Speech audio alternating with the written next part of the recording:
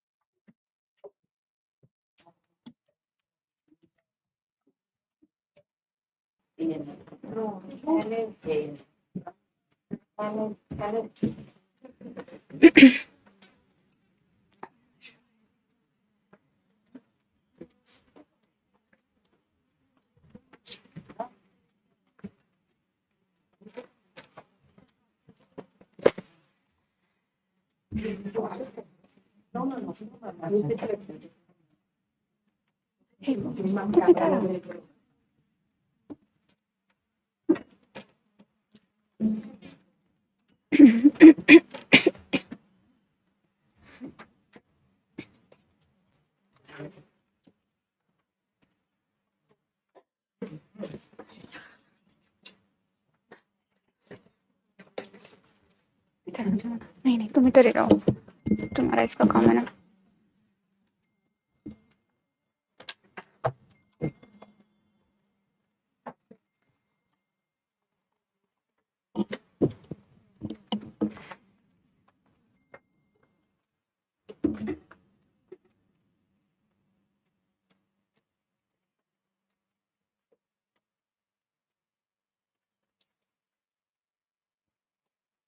Pictures.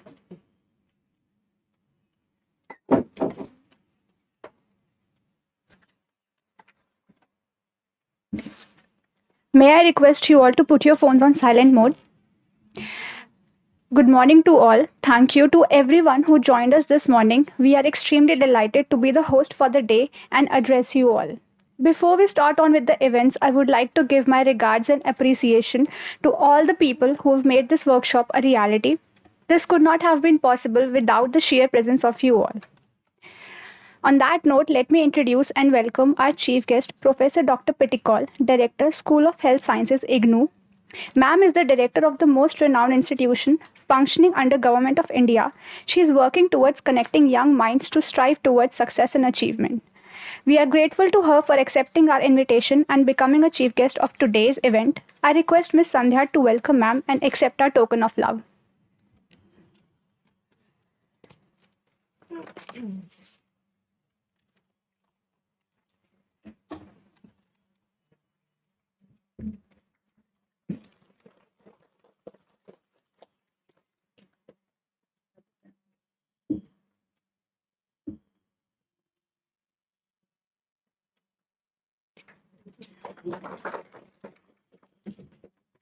Let us now welcome the person who doesn't need any introduction and known amongst us all for her wisdom and knowledge. Our Honorable Principal and Organizing Chairperson, Dr. Lata Venkateshan, Professor cum Principal, College of Nursing, AIIMS, New Delhi. Welcome, ma'am. Thank you for joining us today. I request Ms. Bela to welcome ma'am and present token of love. We are present.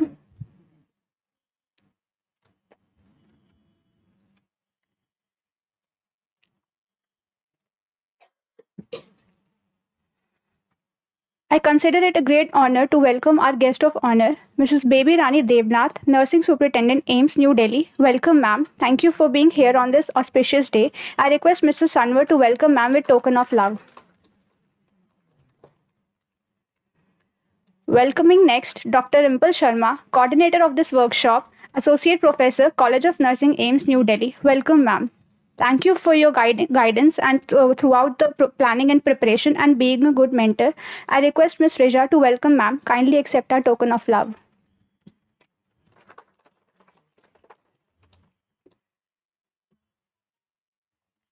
Next,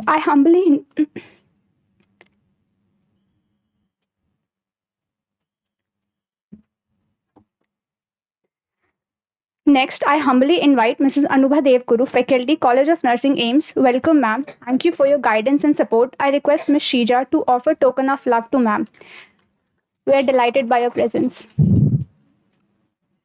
In addition, I cordially invite Mrs. Sumati, Faculty College of Nursing, AIIMS, New Delhi. Welcome, ma'am. Thank you for your guidance throughout the program planning. I request Ms. Reena to welcome ma'am. Ma'am, please accept our token of love.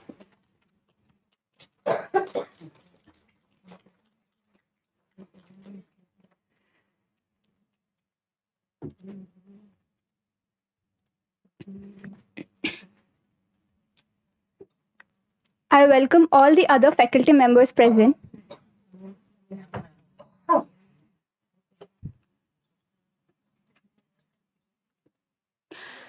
No program is possible without participants. For this workshop, you are the essence of this program, and your active participation is required to make the workshop a great success. Keeping in mind the fire hazard, may I request all the dignitaries and the participants to kindly stand up for the virtual lamp lighting ceremony.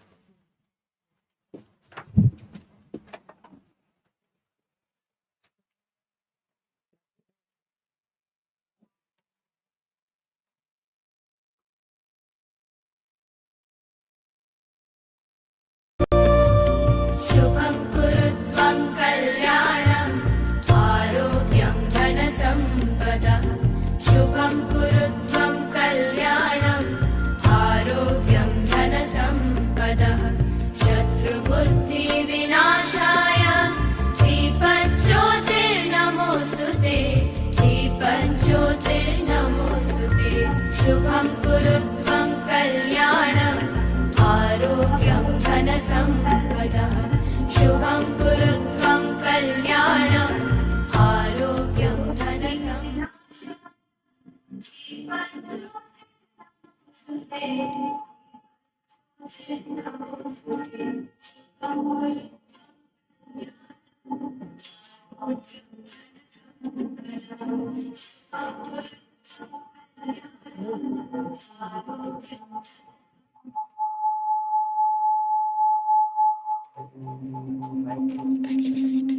Kindly be seated.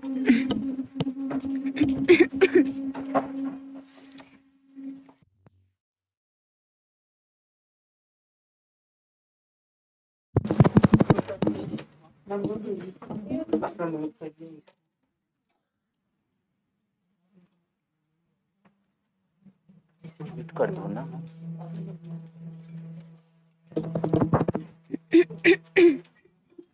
May I now invite Dr. Rimpal Sharma.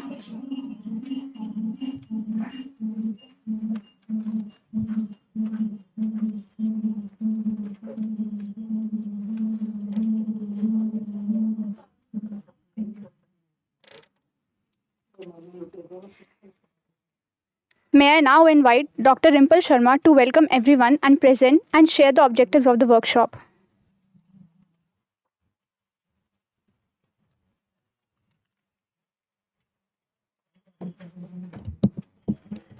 Thank you, Tarushi.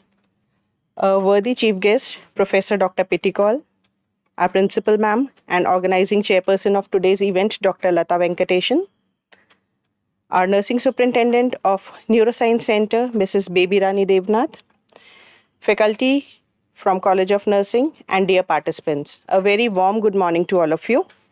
On behalf of the organizing team of College of Nursing AIIMS, I take immense pleasure and pride in welcoming our chief guest, Professor Dr. Pittikol, Director, School of Health Sciences, IGNOU, New Delhi. Madam needs no introduction, as she is a well-recognized figure in nursing. She is a great academician who is running multiple courses in nursing at IGNOU. She has molded lives of many students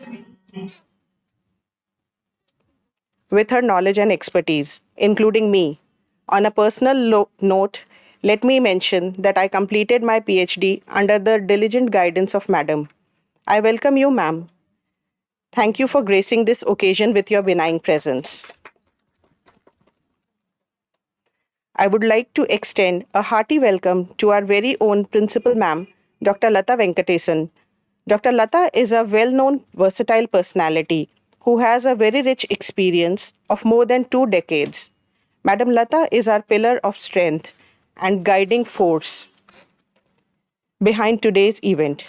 It is she who conceptualized the idea of arranging a series of 10 workshops for training nursing officers of AIIMS on various codes run in hospitals and emergency preparedness of hospitals. I welcome you, ma'am, and we are honored to have you amongst us. I extend a hearty welcome to Madam Mrs. Baby Rani Debnath, Nursing Superintendent of Neuroscience Center of AIIMS, New Delhi. Madam has a vast experience in various capacities, in which she has strengthened nursing in service education at Neuroscience Center and IRCH. We are extremely happy to have you with us, ma'am. I extend a warm welcome to all faculty from College of Nursing, AIIMS, and all delegates for gracing today's occasion with your presence. I would now like to acquaint you with the objectives of today's workshop. The main objective of today's event is to equip you with necessary skills and knowledge needed in the event of security threats in hospital. In this workshop, we will have an overview of hospital emergency codes, discuss hospital policies of AIIMS in case of security threat, create awareness regarding various types of security threats like bomb threat, cybersecurity crimes, violent attacks, etc. Equip you with necessary skills needed to deal with violent attacks in hospital. Train you to deal with emergency situation of placement of bomb in hospital. So I wish a happy learning to all of you. Have a fruitful day ahead. Thank you so much.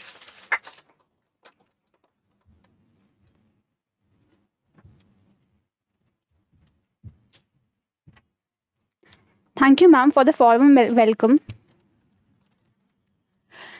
May I invite our very own principal, Dr. Lata Venkateshan, Professor cum Principal, College of Nursing, AIIMS, New Delhi, to address the August gathering.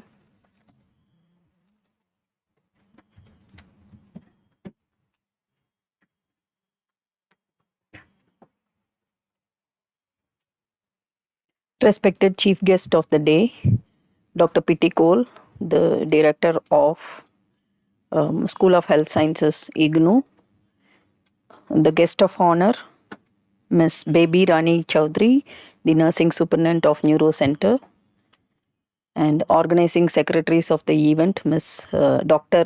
Rimple, associate professor, and Ms. Anuba and Ms. Sri Sumati, the faculty of College of Nursing, and the faculty from various specialities of College of Nursing, and dear participants from different units of AIIMS. So once again, a hearty welcome to this in-service education program. And we are extremely delighted to host a series of 10 in-service education program for the nursing officers of AIIMS. And this is not a new activity. It was happening right from the beginning when MSc Nursing was started in AIIMS. Every year, 10 in-service education programs were organized for the benefit of nursing officers. The postgraduate nursing students and the post-basic BSc nursing students take the opportunity to organize in-service education program, and it is done with the objective of making them learn how to organize in-service education program. That is the indirect objective, because definitely the students of AIIMS, we believe they will be leaders in future and they should learn the organizing skills of such events. And they have put in a lot of efforts. And the theme was chosen for the year Hospital Emergency Preparedness. Earlier, we used to do in-service education program on assorted topics.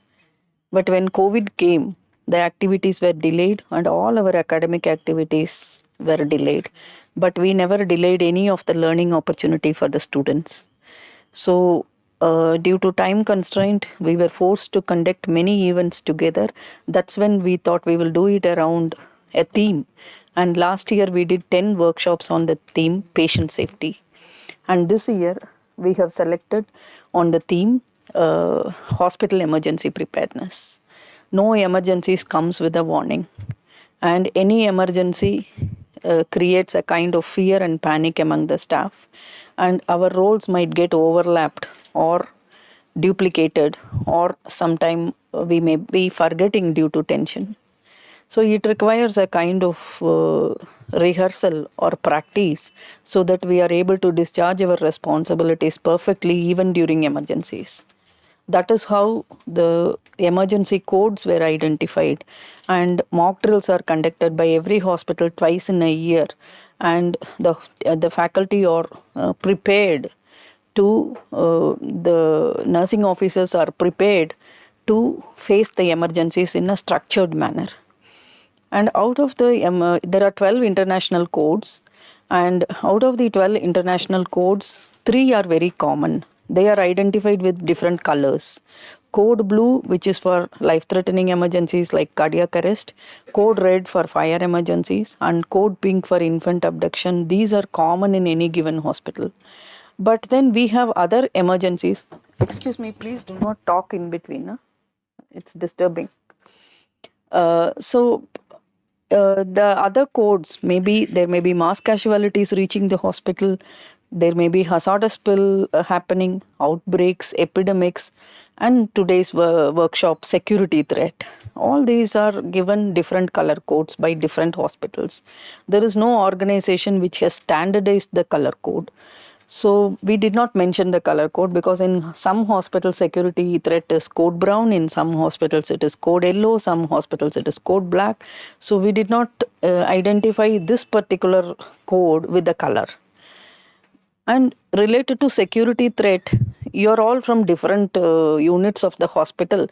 You must be you must be having enough sessions on the clinical conditions and the nursing care to be given. But these are all the kind of workshop which is also required for you to function during emergencies. Suppose middle of the night you get a call that there is a bomb in your ward. What will be your reaction? How will you respond? Or a patient dies and the relatives are showing their anger and they are aggressive. A group of people are aggressively behaving to you. How will you handle the situation? And nowadays these incidents are becoming very common, you know. Public are becoming very less patient towards the medical team. We are not God to save every life. Whatever is within our possibilities, ethically, the doctors and the entire healthcare team is practicing to save the lives. But in spite of that, recently we heard that one doctor in Rajasthan, a patient died because of PPH. You know, 21-year-old woman had, I think it was her third pregnancy, and she went into PPH and she died, and the relatives went and gave the FIR and non-bailable FIR. She was a gold medalist, you know, and she could not withstand the pressure and she committed suicide. The country has lost one of the best doctor, and there is a lot of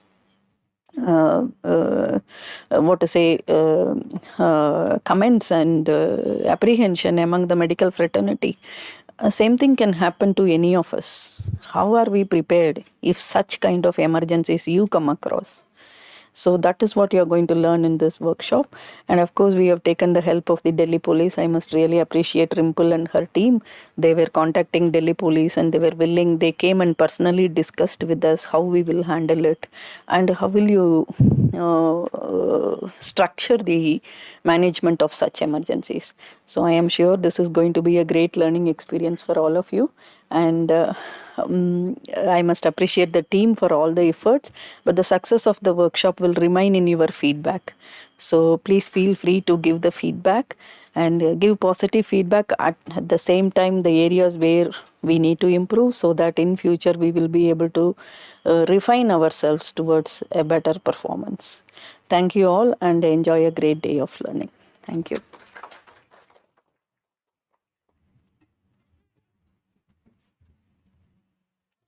Thank you, ma'am, for unfolding the theme of the in-service program.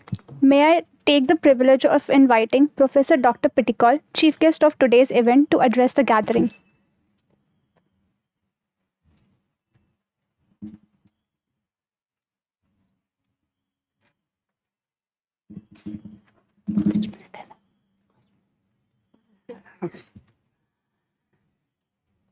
A very good morning to all of you. Dignitaries on the dais, Professor Lata Venkatesh, Principal and Professor of College of Nursing, AIIMS, Miss Baby Rani, Nursing Superintendent, All India Institute of Medical Sciences, Dr. Rimple, the coordinator of the program, and two faculty members, Anuba and Sumati. Um, I must express my immense gratitude for giving me an opportunity to be among with you all today, and on a very very important theme. The crux of the theme is that avoid, avert, or what is the other one? Avoid, and actually, okay, I have said all. Avoid, alert, and avert. So the madam has already discussed about what could be the emergency situations which you are confronting with. I must say that the nursing professionals form a very huge health workforce in the country. We have around 31 lakh nurses, which include also the 9 lakh of auxiliary health workers who are taking care of the patients in around 69,000, including the private and government hospitals in the country. And you can see this large workforce at every point of time. They are facing certain emergency situations, and they are responding to these situations. Maybe sometimes by default they will be responding, maybe sometimes by the orientation program which have been given by their own institutions which are in place, or maybe by their own interest and learning the policies and procedures. So because this emergency situation is not new to you, we hear so many times from the TVs, from all other social media, what is happening regarding the other threats like bomb threat and fire threat. Maybe it is within and without the institution, maybe inside, internal or external. We have to have, then being the health professionals, we may be confronted at various points of time when we are outside the hospital, outside the home, and maybe the situation may demand our intervention. So it's very very important that we really are trained how to handle, because handling is very very important. The Because these emergency situations can lead to so many hazards which you may not know what type of hazard it may lead and what type of emergency can come at what point of time. Therefore it's a very important initiative which has been taken by the College of Nursing AIIMS under the leadership of Dr. Lata, because the unless and until we are prepared and we know what sort of exact threats can come, we may know offhand by working by the virtue of our experience, but we do not know what happens when exactly the threat comes. What should we do? Therefore the hospital emergencies can create a lot of threats and hazards which you as nursing professionals have to be prepared to handle. So unless and until you are prepared to handle, you will not be able to manage them, because this management and preparedness in advance has a very vital role to play in order how to act, what to do, what should we know about this, what equipment should be required for handling this such an emergency. Because emergency can be any sort, as madam was talking about the different codes. It can be emergency of medical emergency, it can be fire, it can be the violence, the patients become violent, patients attendants become violent, and it can be all the theft, the property theft, the children, the theft of the children, the attacks which you as a professionals get, nurses now, as she was also already talking about, the doctors face day in and day out. And you have also seen during the COVID time how much the doctors and health workers, the frontline workers, how much assault they have felt from within, from the hands of the people, despite giving the care to them. So this is a very very important area where you need to be to respond. But what I would suggest as a health professional to you is that whatever you do, please do not, please you only focus on the avoid, alert, and avert. Because avoid, alert, and avert is very very important. It doesn't mean that you have to avoid the situation, you have to avoid the steps which need to be taken. which need not to be taken. You have to avoid those steps. So whatever steps are to be taken, you have to take that. That means avoid. Similarly, the avert, what are the steps you take when you come across with an emergency situation. And also the alerting is very, very important. The alert, as the notification, is very, very important. Like when she talked about the codes, there are certain common codes. I was seeing some other codes also. They were saying time check. Time check talks about the fire or something like that. Then there are other code, bravo, something like that. It talks about security, all those, because there are different codes which can be used in variety of the situations. Unless we have to come in a common code and then follow it uniformly throughout the country, then we can talk about the other codes also. But the hospital in which you are working will have a definite code, and you must understand that code, because nowadays why the focus is on orientation and induction meetings. The government of India is also very interested in inducting, giving after at the entry point of time of all the professionals. Why they are doing that? Because they want to do induction programs, they want to do orientation programs, which gives you a know-how of the particular institution where you are going to work. And this is one of the very important areas, because you must know, we are just forgetting the security department of any institution, but the security department of any institution, more so of a hospital, is very, very important and a very, very vital department. Because unless and until you know what are the responsibilities, because your safety of patients, safety of hospitals, safety of personnel, and safety of property lies within the security. So you must always understand the functions and roles of security which is going, because regulating the traffic, managing everything is being done by the security, a very important role.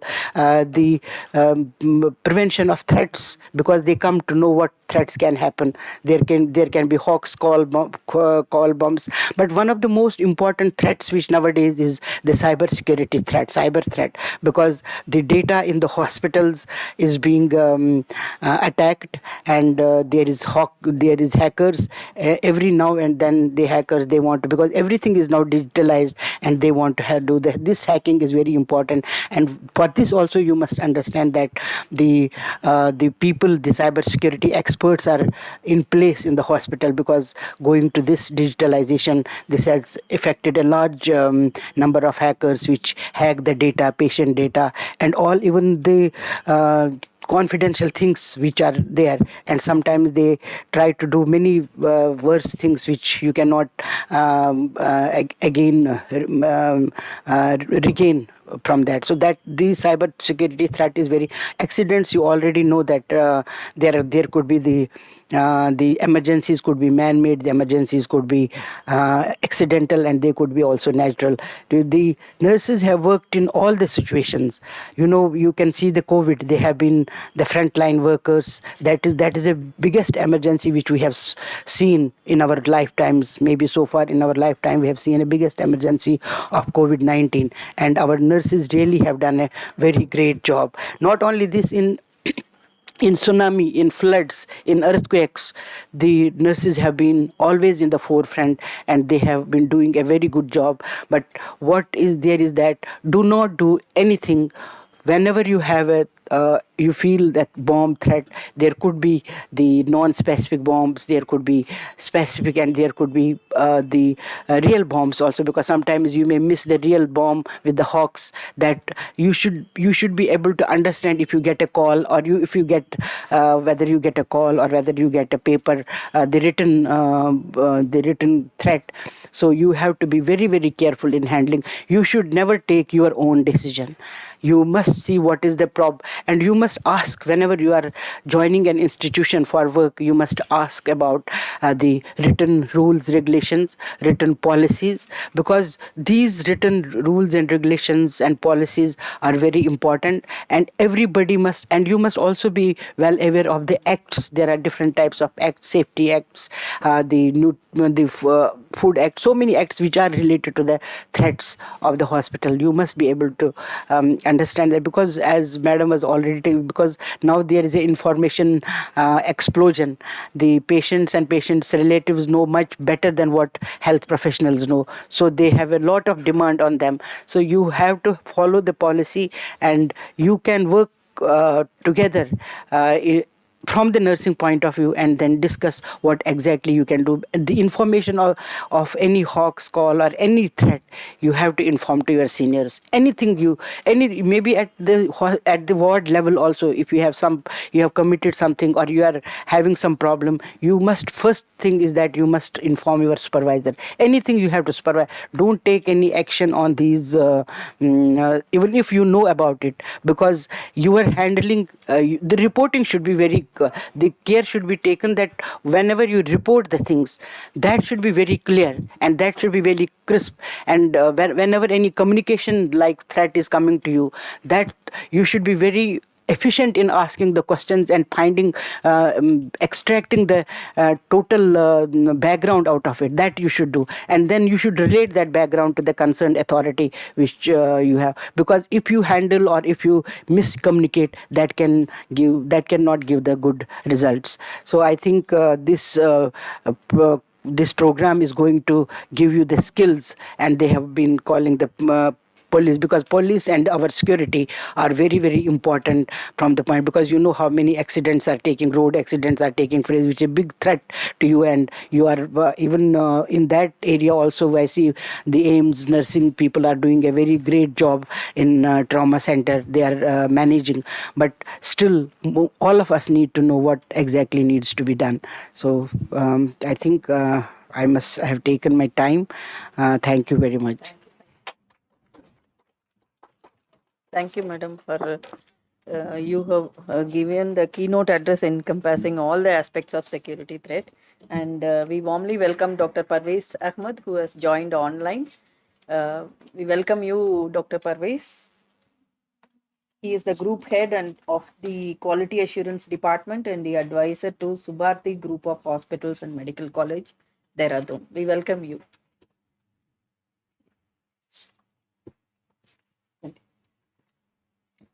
It's now time to begin our first session. I request the participants to remain seated and request the dignitaries to join for a cup of tea. Participants will break for tea after the first scientific session.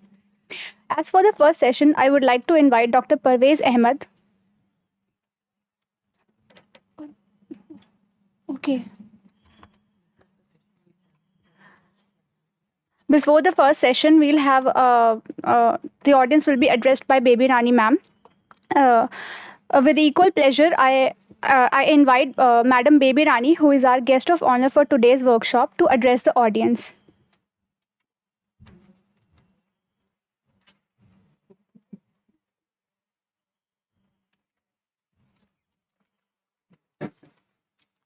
Good morning to all on the dais and off the dais. I am glad to get this opportunity to address you all at this occasion. Topic of the workshop is wisely chosen and quite relevant in the current scenario, because nowadays violence become a security threat for all category of the health worker. I wish this conference will enlighten us and provide us with the approach to deal with the problem of violence against health worker. Thank you.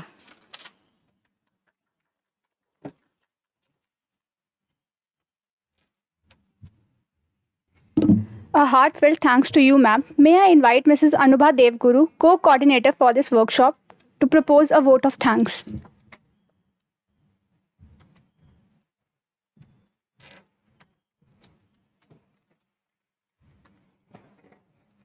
Thank you, Tarushi. Good morning, everyone. Good morning, all the dignitaries on the dais and off the dais. It is my immense pleasure to deliver the vote of thanks in this opening ceremony. I thank the Almighty for all His blessings and care for today's workshop, and pray unto Him for a prosperous and fruitful completion. I extend my heartfelt gratitude to our director, Professor Randeep Guleria, for permitting us to conduct the workshop. It gives me immense pleasure to thank our principal, Professor Dr. Lata Venkatesan, under whose guidance and timely support this workshop is planned and conducted. It was her initiative to select the theme for the workshop and open new areas of knowledge and growth. Ma'am, we are highly grateful to you. I extend my sincere gratitude to Professor Pitikol Ma'am, Director, School of Health Sciences, IGNOU, for accepting our invitation for being today's chief guest. Ma'am, thank you for inspiring and encouraging words and sparing your valuable time for us. Next, I am thankful to Mrs. Baby Rani, Nursing Superintendent, Neuroscience Center, AIIMS, New Delhi, for accepting our invitation for guest of honor and making herself available for today's workshop. Ma'am, your support and blessings are valuable to us. I am also thankful to Mrs. Kamlesh Chandelia, CNO, AIIMS, New Delhi, for her never-ending support and cooperation all throughout. I must thank AIIMS administration, SET facility, CMET for facilitating the smooth conduction of the workshop and their timely and everlasting technical support. Not to forget, we have been fortunate to get the overwhelming support and guidance from all the faculty members of College of Nursing and the staff. Thank you very much. I am sure our college will continue to get significant provisions from all the diverse group in the future. As part of the organizing team, I extend my gratitude to other organizing members of today's workshop, Dr. Rimple Sharma, Ms. Sri Sumati, and all the post-basic second year students. They have been the backbone of this workshop and have given their sincere and true hard work to make this workshop successful. Last and not the least, I am delighted to thank all the participants without whom this workshop has no meaning. I extend my generous thanks to the entire team for their support and cooperation. Thank you.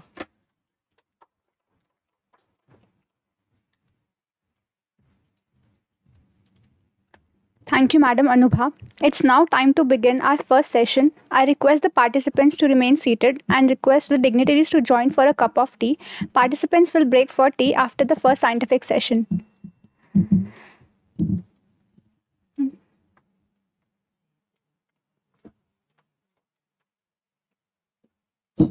Share the online link. Online link.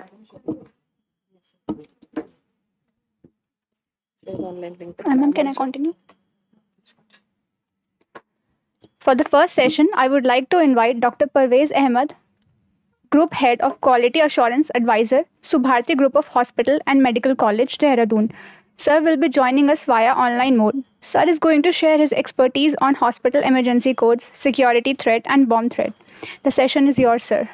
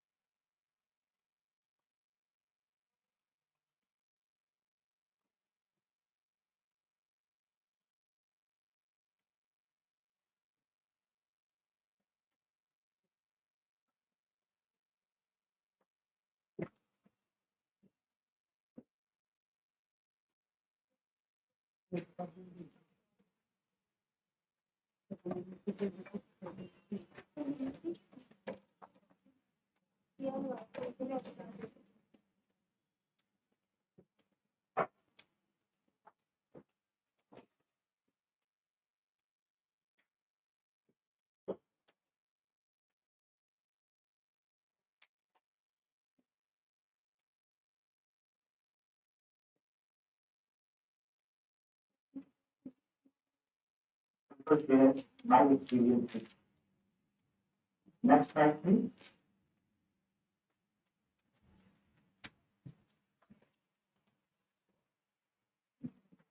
Hospital security. As we know that our maximum budget will go to the security to the defense force because security is a prime concern. The same way, hospital security is also prime concern. The responsibility of the hospital security, that means the employees or staff, visitor or patient, family, lies with the management of hospital authorities. Hospital authorities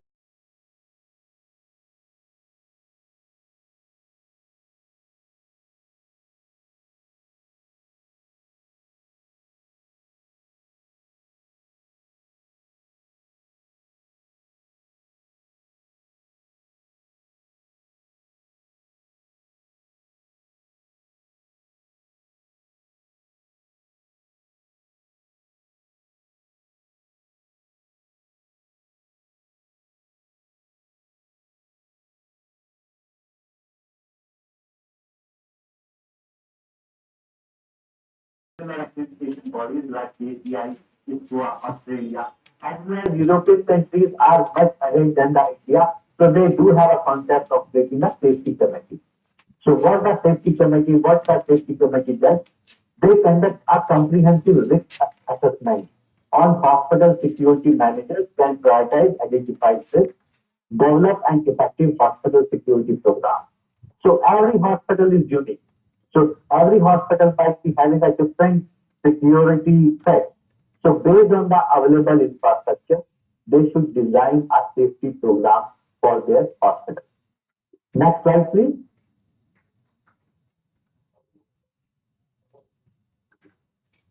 Threats. So all the hospitals having a different type of threats depending on their infrastructure and the scope of services provided by the hospital. So threats are specific events or conditions that seeks to obtain, damage, or destroy a hospital asset. It might be anything: your property, furniture, glasses, even injury to any human being, etc., etc. It is indication of inciting danger or harm, one that is regarded as a possible danger or menace. Next, please. Hospital threats. So what kind of hospital threats we can encounter in our hospital setting? So the list is very long, but here I have highlighted important hospital threats, which is very prominent and important in any hospital setting. Number one is fire. Fire might take a place because it is a building. We are dealing with a lot of electrical equipment. Electrical load and consumption is very high. So there is a quite big chances for occurring a fire in the hospital setting. Bomb threat. Bomb threat is also quite common, and especially in a metro cities. And considering the AIIMS, your institute, I also worked in AIIMS approximately 4 years, and I have enjoyed working in AIIMS, and I know the internal policies, protocol of AIIMS. So I have worked in the emergency department approximately once or twice in a month. We used to get a call from any strange person that there is a bomb, and we used to activate our internal protocol. Threat is also quite common in hospital setting. Medical gas leakage, because we are providing oxygen services to the patient, for IPD patient, for ICU in the operation theatre. So if there is a leakage in the medical gas, that can convert into the really big emergency situation. Child abduction, it is also a one fact in hospital setting that any infant and child can be abducted by the any outsider or any strange people. Healthcare cyber threat. Cyber threat is very much is coming now these days because now we are entering into the digital era, and the lot of transactions, everything we are doing on the digital platform. It may be documentation, it may be electronic health record of the patient, it may be financial, everything is now coming onto the electronic health record. So a lot of cyber crimes are increasing. As we know that we use the hospital management information system, there is a crucial information related to patients are kept in the HMIS. So that is also subjected to the cyber crime. Last is violence, abuse, or assault. That's quite common in our Indian scenario. People are still not that mature enough to understand our philosophy, that how delicately we work, how we save the life, and in which tough conditions we work. But still, people are not considered. So, a lot of violence or assault is happening in Indian hospital scenario. Next, please. Fire. So as I mentioned that fire is quite common because in hospitals, as I am also the hospital planner and designer, I do plan the hospitals. I am also designing the free hospital in Delhi that's related to the COVID-19 hospital. So generally what happened that now a lot of experts are there. But earlier hospitals was built up and no proper expertise was available. Generally in a hospital setting, fire happens due to the electrical short circuit. More than 90% chances in any building, the fire occurs due to the electrical short circuit. So we have to be careful about the dealing with the electrical switches and all. A careless employee, a thoughtless visitor, a disoriented patient can inadvertently set off a fire. So factors that could lead to fires in hospitals are, as I mentioned, that electrical short circuit, which is number one, cooking, various appliances and equipment are the careless discarding of things. If sometimes in the hospital setting that patients are high and we use a lot of medical equipment, for example, ventilators, at the same time, CT scan machines, MRI machine is also on, other equipments are on, patient is lots of on devices, and if poor electrical planning was done, so that landed to the electrical short circuit and that further leads to the fire incident. So as we know that this is the basic, I think a lot of people you must be knowing it. I am still emphasizing on the fire because I am sure that majority of the audience must be in a female gender. And female gender are also involved at home, at domestic, into the cooking, in the kitchen. So all of should be well aware that how fire takes place. So there is a basically a triangle, three aspects. Number one is heat. For example, let's take an example that electrical wires got heated due to overburden of the electrical equipment. And at the same time, that oxygen is also there. So oxygen works as a fuel and then fire will take place. So to cut this chain, we have to cut any of the both. Either we have to oxygen or fuel or heat, so fire will not take place. So a lot of hospitals in India who have been victimized of the fire and a lot of disciplinary actions have been also initiated and government and fire prevention act and fire officers, state fire officers, lot of now due care is given to the fire NOC. All the hospitals has to ensure that they should have a proper fire NOC and they should have a proper fire fighting equipment. And as per the National Building Codes and Fire Prevention Act, minimum 2 times fire mock drills should be conducted in-house and all staff should be properly trained in fire safety and they should know the fire evacuation plan of your hospital. If you are in AIIMS and in other hospitals, you should know the fire evacuation plan of your hospital that in case of fire, number one, how you will evacuate the patient and how you will evacuate the other visitors and other staff. Next slide, please.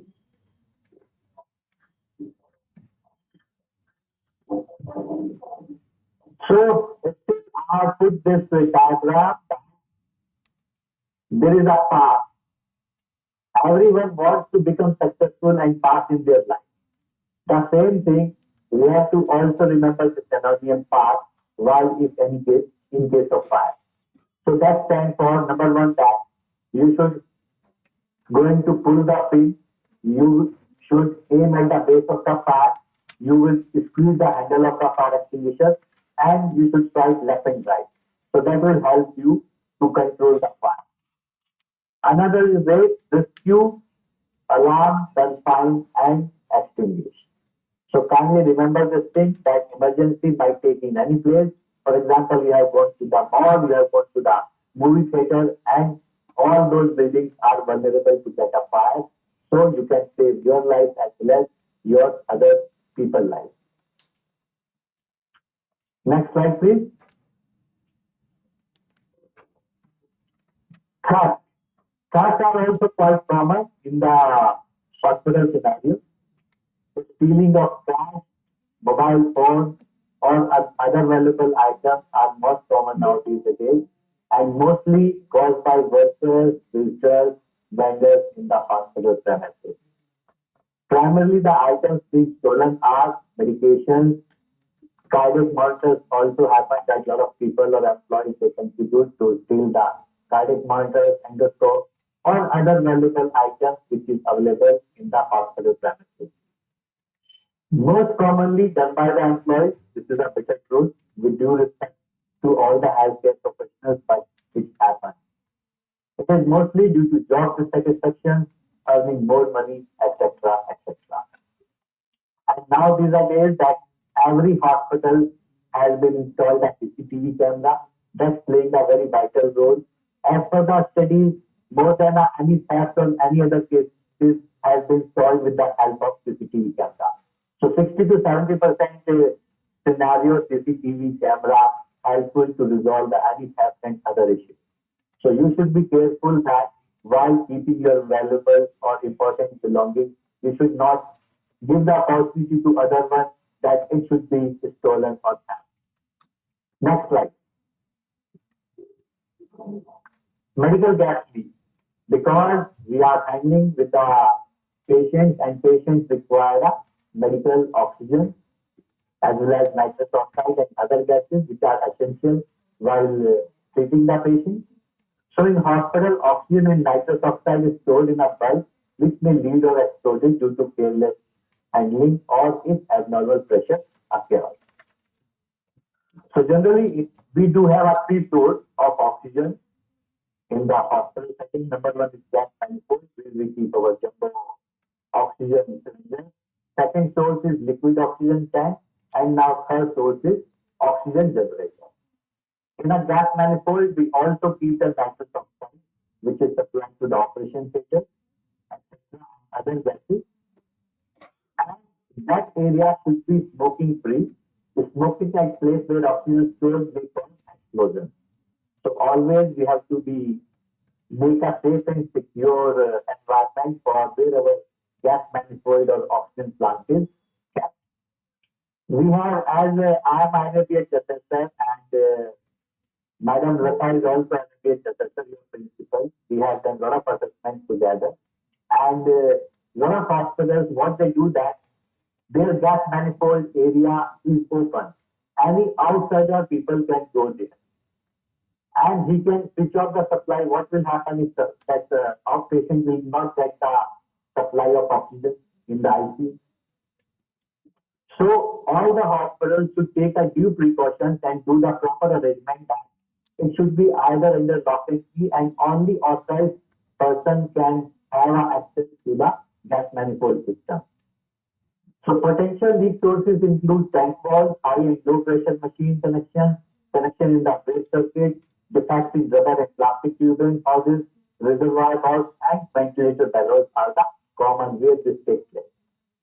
You cannot expect that medical gas cylinders it acts like a rocket. If there is a leakage or there is a defect in the airline, so what happens that it can explode like a bomb.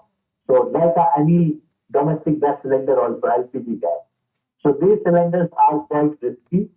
So that's supposed to be properly taken care in terms of their supply, refilling, storing, and handling from one place to the another place. It should be done in a safe and secure manner. Because if a medical oxygen cylinder or other this thing will exploit, it will act like as a bomb.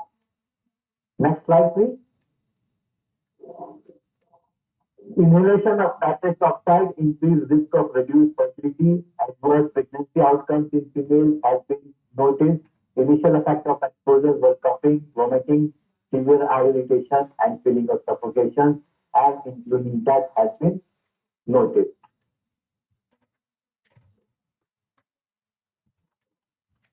So that's why that handling the oxygen cylinder, because these cylinders are handled by the healthcare professionals, by the ward attendants, by the nursing staff. So be careful while attending the medical gases. Next, please. Fraud. lot of frauds are happening. आजकल वैसे जमाना ही काफी fraud का हो गया, but still in hospital setting lot of frauds are happening. So mostly fraud are done by the maximum time by the internal people, that's the people who are working in the hospital setting. Definitely a lot of outsiders also involved, but that ratio is low. So by respected and trusted employees who handle cash, instances has been noticed by the many hospitals, especially during the private hospitals, that they have lodged FIR against their people who are involved in the handle the cash. Financial transactions and financial records. Lot of fraud also has been noticed into the personal department or HR department, that documentation was not properly maintained or due benefit is been given to the employee without eligibility or without satisfying the criteria. It is now most common in nowadays days, so we have to be careful from these frauds, act in a very sincere manner towards the healthcare hospital. Next, please.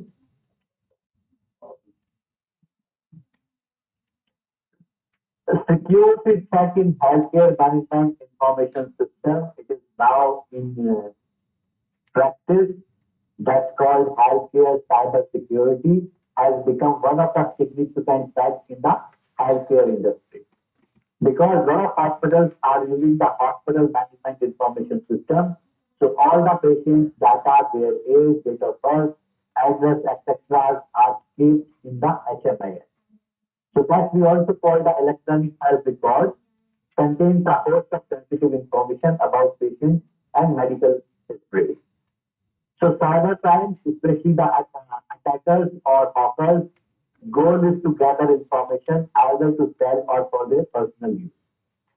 So I will not name the hospital. It happened last year in the Mumbai that cyber hackers, they have hacked the HMIS of the one hospital, and hospital functioning got disturbed. And they have demanded that you should pay this much of money in that amount. So after that only we will release your HMIS. And hospital has also taken a help of the cyber crime. They have lodged a complaint, but not able to do it. Even 12 to 24 hours they have struggled, but not able to release that website, not able to continue, and their entire hospital services has been stopped because everything was depending. It was a good big corporate hospital. Everything was digitalized, including indenting of pharmacy, appointment scheduling, everything, and the investigation. Everything was online, and that hospital has suffered approximately 24 hours. I really don't know that that hospital has paid to that hackers or not, but that incident happened in now. Another same kind of incident also happened in Bangalore, and lot of incidents are happening that hackers are stealing the information of the patient and further they blackmail or they try to gather to reach your financial transaction. Next slide.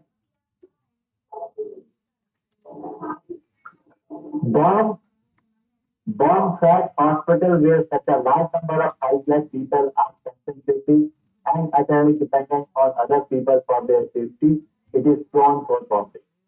So since patients are medically unfit, the terrorist attack may cause physical or psychological injuries, and especially the terrorists and other people, they target the hospital because it is a soft corner. Generally, security services is not so robust, and they take advantage of that, and they perform this kind of activity. They target the hospital for bomb threats, and they further indulge in unethical activities and further bargain to the government. So there will be great loss of life, infrastructure, and properties if bomb has been identified, if bomb blast takes place. So that happens generally most of the time in a big hospital, in a big institution, in public institutions, and a lot of fake calls also has been received. This also happened in the AIIMS. When I was there in other government hospitals, I have faced that a lot of calls. Sometimes it was genuine call, very rarely in a 10% scenario, but 90% I have experienced that it was a fake call. But We should not ignore any kind of other fake calls while the all protocol should be followed. Means we have to inform to the senior superiors and what are the internal protocol of the hospitals. We have to follow those things in the interest of safety and security of the all people who are inside the hospital. Next slide, please. Infant and child abduction. It is gradually becoming down. Earlier, there is a lot of instances that infant and child abduction used to happen in the hospital premises, and abduction can happen in any place. Generally, such kind of cases are mostly seen in government hospitals. We do respect that to all our government and public hospitals, but that's the data which has been shown that most of the incidents took place into the public sector.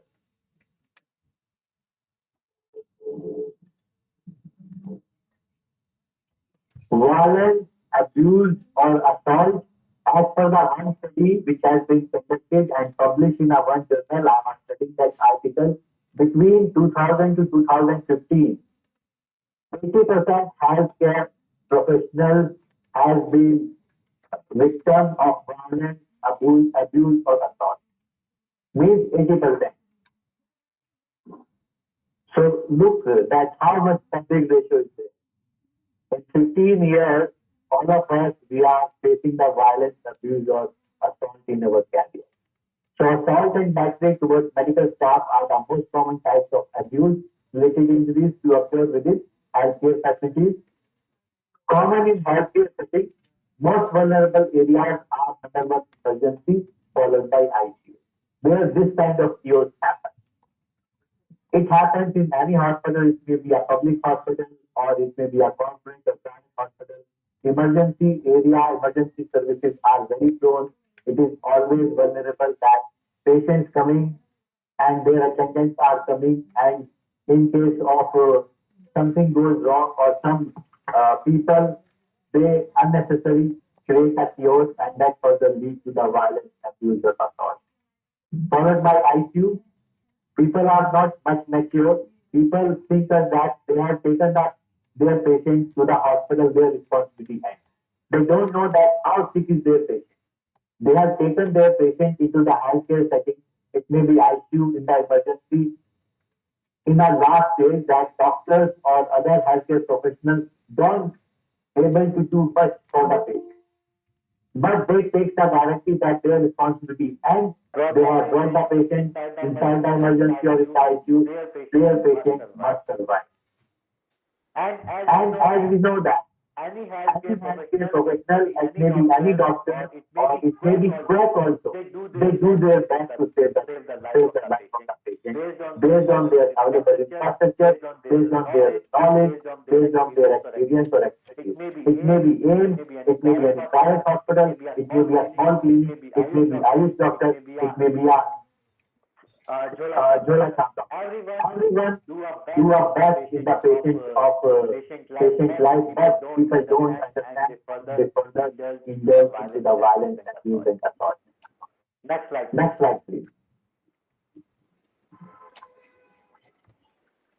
So I'm going to describe few important codes related to the safety and security. I'm not testing in all codes, and please note that any uniform coding or color code of any code, it is our internal policy that hospitals authority can decide and that can name the different color codes, but there is no benchmark for naming that code red should be only a fire or other thing.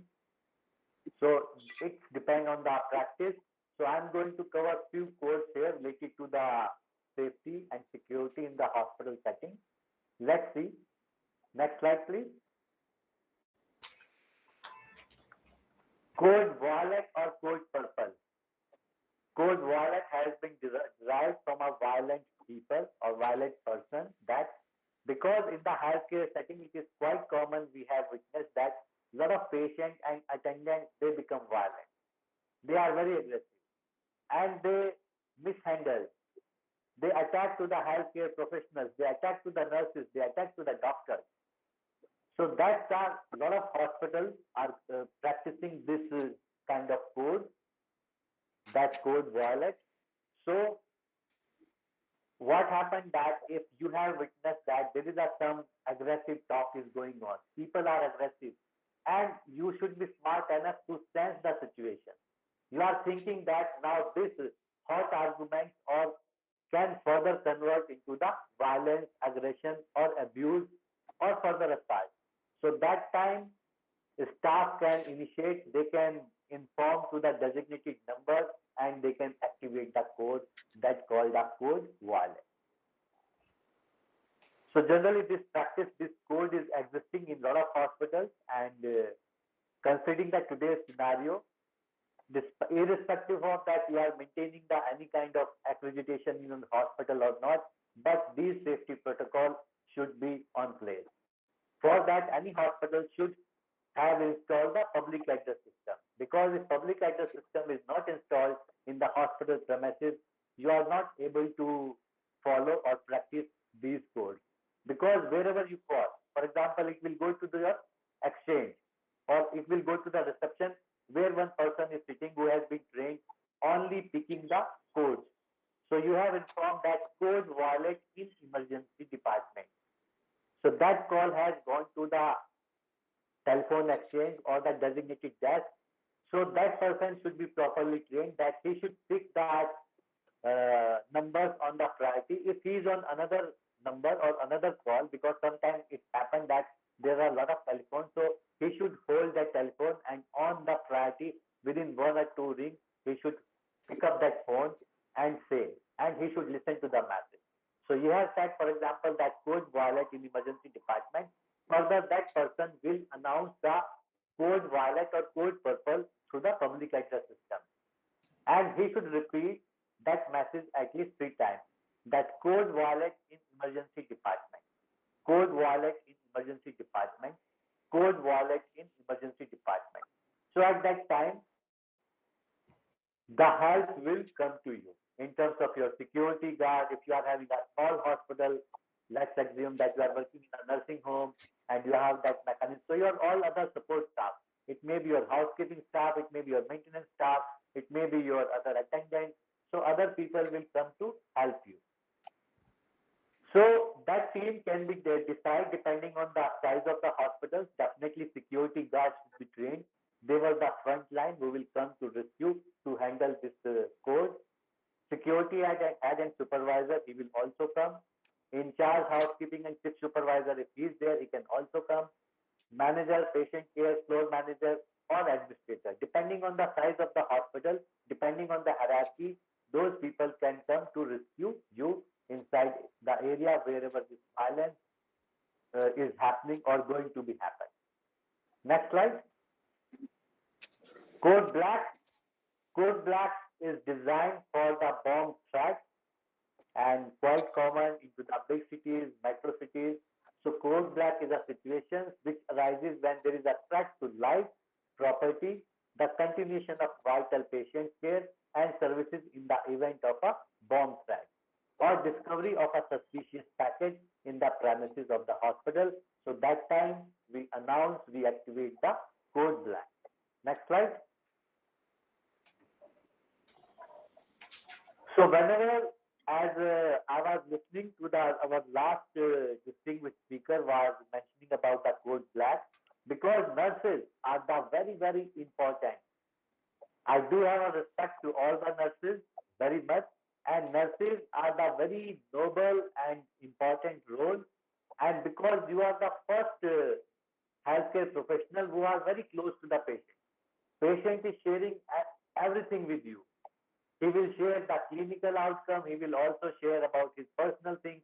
He will also share the maintenance issues, others is housekeeping, any other thing. So first he will inform you. Further, depending on your organization structure, you will inform his grievance or complaint or feedback to the concerned authority. So as nurses are taking the due in charge of their ward in their respective area, so we should be quite alert and active. In case of we have detected any suspicious object, so what immediately we are going to do? We are So don't touch it immediately. Don't try to open it because it might be a bomb. If you have identified that there is a unassigned and unclaimed beds are kept in your ward near to the nursing station in the emergency premises, so don't open it that time. So that time, please inform your superiors who will come to guide you.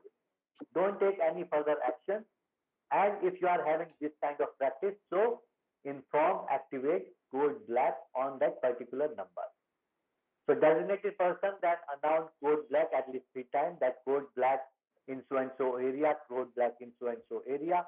So that time after that, because that message has gone through the public address system, so the help will come to you, which is your trained team, trained people, especially the security people.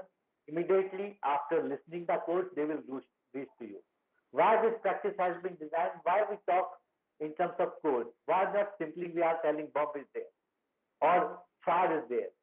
Because the codes has been designed in the healthcare setting, because a lot of people are there, patients are there, their relatives are there, they should not panic. If you will say that fire in so and so ward, so everyone start rushing. If you will say that there is a suspicious hit or bomb is there, so immediately even patient will run away from the bed. So that's why this is our internal code that no one can understand, only we can understand and we can act accordingly. That's why this code practice has been come into the healthcare setting. So let's come to the topic that people have reached to you when you have been announced the code black. So if bomb said, then search for the suspicious object, because it's quite possible that you got a call that someone saying that I have kept a stab bomb here. So there is a some also smartness that when you are on the receiving end, you are listening to the person who is claiming that he have installed the bomb. So try to gather the information from that person if you are on telephone. So try to prolong the conversation and try to explain him that this is the hospital, all the innocent people are there, why you are doing so. We can sit, we can talk, and we can work out this thing and give the attention back from what kind of language he is using. So sometimes through the language we can judge that that person belongs to which community. Also try to listen that what kind of background noise is coming from backside. It might be related to the railway stations or some airports, or some other bars, some music, some other things. So that will help you to help to the police or the investigating agencies to find the culprit. So please always give the small attention to that. Next slide.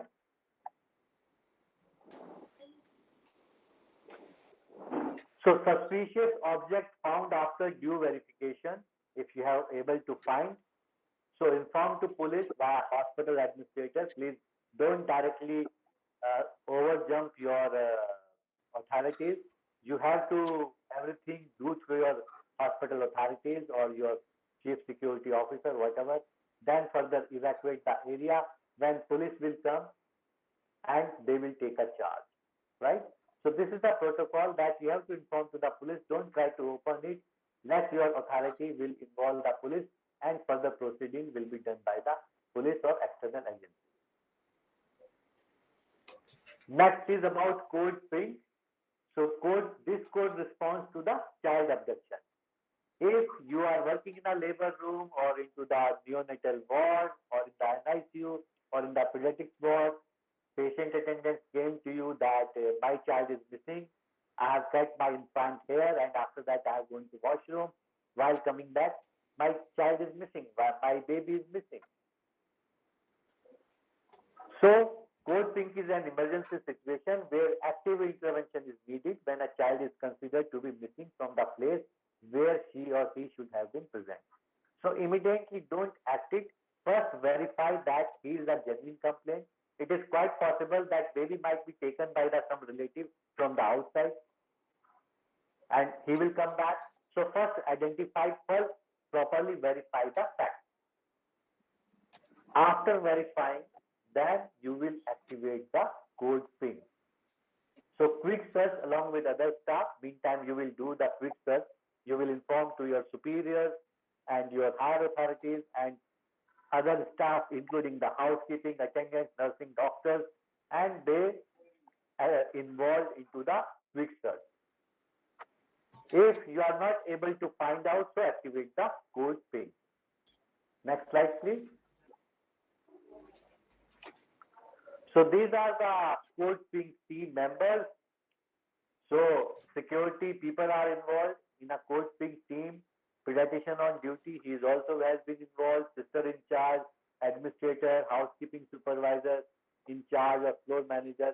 These are the people who have been involved in the code ping team, depending on the size and structure of the hospital. Next slide.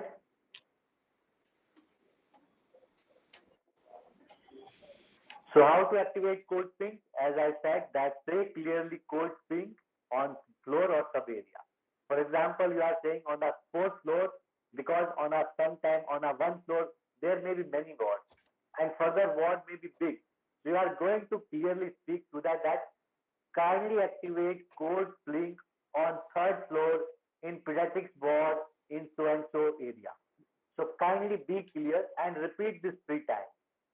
So the operator will listen to this message, and further he will announce at least 3 times to the public address system. Next slide. Then what to do when code ping is announced? So all security guards should immediately start monitoring all the gates. They should frisk people and check their bags, etc. on suspicion, because it is quite possible that someone has kept the baby inside the bag and he must be carrying out. In case of doubt, person should not be allowed to exit. If someone is resisting that I will not show my bag, I am so and so officer, I am a big shot, so kindly ask them to hold it and call your senior officers and do the proper frisking and interrogation. If there is an unmanned gate, so those gates should be closed. If there is no any security guard, so immediately those gates should be closed and lock should be there, so at least no any unauthorized person can go outside. So code ping team talk to the concerned in charge nurse area and gather the information about the child, and search operation start. So not into the wards, the other places of areas also. For example, washroom, fire exit places, terraces. So these are the areas where you will find the victims along with the babies.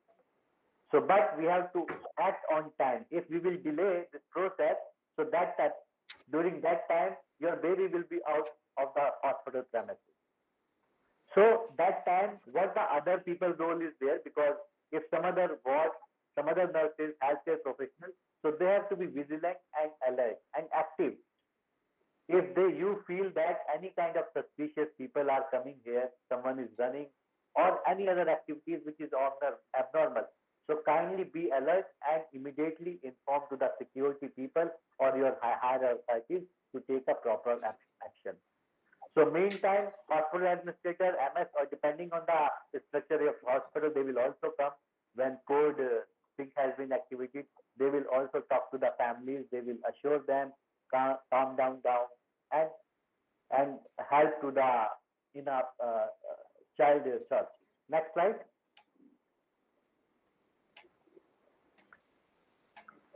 So when should code ping be called off?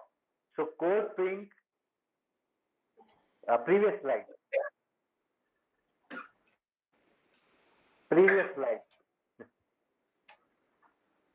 Yeah. So code ping shall remain active till the time any one of the following outcomes materialize. Number one, either you have able to find the child or you are not able to find the child. So depending on that time, there is no hard and fast rule that you have to, code ping should be activated up to certain times, that your hospital administrator or higher authorities can take actions that when to call off the code blue. Last slide. So again, you are going to call to the operator and you are going to repeat the same message that kindly called off the code ping on so and so area, and that operator will also repeat the same time, 3 times, and further code ping is called off. Why to calling the code off? Because you have lot of gates has been closed. So you have to open those gates so people can come or take exit. So accordingly, you have to also announce for the call off. And next slide. So thank you so much for your time and for your patience, listening and giving me opportunity to speak, to interact with you. I again thank you to the organizers and congratulate you and wishing you the very successful workshop this ahead. Thank you so much.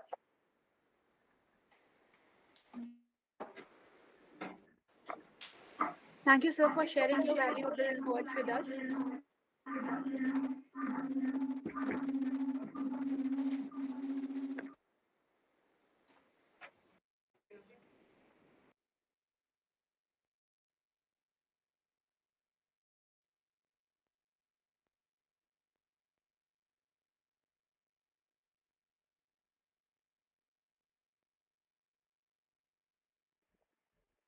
I think you are on mute.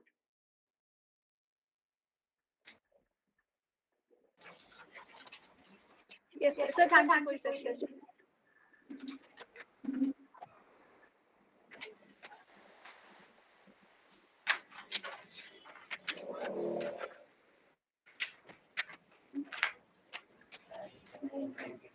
You all can go. Have 10 minutes break and come fast. You come early, you can go early. So don't waste your time here and there.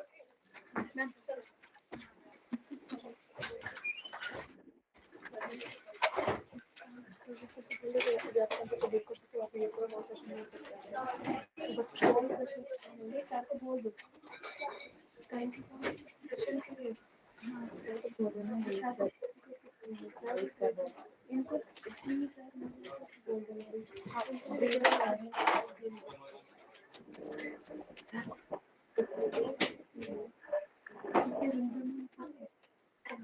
Sir, thank you, sir.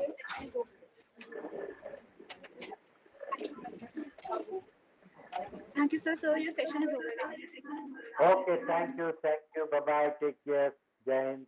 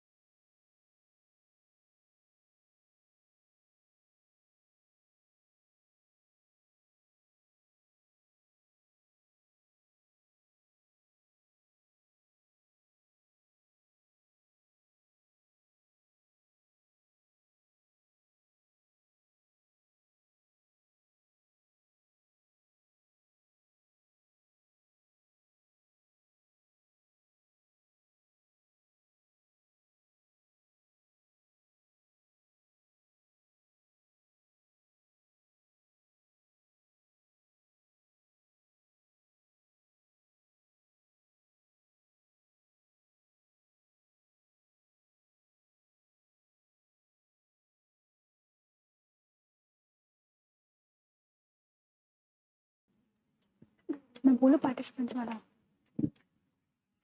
सब नहीं है देख सकते हैं सबको बोल देना कि आगे में बेंच हो सके।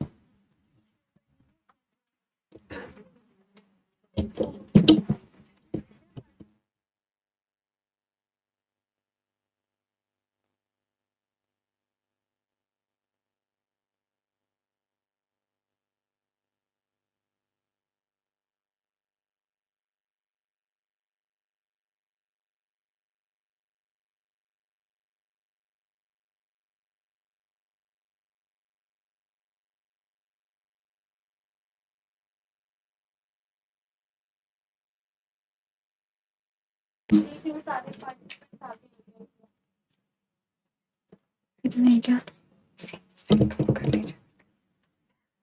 Those who are sitting at the back can occupy the front seats, please. And the participants, those who haven't filled the pre-test form, kindly fill the pre-test form. You can take it from the registration counter.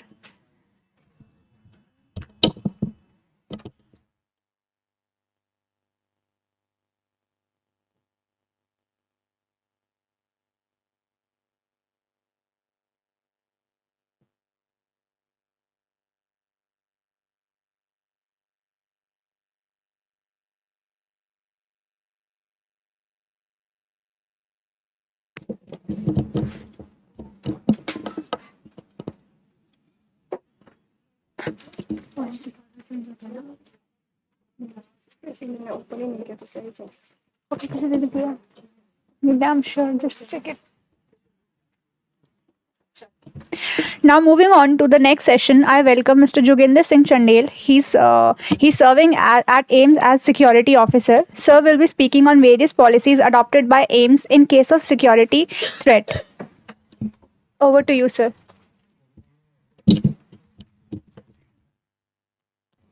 Good morning everyone. मैं Joginder Singh Chandel, security officer AIIMS. Actually मेरे boss को यहाँ पे आना था, deputy CS Rao ji को, परंतु उनको कोई एमरजेंसी होगी, इसलिए मेरे को शॉर्ट नोटिस पे भेजा गया है। तो मैं यहाँ पे आपको सिक्योरिटी सेटअप एम्स में क्या है उसके बारे में थोड़ा बताऊँगा और एम्स की ब्रीफ से हिस्ट्री थोड़ा वो करूँगा उसे। तो PPT के जरिए जो भी है वो आपको बताया जाएगा। ठीक है, चलिए स्लाइड चलाइए।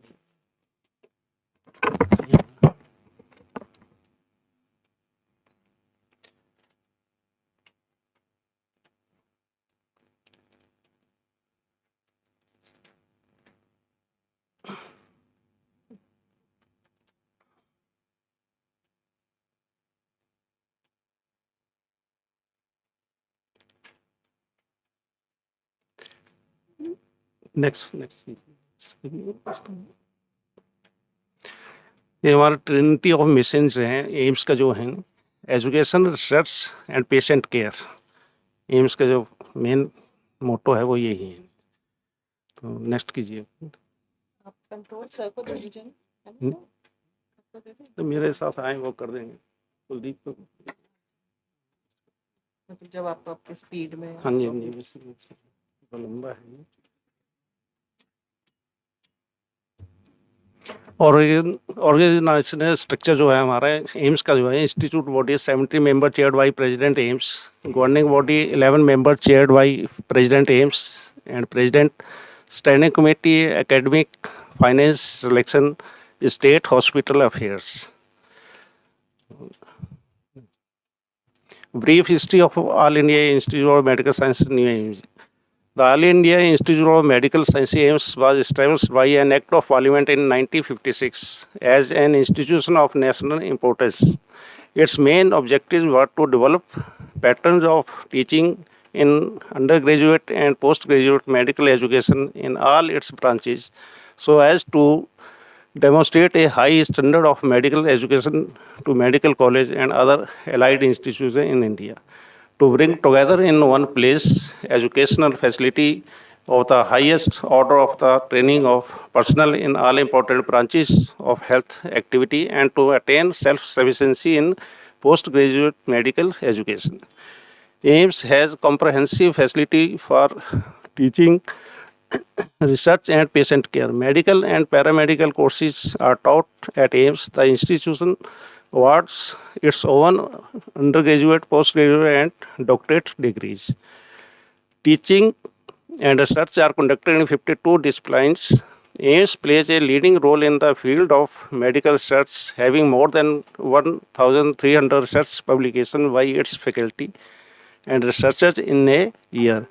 AIIMS also has a College of Nursing which awards BSc Honours Nursing and BSc Nursing post-certificate degrees. 25 clinical departments, including 6 of specialty centers, manage particularly at types of disease condition with support from free clinical and paraclinical departments. AIIMS also runs a 60-bedded hospital at the Comprehensive Rural Health Center at Ballogarh in Haryana and provides health cover to about 7.7 lakh people through the Center for Community Medicine. ये patient care services है हमारी. Next,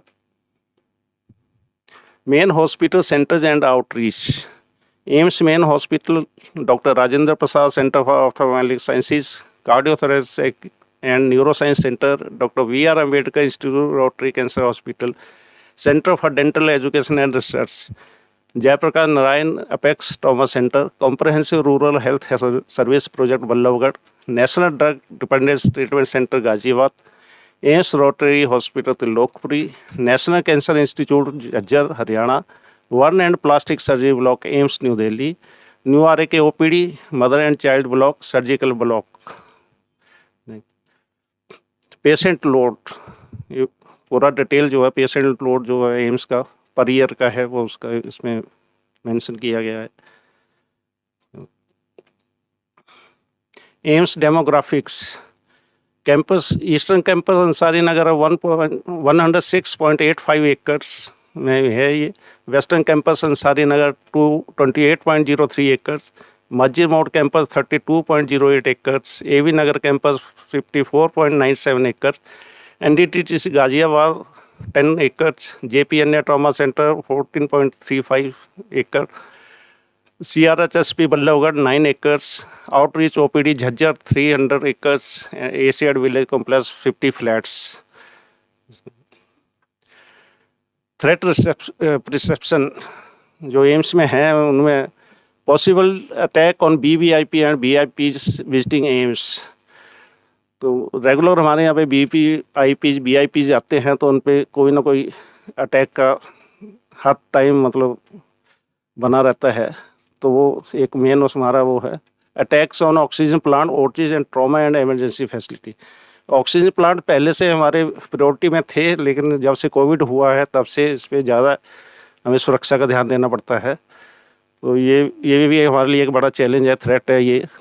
bump and IED blast, क्योंकि VVIP आते हैं और AIIMS एक premier institute है world में, तो इस पर कभी भी कोई भी इंसिडेंट हो सकता है बम का या कोई अटैक कर सकते हैं इस पर. तो वो भी एक बहुत बड़ा चैलेंज है हमारे लिए. टेरर अटैक्स, क्योंकि VVIP आते हैं यहाँ पे तो हर टाइम हमें उसका जो है खतरा बना रहता है, कभी भी टेरर अटैक हो सकता है उस पर. Assault, man handling and hospital staff by patient relatives. Maximum हमारे हर दूसरे दिन कोई ना कोई कंप्लेंट आता है, OPD से आता है या कैजुअलिटी से आता है. पेशेंट डॉक्टर्स के साथ, नर्सिस स्टाफ के साथ, दूसरे स्टाफ के साथ होता है, तो वो भी खतरा हमारे पास हर टाइम बना रहता है. अनआर्म्ड सिक्योरिटी गार्ड्स, क्योंकि हमारे पास आर्म्ड सिक्योरिटी गार्ड नहीं है, 4 या 5 हमारे पास आर्म्ड सिक्योरिटी गार्ड है जो कि वो कैश सेक्शन वगैरह में लगे हुए हैं. वो भी एक नॉर्मल वेपन है उनके पास, तो वो भी एक रीज़न है कि हमें उसका भी थ्रेट या खतरा बना हुआ है. Theft of stores, hospital equipments. AIIMS बहुत बड़ा हॉस्पिटल है तो कई जगह इसके स्टोर हैं, चोरी का उसमें कहीं ना कहीं कुछ ना कुछ इतनी पब्लिक आती है तो उसका भी खतरा बना रहता है. Over crowding and traffic scenarios. Over crowding यहाँ पे बहुत ज़्यादा है, क्योंकि 1956 में ये बने थे, उस हिसाब से स्ट्रक्चर चेंज नहीं हुआ और स्पेस कम है, पब्लिक ज़्यादा आ रही है, पेशेंट अटेंडेंट ज़्यादा आ रहे हैं, ट्रैफिक बहुत ज़्यादा आ रहा है. 30 से 40 हज़ार के बीच में पर डे हमारे यहाँ पे व्हीकल एंट्री आउट करते हैं, तो वो भी एक थ्रेट हमारे लिए बना रहता है कि कोई उसमें अनवांटेड पर्सन ना आ जाए। तो activities of various union in of the institute में बहुत सी यूनियन है, फैकल्टी से लेकर नीचे स्टाफ तक सभी यूनियन है, और कोई ना कोई अपने अपने एजेंडे को लेकर कभी ना कभी हर तीसरे चौथे दिन कोई ना कोई इशू बना के अपने धरने पे बैठते हैं। तो उसका भी हमारे लिए थ्रेट उसमें रहता है कि कोई अनवांटेड पर्सन उसमें ना आ जाए जो इसके माहौल को बिगाड़ दे। वाइटल एरियाज हमारा ओपीडी ट्रैफिक है। In the morning hour there is a huge rush of patients and their attendants at the OPDs lab and cash counters and this obstructs the traffic on the circular road. Gate number 1 this is the main entry gate of AIIMS and is located on the Arvindo Marg. There is a huge flow of vehicular and pedestrian traffic. Emergency casualty. The critical ill patients are brought to the emergency for treatment around the clock. This is the most sensitive part of AIIMS as there is a huge rush of patients and on several occasions there have been cases of manhandling of doctors and other staff by the attendants of the patients to ensure quick treatment. Gate number out. This is located adjacent to the main gate in and used by the outgoing vehicles and pedestrians. Gate number 2 out. This is located adjacent to the ring road and used the outgoing vehicles and pedestrians. This gate is closed during the night hours after 10 p.m. but manned round the clock.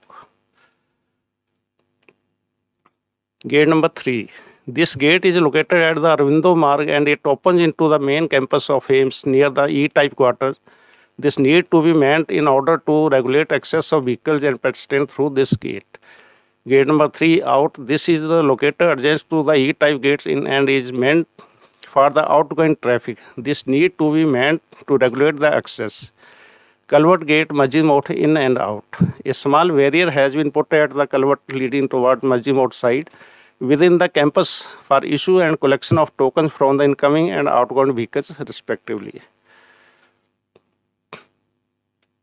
JPNA Trauma Center. This is another sensitive area of AIIMS where all traumatic and medico-legal cases are handled and functions around the clock. There were several instances of assault and manhandling of the staff by patient relatives. The center has following 4 gates manned around the clock. Gate number 1 toward Kamal Cinema in and out vehicular movement. Gate number 2 Ring Road near petrol pump, pedestrian and emergency only. Gate number 3 towards Safdarjung Hospital, pedestrian and emergency. Gate number 4 towards Kamala Cinema, pedestrian and emergency. Name and designation of security officer. हमारे जितने भी security officer security department में होंगे, Shri Satyendra Kumar chief security officer हैं, Shri RS Rawat deputy chief security officer हैं, Shri Satish Sharma security officer हैं, and मैं हूँ JS Chandesh security officer. Satish Kumar, Sudesh Kumar, Vijay Singh Gosai, Akshay Kumar, Naresh Kumar, RL Bhati, Vijay Dheka, ये सारे असिस्टेंट सिक्योरिटी ऑफिसर हैं. Section and posted strength of permanent security officials. जितने हमारे डिपार्टमेंट के सेक्शन स्ट्रेंथ है वो है, चीफ सिक्योरिटी ऑफिसर 1 हैं, डेपुटेशन के हैं वो 1 प्रेजेंट है अभी. Deputy chief security officer 3 post हैं, 1 हैं अभी और 2 वैकेंट हैं. सिक्योरिटी ऑफिसर 3 हैं, 2 हैं, 1 वैकेंट है. असिस्टेंट सिक्योरिटी ऑफिसर 9 हैं, 7 प्रेजेंट हैं और 2 डेफिशिएंसी चल रही है. सीनियर हवलदार 6 हैं, 3 उनमें से प्रेजेंट है और 3 डेफिशिएंसी है. सिक्योरिटी गार्ड ग्रेड 1 में 44 है, 41 है, 3 डेफिशिएंसी में है. सिक्योरिटी गार्ड ग्रेड 2 75 है, 37 है, 38 जो है डेफिशिएंसी में चल रही है. Duty responsibility in respect of security officers at AIIMS. The security officer at AIIMS New Delhi have multifarious responsibility relating to overall supervision and maintenance of security, firefighting, general discipline, movement and control of traffic within the institute, liaising with the law enforcing and firefighting agency of Delhi and the general security of BIPs and BVIPs for which AIIMS is the designated hospital. Specifically, the role of security officers is as follows. Matters relating to union activity controlling of dharnas and strikes by various unions, as well as providing proximate security to the institute management. Collection of advance information about the activity detrimental to the institute, including those by the union, encroachers, antisocial elements in all around the campus, and problems occurring from time to time between public and institute functionaries. To respond at short notice to unforeseen development at events in the context of agitation by the various unions and associations, conference between members of the public and hospital employees, and at the to dispute between neighbor employees and their family members who reside in the campus. These responsibilities extended both to normal office hours as well as to off-duty hours and holidays. Duty responsibility in respect of security officers at AIIMS. Periodically checking of AIIMS residency area to check the lettered quarters and to execute eviction order issued by the state officer from time to time. Arrangement of security and traffic during the convocation, pulses in functions, MBBS student fest, international conferences, visit to foreign delegation, etc. To supervise the security arrangement in the hostel privacy during the admission of MBBS fresher batch to prevent ragging activities. To ensure the smooth functioning of emergency service, main hospital center and outstation. To regulate the traffic system in AIIMS main campus.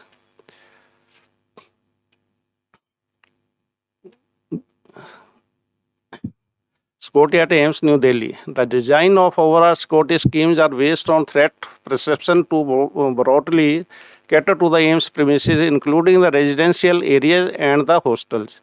Well-defined effective system of our entry-exit of patients at different facilities of AIIMS, such as OPDG buildings, centers, labs, etc. Visitor management, which includes the effective checking of visitors, their baggage, control over their movement, and regulate access to different facilities to facilitate crowd management. Management of employees, VIPs monitoring and regulating their movement inside the institute. Traffic management, security check on vehicles, prevention of forced entry, regulation of vehicles gaining entry inside the hospital premises, parking management of the vehicles in the designated parking lots. Surveillance system for monitoring the movement of vehicles and persons both inside various buildings and outside areas. Building security, gadgets and procedures to activities therein and their integration with the security manpower assessment, numbers and functions, etc. Sports staff management for managing sports staff, deployed contractor, supervisor and labor inside the premises for various jobs. Material management system for control of movement of materials, stores, costly medical equipment and medicines, etc. Contingency scheme for heading threats, contingency like bomb threats, fire, terrorist attack, threats to research labs and various disasters. QRT for handling any contingency and patrolling. Future plan for threat perception and risk analysis. The security blueprint has been proposed specifically from the point of view of facilitating patients, their attendants, VIPs and other delegates such that the security system for AIIMS is unobstructive and the patient, their attendants, the present security management have been examined minutely and their shortcomings highlighted to considerably reduce the crowd congestion and accordingly a new facilitation procedure and security scheme has been worked out based on the optimum mix of manpower, security procedure and security gadgets.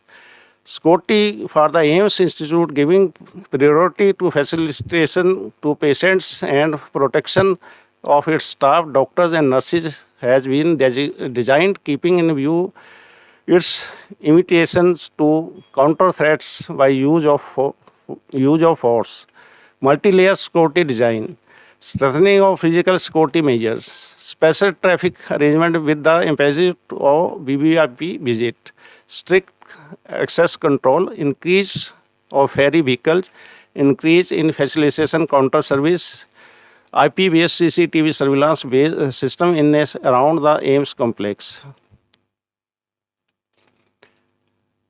AIIMS launches app with distrust button post guideline for women employees. The All India Institute of Medical Sciences AIIMS Delhi launched an Empower app called the AIIMS ICC SHWW on the occasion of International Women's Day for its women employees who feel unsafe in the hospital. The app has a panic button which can be used to send a distress signal to the hospital security team. The app will be used to determine the location of the signal, and a quick response team will be reached there within a minute. The app can be used by a signal to initiate rescue the female employees who find themselves cornered in a light situation. जैसे अभी माननीय director साहब ने women days पे ये app launch किया था, तो हम भी चाहेंगे कि सभी वो उसको ऐप को वो कर लें। गूगल प्ले स्टोर से ये ऐप वो होगा, तो उसका मैं ICCSHWW से, हाँ जी, तो जैसे डाउनलोड करेंगे ये आएगा ऐप। इसको कंटिन्यू करेंगे तो इस पर पैनिक बटन आएगा, एक पैनिक बटन आएगा।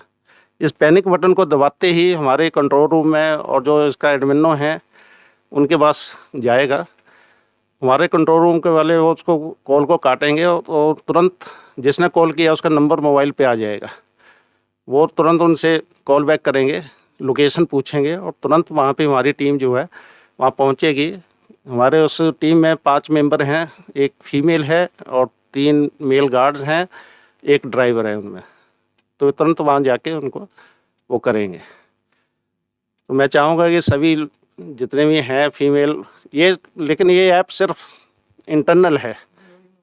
हाँ जी, नहीं, एम्स के कैंपस के अंदर, हाँ जी, कैंपस के अंदर अगर प्रॉब्लम है तो उसको वो कर सकते हैं ऐप गूगल प्ले से, नहीं तो हाँ जी। उसका अगर डेमो उसका देखना है तो मैं डेमो दिखा देता हूँ, अगर वो उसमें देखना चाहते हैं।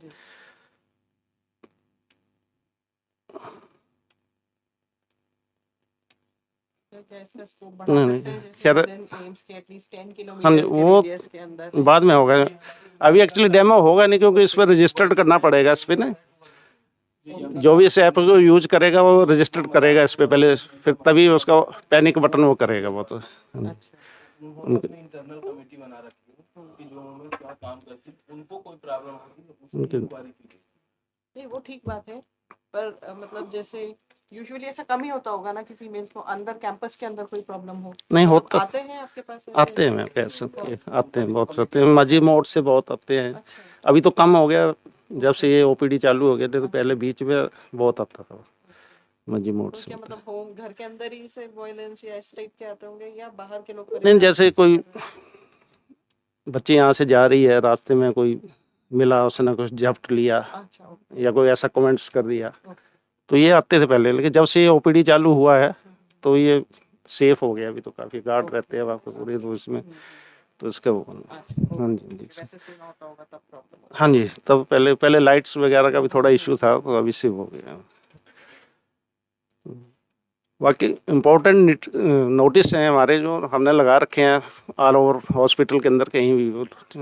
Do not pay bribes if any employees of the institute ask for bribe और if have any information on corruption in this institute, or if you are a victim of corruption in this institute, you can complain to the Chief Vigilance Officer, the Superintendent of Police, Central Bureau of Investigation, and the Secretary, Central Vigilance Commission.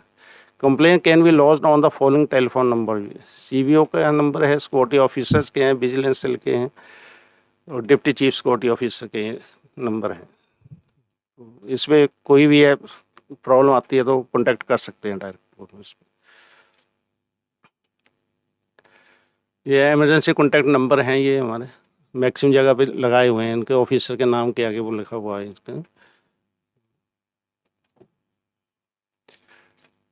security control room. There is a security control room located in front of main casualty. It is operational round the clock to attend emergency calls.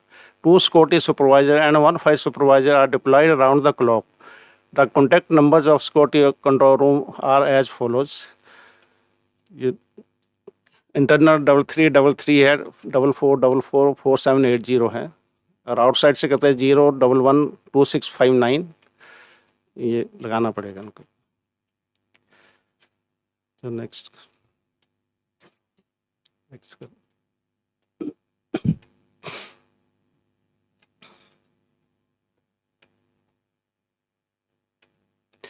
ये security fire control room का हमारा वो है.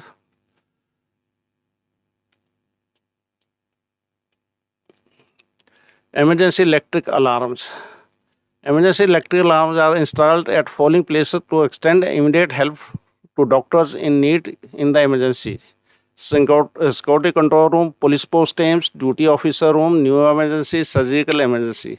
To quick response team are deployed at patrolling in the hospital area round the clock, and sufficient number of walkie-talkie sets have been provided to security personnel for last communications and quick actions. इसमें हमारे जो casualty में है, doctor के table पे एक switch लगा हुआ है. कुछ भी होता है तो स्विच दबाएंगे, एकदम कंट्रोल रूम में, ड्यूटी ऑफिसर के रूम में और पुलिस पोस्ट में बेल बजेगा, इमरजेंसी बेल बजेगा, तो तुरंत वो सारे एक्शन में आ जाएंगे उसको. तो ये भी दूसरा एक्सटेंड भी कर दिया, आगे सर्जिकल उसमें भी कर दिया, ब्लॉक में भी. Emergencies. Bump threat. These are usually made by a telephone call. It may be hoax or a real threat. It could cause disruption and inconvenience at premises. If handled incorrectly, it may result in injury through panic. Violence. Any violent incident in the premises could be due to any number of reasons: criminal intent, revenge, or vandalism. It could be aimed both at the premises or the pupil, damage or to property and injury to people can happen. Assault, murder, kidnapping. This may be rare, but there is a possibility. It is likely that kidnapping has been done to pressurize management. The demand could include threat or ransom of both. As a guard receiving the message, you should pass on the message to person concerned. Police may question you to find out more information about the caller. Medical emergency. In a premise, any medical emergency, individual or collective, can happen. We have adequate staff need to tackle such emergencies. Accidents of all kinds. In a premises, accidents involving patients, visitors, vehicles, machinery, and workers can take place. Working practice and trained workforce can prevent such accidents from happening. Fire. If not controlled in time, fire can cause damage to a building and destroy property. It can also cause death and injury to the workers. Flood can cause extensive damage to wards, OPD, office, stores, equipment, and documents. A burst pipe, a leaking overhead tank, rain can be source of flooding in the premises. Break in the premises result into institution, petty theft, robbery, or major loss. There may be loss of life or injury of worker occupant also. Gas leak. Some of the gases are harmful and some are inflammable. The gas leak, such as ammonia, chloroquine, affects human being instantly, whereas gases like LPG, CNG, methane, extraline catch the instantly. Chemical spill. There can be chemical spill in the store. The chemical may be corrosive and may emit fumes which are dangerous to human health. This may need services of a specialist person and equipment of fire services. Accident. In case of an accident, security will carry out the following action: give immediate first aid to the victim, call the ambulance vehicle at site and evacuate the victim to the emergency. If possible, arrange to send a escort with the patient victim. Inform the following: ring up the emergency in advance about nature of injury and like time of the arrival of the victim. Inform areas site in charge. Inform security control. इसमें ज़्यादा हॉस्टलों में होता है तो हम ladies guard को साथ में भेज देते हैं। लेडीज़ अगर कोई होती है तो उसको, लड़की होती है उसे लेडीज़ गार्ड को साथ भेजते हैं कैजुअलिटी तक, तो वो पूरा वो होता है। In case break in theft, in case of attempt to break in or theft, following action will be taken: blow emergency whistle and alert everyone. Emergency whistle होता है, उनको बताया गया गार्ड को कि कंटिन्यू 3 बार लंबी लंबी विसल बजाना है ताकि दूसरा समझ जाए कि कुछ ऐसा इंसिडेंट हुआ है। नॉर्मली विसल बजाते हैं उस तरह नहीं बजाना है, अलग से 3 बार कंटिन्यू बजाना है उनका। Lock the gates, try to apprehend the thief, in case the thief runs away do not touch any time till police arrives. जैसे कोई इंसिडेंट हो जाता है, किसी के रूम में हो गया इंसिडेंट, तो उन चीज़ों को टच नहीं करना है जब तक पुलिस नहीं आ जाती है, क्योंकि अगर टच कर दिया तो पूरे जो उसके वो हो गए वो चले जाएंगे, उसके क्लू जितने भी होंगे। Ring up the control, call the police, do not let anyone enter the site.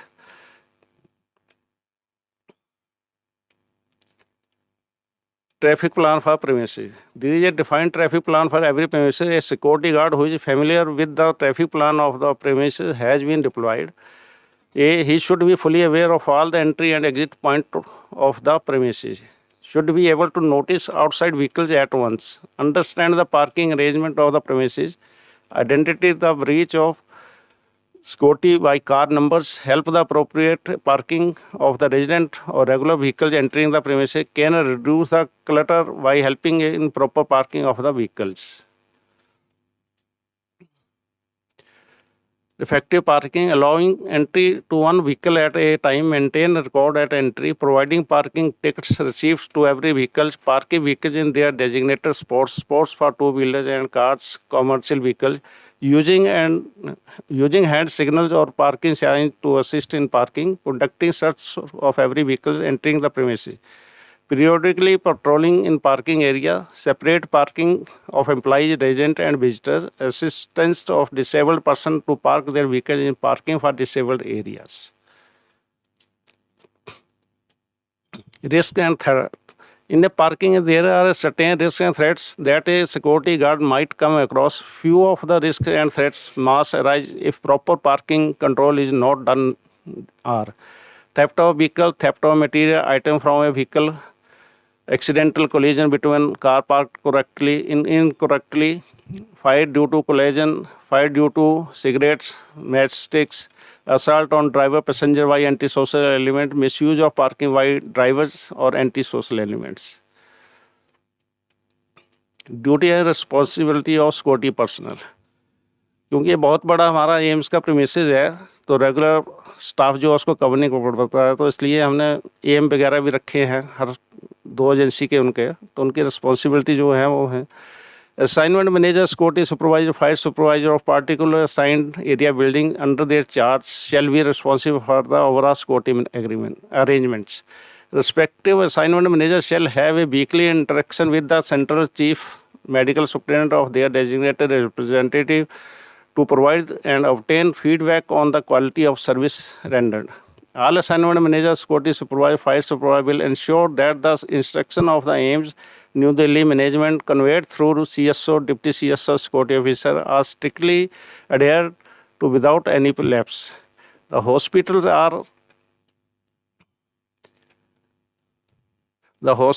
areas are visited by patients, their attendants, faculty and staff of AIIMS New Delhi. No unauthorized persons like medical representative, agents, touts, etc. are to be allowed to enter the building. Access to wards is to allowed only on the basis of passes issued by AIIMS New Delhi. अभी recently पहले lab वाले यहाँ पे आते थे, sample लेके जाते थे, लेकिन अभी स्ट्रिक्टली जो है हेल्थ मिनिस्टर ने किया है, लैब का टाइमिंग बढ़ाया है और लैब को किया है। तो जितने टाउट्स ये आते थे बाहर से, हम तो टाउट्स ही बोलते हैं उनको, लैब रिप्रेजेंटेटिव को, उनको स्ट्रिक्टली मना है इंस्टीट्यूट में आने के लिए। और जो पकड़ा जाता है उसको FIR लॉज होता है और अगर हम में से कोई स्टाफ वाला उसको कॉल किया है तो उसके अगेंस्ट भी एक्शन लिया जा रहा है। और ये स्ट्रिक्टली हेल्थ मिनिस्टर की तरफ से इंस्ट्रक्शन है, ये टोटली बंद होना चाहिए। और अभी तक 20-25 लोगों के अगेंस्ट FIR लॉन्च हो चुका है, जो पकड़े गए हैं उनको, तो उसके लिए ये है। Duties and responsibility of fire supervisor, readiness to respond the fire in the concerned area, to train the security personnel in concerned area to fight against fire, to maintain inventory of firefighting material, to check the fighting system daily and report to concerned officer in case of any equipment, fire extinguisher non-functional, in case of fire first responder, and to inform all ones. Duty and responsibilities of assignment managers, to perform duty as shift in charge for the area assigned, assess deployment specific training requirement and personnel, provide pre-induction on the job training to the security unit, to supervise the work of security and fire supervisor and security guards, to check the security post and development of security guards at various security points as per duty roster, to implement and manage comprehensive location-wise safety and security education training and awareness programs for security personnel, and prepared incident written reports to all significant incidents happening at the institute, to assist the CSO, Deputy CSO security officer in collecting information regarding security, law and order problems, to report matter to the police as per direction of CSO, Deputy CSO security officer, to carry out patrolling and checking duties.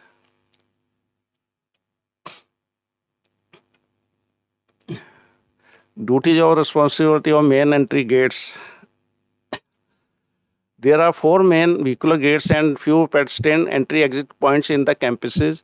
Guards with communication device should be posted at the gates. Guard for any eventually and with communication device should be posted at the gates. Traffic entry should be regulated with signage provided by the AIIMS New Delhi on request as required.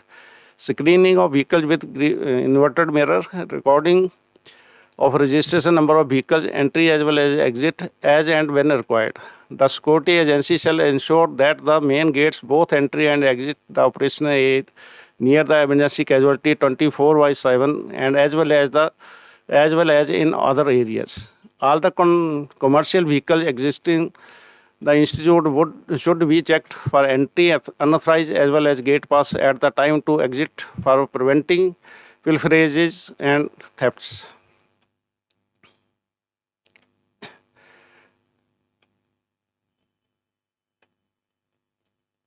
Duty and responsibility of emergency casualty area services. The emergency department casualty is where people under life-threatening condition are brought in. The atmosphere in this area is usually charged and violent. At all times, large number of relatives accompany the patients. Therefore, the security services here have to be polite but firm and capable of crowd control. Entry at the main gates just along the Arvindo road will also need to be regulated so that only those who require assessment in emergency enter the area. Security should be able to further restrict their entry at the 2 gates of main emergency. In addition, there are needs of controlling entry and frisking of suspected person and their belongings in these areas. Similar security is also required at the gates of pediatric, new emergency and screening area. In addition, security personnel are required to be present inside these areas where doctor, nurses function so as to avoid any unpleasant incidents. The security agency will ensure that the law and order is maintained in high order in both the emergencies round the clock to avoid any violence and assault on staff and doctor. Duty and responsibility of OPDs. Person entering the OPD shall be screened by HHMD and routed through DFMD if installed in due course. Staff entry to be checked by examination of identity card. Baggage shall be scanned by security staff by HHMD and do physical check. Entry shall be permitted as directed by CSO, Deputy CSO security officers. Proper discipline has to be maintained by the security personnel. Entry will be restricted to one patient with one attendant. Sick patients requiring assistance may be allowed to two relatives, or there should be social worker guide attendants to provide help. Crowd management: patient will be made to sit properly and wait for their turn to be called as per their allowed turn. Prevent entry of unauthorized personnel like touts, medical representatives, salesmen, etc. Duty and responsibilities of wards. The security personnel are required not only to man all the main entries into the hospital but also entrance of individual wards. Most patients shall be allowed one attendant at the bedside to help with their physical and emotional needs. Passes are issued for each patient at the time of admission. The security guards at both entrance, main entry of ward block and also individual wards should check passes before allowing the relatives to the ward. Security guards should also check the respective corridor and not allow the relative to sleep or roam around unnecessarily in corridors and sitting, standing in groups, chatting, eating meals, etc. Relative of private ward patients shall to be allowed to enter from the private ward gate. Others should enter from general ward entry. Duty and responsibility of PC teaching at block. Security guards should check the identity, checking eye card of people walking, entering into teaching block. Patients' relatives should be allowed to enter the hospital through the hospital entrance only. The guards should check and prevent entry to an unauthorized person. Processes similar to entry into main building, that is ensuring gate pass for material equipment being taken out, shall be followed. Security should also restrict the entry to representatives from pharmaceuticals, sales personnel who often crowd the corridors, causing inconvenience to the working staff. Corridor and fire staircase should be kept clear and open.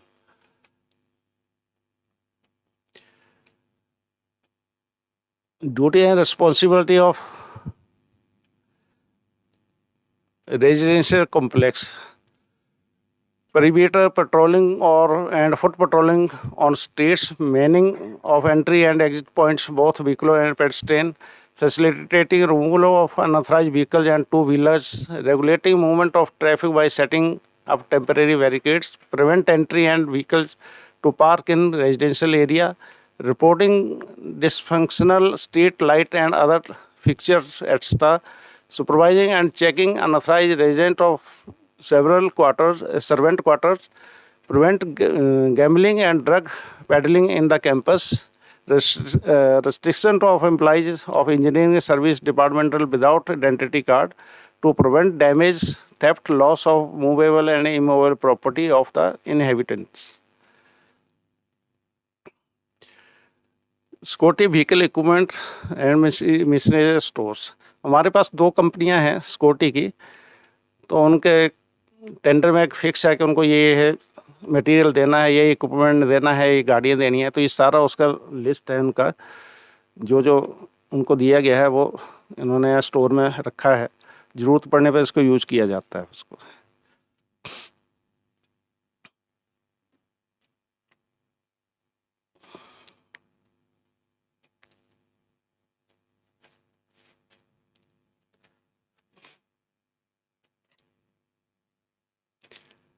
Training.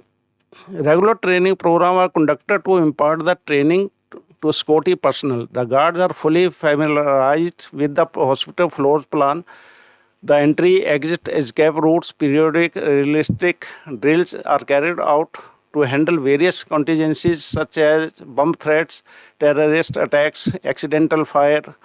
They are also trained in handling firefighting technique and handling and containing the criminal until the arrival of police. ये हमारे training programme हैं जो fire के चलते हैं.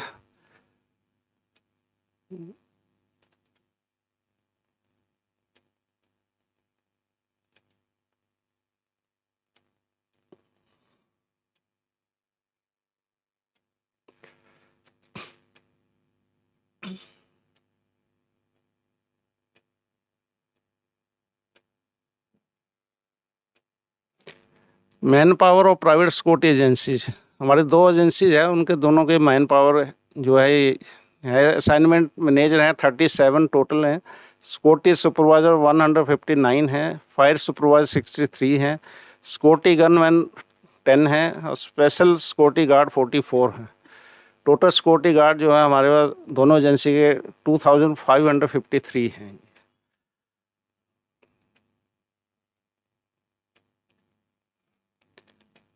ये deployment of private security personal है, area wise जो है वो उसका वो है।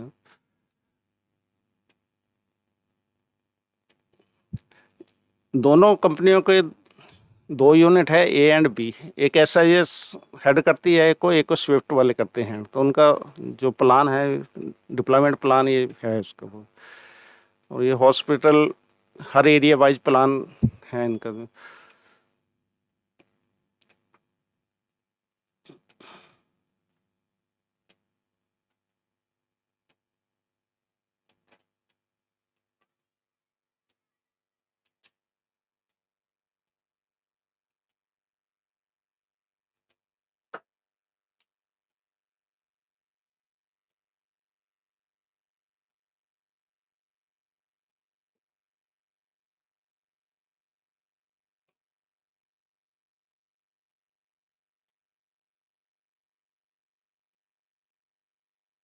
CCTV कैमरास, पूरे एम्स में CCTV कैमराज लगे हुए हैं। कैंपस में भी अभी कुछ एरिया में दिल्ली गवर्नमेंट ने लगाया है, कैंपस में, ईस्ट कैंपस में लगाए हैं। बाकी एम्स के प्रीमियस में लगे हैं। ये टोटल उनका वो है। CDR में डोम कैमरा 72 हैं, बुलेट कैमरा 10 हैं, PTS कैमरा 3 है। तो ये पूरा डिटेल है जो कैमरा। टोटल कैमरा हमारा 1773 लगे हैं। लेकिन ये सिर्फ एम्स का ही है, जो बाहर के हैं, झज्जर है या दूसरे वो हैं, उनका वो स्ट्रेंथ नहीं है इसमें। ये एम्स का ही टोटल वो है। CCTV control room at AIIMS New Delhi. CDR centre dental और रिसर्च इंस्टीट्यूट में हमारा एक है। CN centre convergence block main CCTV control from staff parking. Hostel 16 में है सिक्योरिटी कंट्रोल रूम।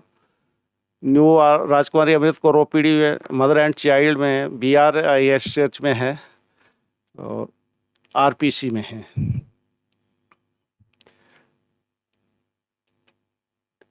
ये एरिया वाइज जो है हमारा जो ऑपरेटर हैं उनके वो हैं, डिटेल हैं ये, और कंट्रोल रूम है ये।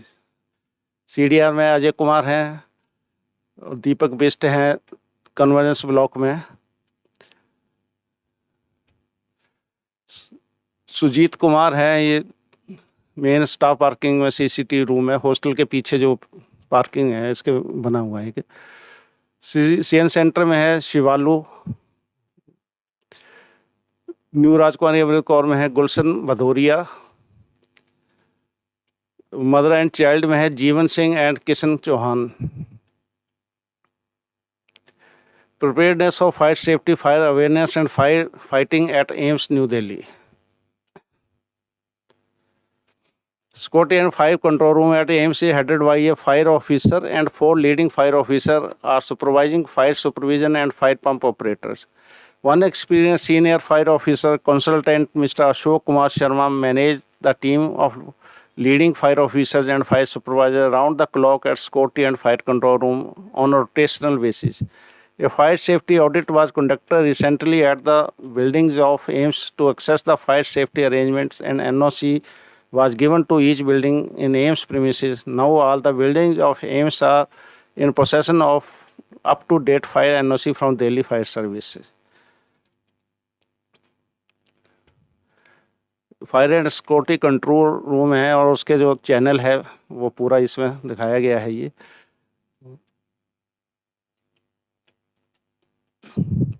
इक्विपमेंट है जो फायर से रिलेटेड लगे हुए हैं। Fire hydrants, yard hydrants, fire hose pipe in cabinet, fire aid hose reel, manual call point, smoke detector, fire extinguisher all type, exit signage and information signage, evacuation plan map, emergency light, emergency fire almirah with safety gears, PA system, basement sprinkler system, अभी हम एक कर रहे हैं कि campus में भी ये फायर अलमीरा को रखने का भी हमने फाइल चलाया है। एक हर कैंपस में जो है एक फायर, हर ब्लॉक में एक फायर का रखा जाएगा, जो इमरजेंसी पड़ने पे वो यूज़ कर सकते हैं उनको। इन द ईयर 2021 में total 145 fire calls were received which were safely dosed and handled by the AIIMS fire team. Total 173 fire safety training lectures are conducted in AIIMS premises by fire officer consultant. And 3,769 staff and faculty members were educated to handle the fire emergency situation. Mock drill also conducted for appropriate safe evacuation in all emergency fire incidents. Apart from this, a training seminar program was conducted on 25th March 22 on request of Nursing College at AIIMS in set facility studio, Convergence Block, AIIMS for 9 a.m. to 5 p.m., where fire experts from former director Delhi Fire Service spread their valuable time and delivered lecture to the faculty of nursing college and nursing students for fire safety. Dr. Rathi Balachandran, ADG Nursing, Ministry of Health and Family Welfare, Government of India was also present.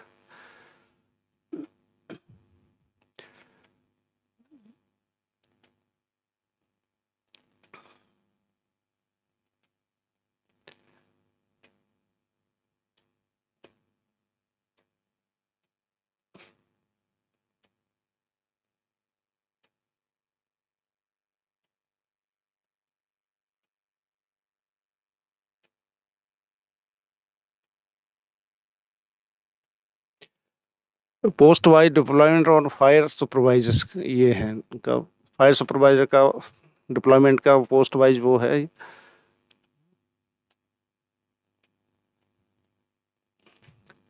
Yearly status of fire car received fire training lecture drills and numbers of participant 21-22 वो पूरा detail है इसमें, कितनी fire call हुई और कितना fire training हम लोगों ने दिया है उसका, तो कितने पार्टिसिपेंट उसमें थे।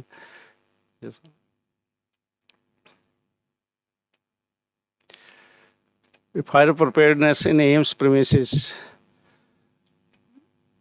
हमारे हर बिल्डिंग का इसमें वो दे रखा है और हम प्राउड करते हैं, मतलब हमारे एम्स में ऑल ओवर इंडिया में सबसे ज़्यादा एनओसी हमारे हॉस्पिटल की हैं। यहाँ पे मैक्सिमम एनओसी नहीं मिलता है, तो हमारे एम्स में लगभग पूरी तरह एनओसी मिल चुके हैं।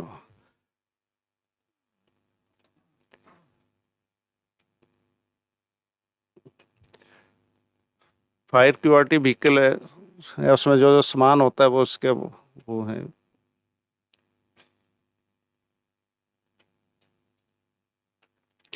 Regular fire training exercise for the security staff,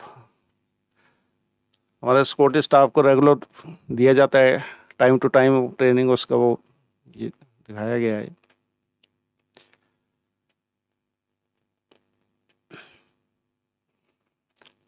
thank you सभी पार्टिसिपेंट को और ऑर्गेनाइजर को बहुत बहुत धन्यवाद। इसके टाइम तो हो ही गया अभी ना। If you have any queries, then you can also ask. हाँ, कोई आपको कंफ्यूजन है तो आप पूछ सकते हैं। Thank you very much, sir, for Thank you, telling ma'am. us that Thank you. so many fire calls they are receiving and they handle it so well. And last year भी एक fire incident हुआ था हाँ जी। 4th floor के ऊपर, है ना? And Yes, was there we- anybody who was involved in that? या देखा अपने सामने patients को shift किया? Because lot of patients were then evacuated and shifted to other wards. और ये मैक्सिमम जितनी भी इंसिडेंट हुआ है हमारे अपने स्टाफ ने उसको कंट्रोल किया है। दिल्ली फायर बाद में आया है, लेकिन उससे पहले कंट्रोल कर लिया गया है हमारे फायर स्टाफ द्वारा ही। वो It's good to know that we are in safe hands. We have all the NOCs and equipped staff is there. And all the equipments are functional so that we can control if such emergency it occurs. So I just want to know that कि हमारे पास इतने security officers हैं, mobile theft बहुत ज़्यादा होता है नीचे, मतलब ये स्पेशली ओपीडी एरिया के अंदर। मेरे तो कोर्ट में क्राउड एक्चुअली मैम प्रॉब्लम क्या है, मैंने खुद देखा अभी ले से एक दिन पहले ही हमारे एक या तो डॉक्टर थे, कोई लड़की थी, पीछे जेब में फ़ोन डाला हुआ और फ़ोन इतना बाहर था वो, तो कोई भी निकाल मतलब इजीली कोई भी साथ चला चला थोड़ा सा उसको देगा वो बाहर चला जाएगा। और ये जो जेब है ये तो बहुत ही अनसिक्योर है ये, तो ये एक रीज़न है। बाकी ये तो इंसिडेंट होते रहते हैं। जो मेन थेफ्ट है हमारे प्रॉपर्टी का, एम्स की प्रॉपर्टी का, बहुत रेयर है। ऐसा कोई इक्विपमेंट या इंस्ट्रूमेंट कोई स्टोर से चोरी होना ही बहुत कम है ये।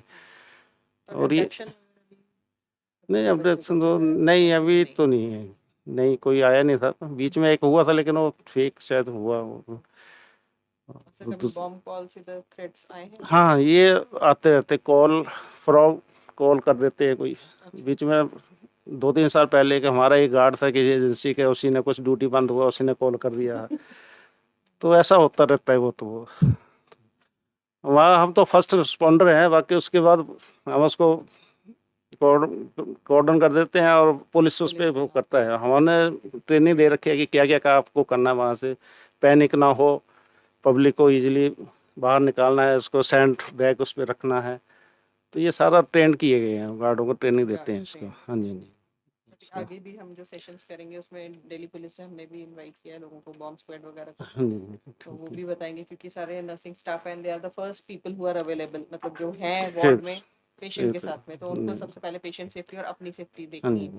तो किस एक तरीके मैं से और कहना चाहूँगा कि बहुत से इंसिडेंट ऐसे आ रहे हैं, तो रोड पे चलते चलते लेडी जा रही है, कोई लेडी ने उससे थोड़ा सा बात किया और वो क्या करते हैं कैसे करते हैं, बिठा लेते हैं।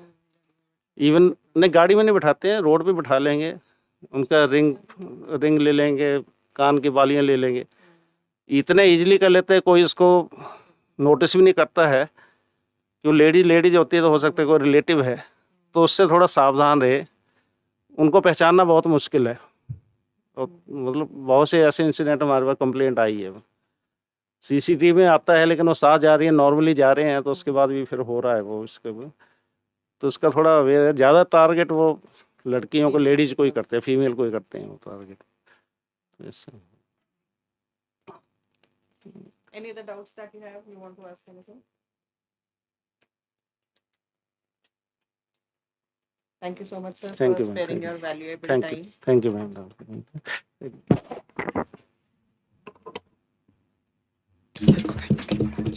कौन सा सर?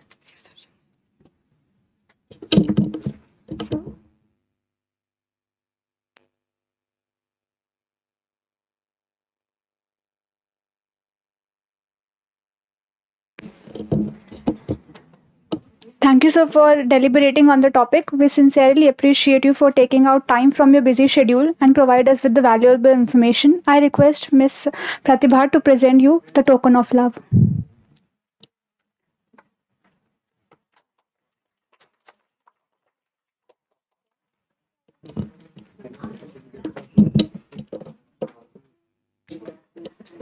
आप में से 2 लोगों ने प्री टेस्ट नहीं दिया, तो जिन्होंने भी नहीं दिए तो वो प्लीज़ दे दीजिए।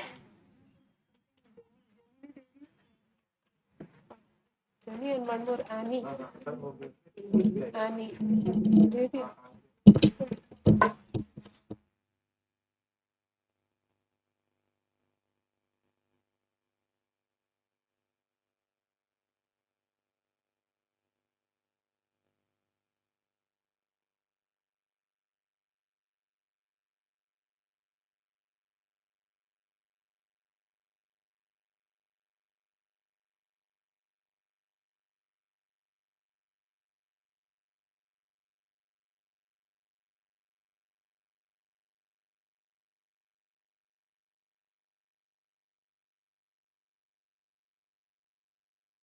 Series of 10 workshops for training all the nursing staff from AIIMS related to various emergency situations that may occur in the hospital. So there are various codes which are run in various hospitals. Till now, not in AIIMS. They're not being practiced in AIIMS. आपको पता है कोई code, any of the codes which is being run in the hospital? Name of any code. Name of any code. Code blue is there. Very good. We all know about code blue because that is the most famous code we can say, right? But there are other codes also like code pink. पता है किसी को code pink क्या होता है? Child abduction. Very nice. Code orange. आज का क्या code है? Code black, security threat. Okay.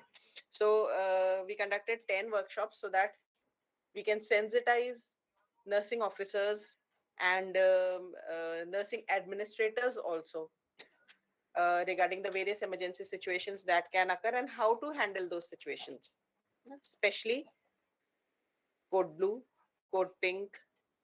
These were very important. We taught BLS and CPR that was taught to nursing officers. And today we've been trying to sensitize you all regarding security threats. Suppose if there are hoax calls, how to identify them and how to act. If there is actual placement of bomb, then how to act in that situation. If fire occurs, how to act in that situation. If there is violence, fire के लिए हम आज बात नहीं करेंगे. This already has been covered in last workshop. जो sir ने photograph दिखाया था, that was conducted on 25th of March. So in that we spoke about the entire day. That training was on fire management, handling of fire emergencies. So today we'll be discussing bomb threats, violent attacks in the hospital, cybersecurity crimes that may occur, and then we will also be doing a tabletop exercise in which we will be giving you a scenario, and you will be divided into groups. Divide कर दिया है already groups में? You've been divided.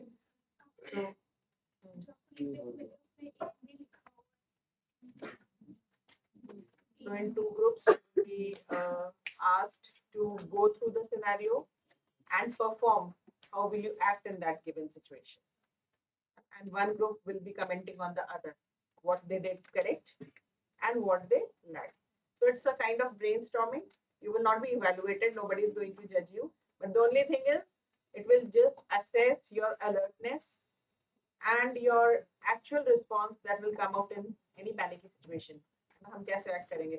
At times we feel very poised, we feel composed, but when emergency occurs, like for me, if I say I will start tremoring, मुझे बहुत जल्दी से shivering feel होने लग जाती है. So firstly, we should be in control of ourselves. Then only we'll be able to work and handle situations.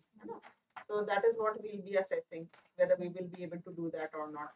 And placing you in that situation, उससे क्या benefit है? You'll be sensitized to that situation. Suppose, if God forbid, if any such situation occurs, तो आपको लगेगा कि already ये हम कर चुके हैं, हमें पता है इसमें क्या handle करना है. So you will not be new in that situation. So it is just a kind of sensitization, so as to make you aware how to act, how to react, and who can come for your help. At times when such panic situation occurs, हम क्या करते हैं, सारा कुछ अपने आप करने की कोशिश करते हैं ना. घर में भी अगर कुछ बिगड़ जाए, हम क्या करते हैं, सबसे पहले खुद कूद के, और we try to control everything, but at the end we end up frustrated कि सारा मुझे ही करना है, या कितने हाथ में अपनी कभी कभी ऐसा लगता है अपनी कॉपीज बना लो. So always we should call for help. So this is the first thing we have to learn when we are handling any kind of emergency. So then we have our next speaker with us.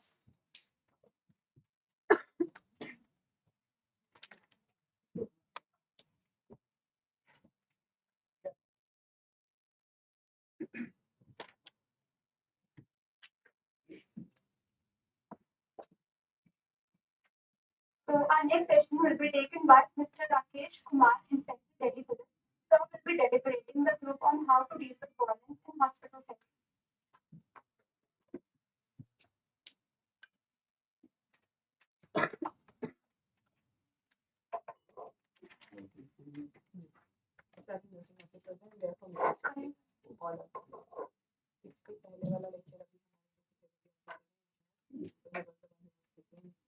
बताया कि हमारे यहाँ पर क्या क्या arrangement है, when the situation goes out of their control, तब वो किसको कॉल करते हैं.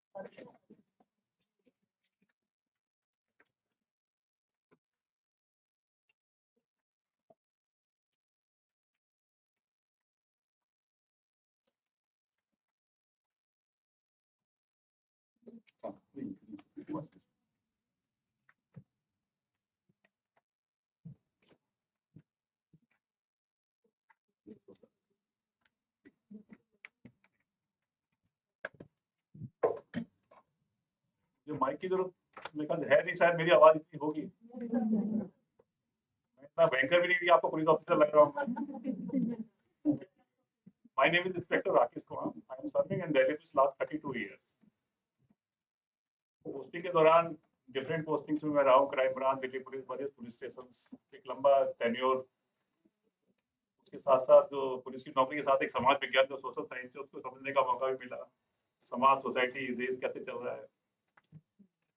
क्योंकि जहाँ पब्लिक डीलिंग में होते हैं वहाँ रोज हम अलग अलग क्राइसिस को फेस करते हैं। सेम वही पोजीशन आप लोगों की भी है कि आपके यहाँ पेशेंट आता है बहुत जल्दी, उसको रहता है कि साहब मेरा जल्दी ट्रीटमेंट होता होगा, जो आपको मेरे से बेटर पता है क्योंकि आप यहाँ रहते हैं एनवायरमेंट में।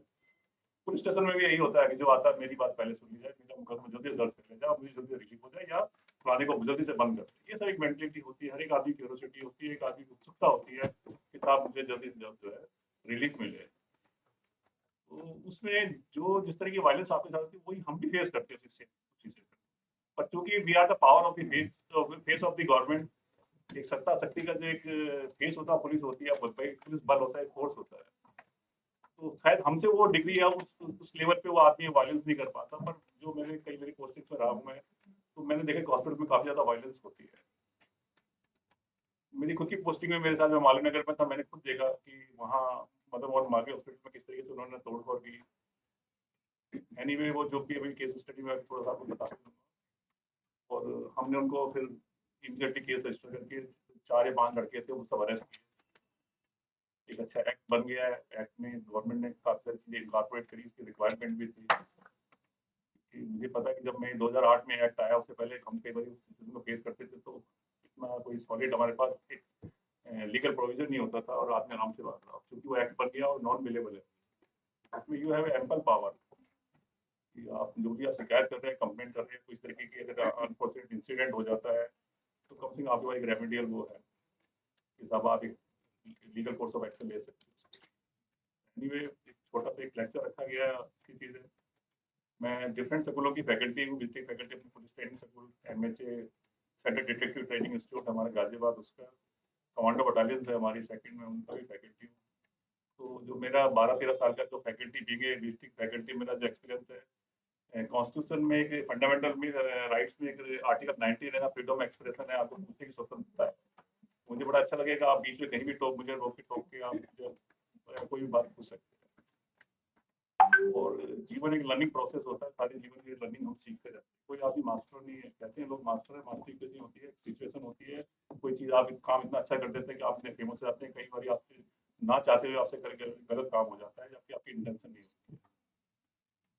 तो एक लंबा मेरा अनुभव रहा, तो इसलिए मेरे आपसे भी ये आग्रह है कि जहाँ पर आपको लगे कि लीगल प्रोविजन है किसी के बारे में आपको मुझसे पूछना, इंटरेक्ट करना, तो आप इमीडिएटली बीच में मुझसे पूछ सकते हैं।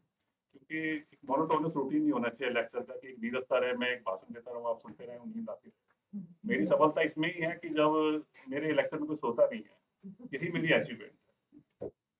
एनीवे ये मेरा छोटा सा इंट्रोडक्शन था। अब ये वायलेंस पे आ जाइए। वायलेंस हम किसे कहेंगे? जो जनरल भाषा में आप लिटरल मीनिंग यूज करते हैं, हमारी लीगल ग्लोसी उसको अलग तरीके से डिफाइन करती है। Violence means activity of causing any harm or endangering life or intimidation, obstruction or hindrance to any medical service personnel in discharge of duty in the medical care institutions or damage to property in such institutions. हिंसा किसे कहा जाएगा? हिंसा है या जो violence है, किसी को हार्म पहुंचाना, उसको धमकी देना, उसको डराना, धमकाना, ये सब चीजें वायलेंस के अंदर आएगी। हमारी जो 452 या 451 IPC हम इंडियन पेनल कोड में पढ़ते हैं, तो उसमें है कि वायलेंस या हम क्रिमिनल फोर्स जिसे कहते हैं बाद में, उसमें कोई व्यक्ति या कोई पर्सन जा रहा है, उसकी आप मोमेंटम को आप रोक दें, हिंड्रेंस पैदा कर दें, उसके मोमेंटम को चेंज कर दें, दैट इज फोर्स। और उसकी तरह क्रिमिनल इंटेंशन से क्रिमिनल फोर्स माना जाएगा। जरूरी नहीं है कि वो आपको चोट पहुंचाए, अगर उसने आपको डराया, धमकाया, वो भी वायलेंस में आएगा, कोई डिफाइन है बिल्कुल एक्ट के अंदर। उसके अलावा फिजिकल फोर्स यूज करना, इंजरी पहुंचाना, चोट पहुंचाना, मेंटल इंजरी कॉज करना। कई बार आया रिवॉल्वर से गोली चला दी, कई बार कहते साहब किसी को लगी नहीं, और मेंटल इंजरी कॉज नहीं है, वो है डर थी उसके, वायलेंस उसके दिमाग में आया कि विक्टिम के, तो दैट इज वायलेंस। वो उसको हम मांगेंगे कि साहब ये वायलेंस हुई है यहाँ पे। तो जरूरी नहीं कि इंजरी फिजिकल इंजरी हो, अगर मेंटल इंजरी कॉज हो रही है तो सफिशिएंट की वो वायलेंस माना जाएगा। इसके अलावा यूज ऑफ एब्यूजिव लैंग्वेज, गलत बोलना, गलत तरीके से डेरिवेटिव बात में भाषा का इस्तेमाल करना, ये सब चीज़ें वायलेंस की डेफिनेशन है।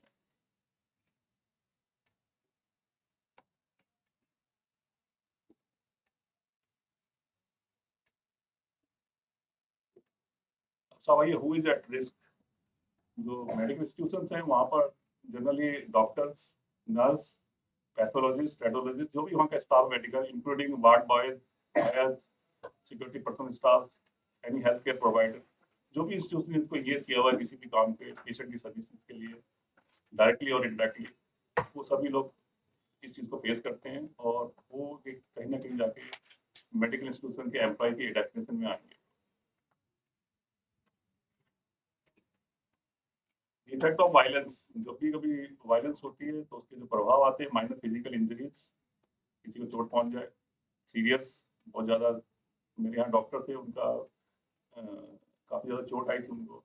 पश्चिम बंगाल का एक केस है, उसमें प्राइवेट नर्सिंग होम था, कोई पेशेंट आता है, उसकी क्रिटिकल पोजीशन थी, तो डॉक्टर है वो अपने घर से आती है और जब वो अंदर वार्ड में घुसी होती है उसके साथ मारपीटाई उनके साथ की जाती है। बाई चांस वो लेडी डॉक्टर प्रेग्नेंट थी और वो उनका एबॉर्शन हुआ उस घटना से। तो ये सारी घटनाएं रीजंस बनी थी जिनकी वजह से इनको फिर जरूरत पड़ी कि साहब ये मेडिकल इंस्टीट्यूट या ये जो मेडिकल इंस्टीट्यूशन और जो उनके एम्प्लॉई है उनको कहीं ना कहीं प्रोटेक्ट करने के लिए किसी एक्ट का इनेक्ट किया जाए। तो फिर 2000 एक्ट में जब गवर्नमेंट थी, दिल्ली गवर्नमेंट, वो इस एक्ट को लेके आई, उसमें दोनों चीज़ें डाली गई कि साहब उसमें चाहे वो स्टेट गवर्नमेंट रन कर रही है मेडिकल इंस्टीट्यूशन, चाहे वो सेंट्रल गवर्नमेंट या वो प्राइवेट है, सब उसकी डेफिनेशन में आएंगे, सब प्रोटेक्टेड होंगे उस एक्ट के।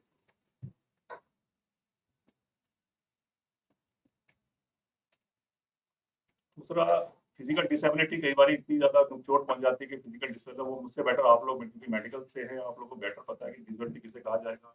साइकोलॉजिकल ट्रॉमा, डर, किसी को साइकोलॉजिकल नुकसान पहुंच जाए या मेंटल पोजीशन खराब हो जाए, डेथ तक की पोजीशन आ जाती है।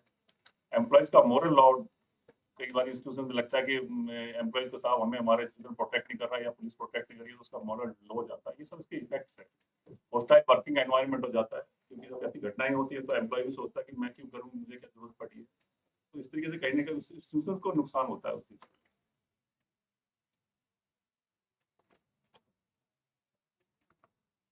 सब रीजंस वर्क प्लेस पे जो वायलेंस के, जैसा मैंने बताया कि violence takes place during busy hours और आई एक्टिविटीज। वही होता है कि जब भी पेशेंट आता है या विक्टिम आता है तो उसको ये लगता है कि साहब मेरे को पहले देखा जाए, मुझे डिले हो रहा है, मैं वेट कर रहा हूँ। तो हालांकि उसे पता कि मेडिकल स्टाफ है या जो डॉक्टर है या नर्स है, वो अपना कहीं ना किसी पेशेंट को बिजी हो रही होती है देखने में, उसके ट्रीटमेंट के लिए। जो भी इंजर्ड आ रहा है, आपका पहला काम उसको रेमेडी या जो भी आपने उसका ट्रीटमेंट डायग्नोज या जो भी उसको ट्रीटमेंट करना, रिलीफ देना है, वो आपकी फर्स्ट प्रायोरिटी होता है। तो उसको कहीं ना कहीं लगता है, उसको उसे अपनी चोट से बड़ा कोई, जैसे हमारे यहाँ था पुलिस स्टेशन में कोई विक्टिम आता है तो उसे अपने दुख से बड़ा किसी का दुख नहीं लगता, उसे लगता है कि मैं ही, मुझसे ज़्यादा पीड़ित कोई है ही नहीं है यहाँ पर, या मुझे नहीं सुना जा रहा, बाकी सबको सुना जा रहा है, ये चलता है। और वही सेम आपके यहाँ सिचुएशन है, क्योंकि हम एमरजेंसी में आते हैं, एमएलसी बनवाए, हमें पता कि कॉल भी हमारे पास इतनी आती है और आपकी बात तो किसी को वही मल्टीप्लाई होगी, आपके पास आ रही है कॉल्स। तो जाहिर है कि कहीं ना कहीं थोड़ा वेट तो करना पड़ता है। और आज के टाइम में पेशेंस है नहीं लोगों के अंदर, क्योंकि हर चीज़ हर एक व्यक्ति को बहुत जल्दी चाहिए कि साहब मुझे हर चीज़ जल्दी से मिल जाए, जल्दी मुझे रिलीफ मिल जाए। Interaction with patient such as admission in emergency ward, जो पेशेंट का इंटरेक्शन होता है वो इसलिए वहाँ पर कई बार पोजीशन हो जाती है, मुझे लगता है कि मुझसे ठीक भाषा का इस्तेमाल नहीं किया गया। लॉन्ग वेट्स फॉर सर्विस मिलने में या उसके ट्रीटमेंट होने में डिले होना। पेशेंट, आपको हिंदी कंफर्टेबल है ना? क्योंकि मेरे यहाँ पुलिस में हिंदी और उर्दू ज़्यादा चलती है, इंग्लिश बहुत। तो अभी दिल्ली हाई कोर्ट ने कहा कि आप उर्दू के वर्ड शब्द इस्तेमाल नहीं करेंगे। तो अब कोई वकील साहब मुझसे पूछा था कुछ उर्दू के वर्ड की, इसकी इंग्लिश और हिंदी क्या रहेगी, मैं उनको बता रहा था साहब ये लिखिए। तो जैसे बयान वक्त नज़ा होता तो डायरेक्ट डिक्लेरेशन है, तो हम बयान वक्त नज़ा कहते हैं उर्दू में। तो उर्दू का थोड़ा सा ये फायदा होता है कि आपके 10 सेंटेंस एक सेंटेंस के अंदर कवर हो जाता है। तो पुराने लोग पुरानी पुलिसिंग थी तो चला आ रहा था, अब तो हट रहा था, अपनी चीजें चेंज हो रहा था, समय भी बदल रहा है। लॉन्ग वेट्स फॉर सर्विसेज, उसको वेट करना पड़ता है। पेशेंट ट्रांसपोर्टेशन सर्विस डिनाइड, उसे कहीं एम्बुलेंस देनी या कहीं शिफ्ट करना है तो उसको डिनाई कर दिया, वो सब रीजंस हो सकते हैं। मैं कहीं आपके इंस्टीट्यूशन की आलोचना नहीं कर रहा, ये जनरल, ये जो हमने रीजन ढूंढे हैं जो क्यों होती है वायलेंस, तो उसके में थोड़े से कारण है। जरूरी नहीं कि सारे कारण बिल्कुल ही उस पर आपके वाजिब यहाँ गुजरते हों। पेशेंट इनवॉलंटरी एडमिटेड और डिस्चार्ज, वो चाहता है कि भाई मुझे उससे जबरदस्ती उसको एडमिट किया जा रहा है या डिस्चार्ज किया जा रहा है, या कई बार पेशेंट की डेथ हो जाती है। आपके यहाँ तो ज़्यादा ये पोजीशन नहीं है, पर डेथ के केसेस में मेरे यहाँ PSR हॉस्पिटल पशुपति सिंघानिया, वहाँ बेसिकली एक पेशेंट की डेथ हो जाती है। रात में 2 बजे कॉल आती है, मेरे स्टाफ का फोन आता है कि साहब वो जल्दी आ जाइए, यहाँ पर ज़्यादा वायलेंट हो रही है पब्लिक, काफ़ी सारे लोग इकट्ठे होकर तोड़-फोड़ कर रहे हैं। मैं वहाँ पहुँचा, मैंने कहा भाई आप तोड़-फोड़ क्यों कर रहे हो? तो अल्टीमेटली डेथ तो चलो पेशेंट डायलिसिस पे था, जैसा भी था, सारा गुना उस बिल का था कि साहब वो 4-5 लाख रुपए का बिल बना दिया था। तो मैंने जो भी पार्टी थी, जो विक्टिम के या पेशेंट के थे, मैं कहा देखिए साहब एक चीज़ मेरी बात सुन लीजिए, डॉक्टर साहब अभी कंप्लेंट देंगे, मैं फौरन केस रजिस्टर कर दूंगा आपके खिलाफ, और नॉन बेलेबल इसमें जमानत नहीं है। और आप अगर कोई कंप्लेंट करते हैं डॉक्टर साहब की नेगलिजेंस की, तो आपकी उसमें बाद में दूंगा, क्योंकि मैं दिल्ली मेडिकल एसोसिएशन को उसकी ओपिनियन के लिए भेजूंगा। मैं डायरेक्ट मेरे को इम्यूनिटी है और मैं डायरेक्ट केस रजिस्टर नहीं कर सकता डॉक्टर साहब के बाद, आप कोई नेगलिजेंस का। तो अल्टीमेटली बात निकल के आएगी साहब वो पैसों को लेके था, कि जी हमारा 5 लाख का बिल कर दिया, ये सब बात। तो अल्टीमेटली फिर वो रिजॉल्व हुआ इशू। तो ये डेथ पे इस तरह की कोई तो प्राइवेट जो हॉस्पिटल से उसमें बहुत ज़्यादा इस तरीके की होती है। Unexpected consequences of the treatment, इलाज कराने गया, उसको पता लगी साहब ये तो और ही रिजल्ट आ रहे हैं और बीमारी की वजह से हो गया। बिल क्लेमिंग आपको मैंने बताया, unwarranted over charging, inability to pay charging, hospital rules, advance payment कई बार हॉस्पिटल मांगता है, कई बार होता है। जैसे यहाँ मैंने मैक्स में देखा, एक बार एक बंदे की डेथ हो गई है, मर्डर का केस था बेसिकली, वो मेरा विक्टिम था मेरे केस का ही। वो कह रहे साहब पहले पेमेंट जमा करो तब देंगे उसके बॉडी। तो मैंने फिर अल्टीमेटली मैंने उनको नोटिस दिया, मैं आपको नोटिस दे रहा हूँ, ये केस प्रॉपर्टी है, डेड बॉडी नहीं केस प्रॉपर्टी है, आप ये मेरी प्रॉपर्टी है, इन्वेस्टिगेटिंग ऑफिसर, आपको मुझे हवाले करनी पड़ेगी इसको। आपके जो चार्जेस लेने हैं नहीं लेने, आप अपना जो भी कोर्ट कचहरी करना आप करते रहिएगा। तो इस तरीके की सिचुएशन आती है जो रीजन बन जाते हैं, कहीं ना कहीं झगड़ा बन जाती है और वायलेंस के। आप बोर तो नहीं हो रहे? ये काफी अच्छा इनिशिएटिव था गवर्नमेंट का, Delhi medical service personal and medical service institution act 2008 में एक्ट आ गया था। कई सारे ना अभी लॉज की जरूरत थी। अब मुझे याद है कि 97 में I was posted at police station Connaught पे, तो एक बार किसी गेस्ट हाउस से आदमी के साथ यहाँ सीक्रेट कैमरा लगा हुआ है और हस्बैंड वाइफ ठहरे हुए, तो उसमें कोई लॉ में प्रोविजन नहीं था। बाद में IT टेक्नोलॉजी एक्ट आ गया, उसके अंदर प्रोविजन किए गए।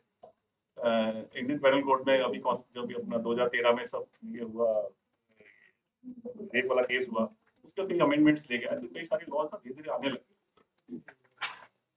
जैसे जैसे रिक्वायरमेंट हुई उसके हिसाब से रिलेट अमेंडमेंट्स आए, इसलिए ये भी बड़ा अच्छा एक्ट बना। हमें बड़ा सकून मिला जब एक्ट आया, तो बड़ा गंदा लगता था, क्योंकि 2 प्रोफेशन बड़े बायस होते हैं, टीचिंग और मेडिकल। ये लोग फ्रंट वर्कर भी, और जो मेडिकल केयर वाले हैं फ्रंट वर्कर भी, वो सबसे ज्यादा सेवा करते हैं और उनके साथ मार पिटाई कर रहे हैं। ये बड़ा गंदा लगता था उस चीज। फिर ये दिल्ली सरकार ने इस एक्ट को लेके आई इस समय पे, और इसमें इन्होंने इंक्लूडिंग प्राइवेट जो इंस्टीट्यूशन थे उनको भी इन्होंने इंक्लूड किया।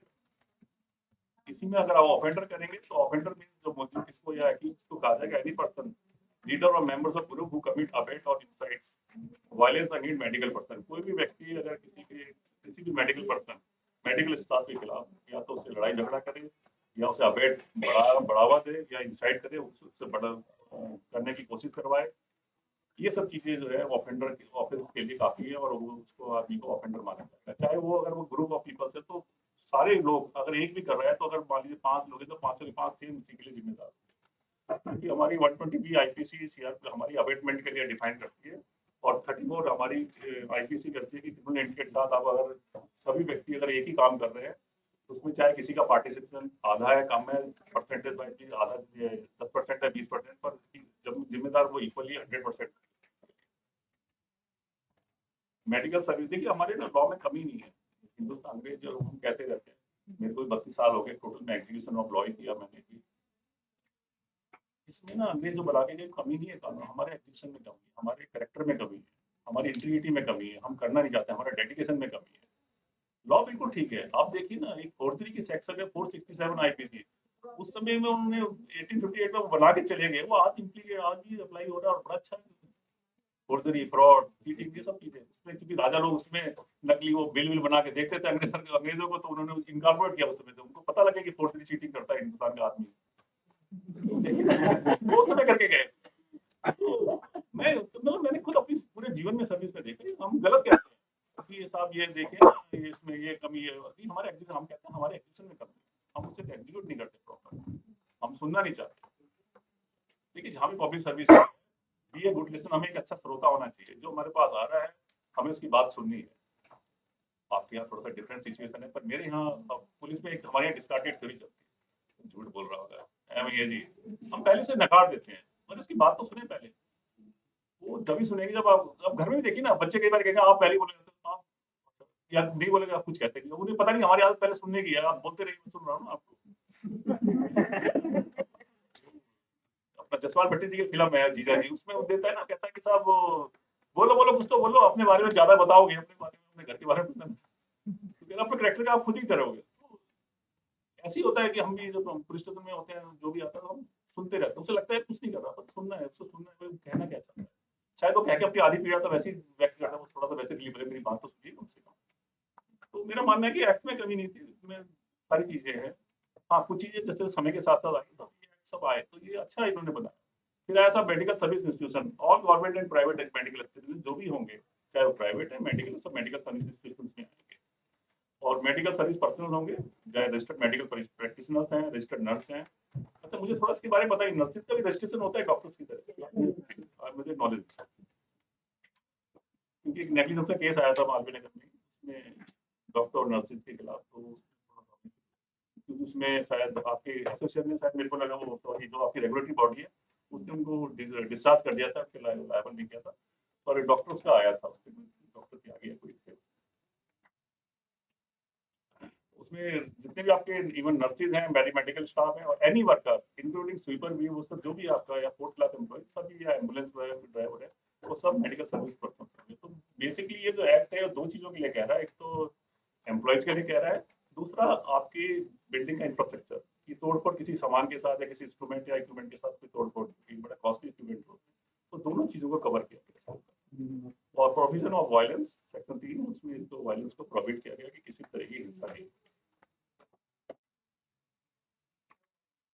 अब साहब, नेचर ऑफ क्राइम, कॉग्निबल ऑफेंसेस वो होते हैं जिनमें पुलिस विदाउट वारंट अरेस्ट करती है।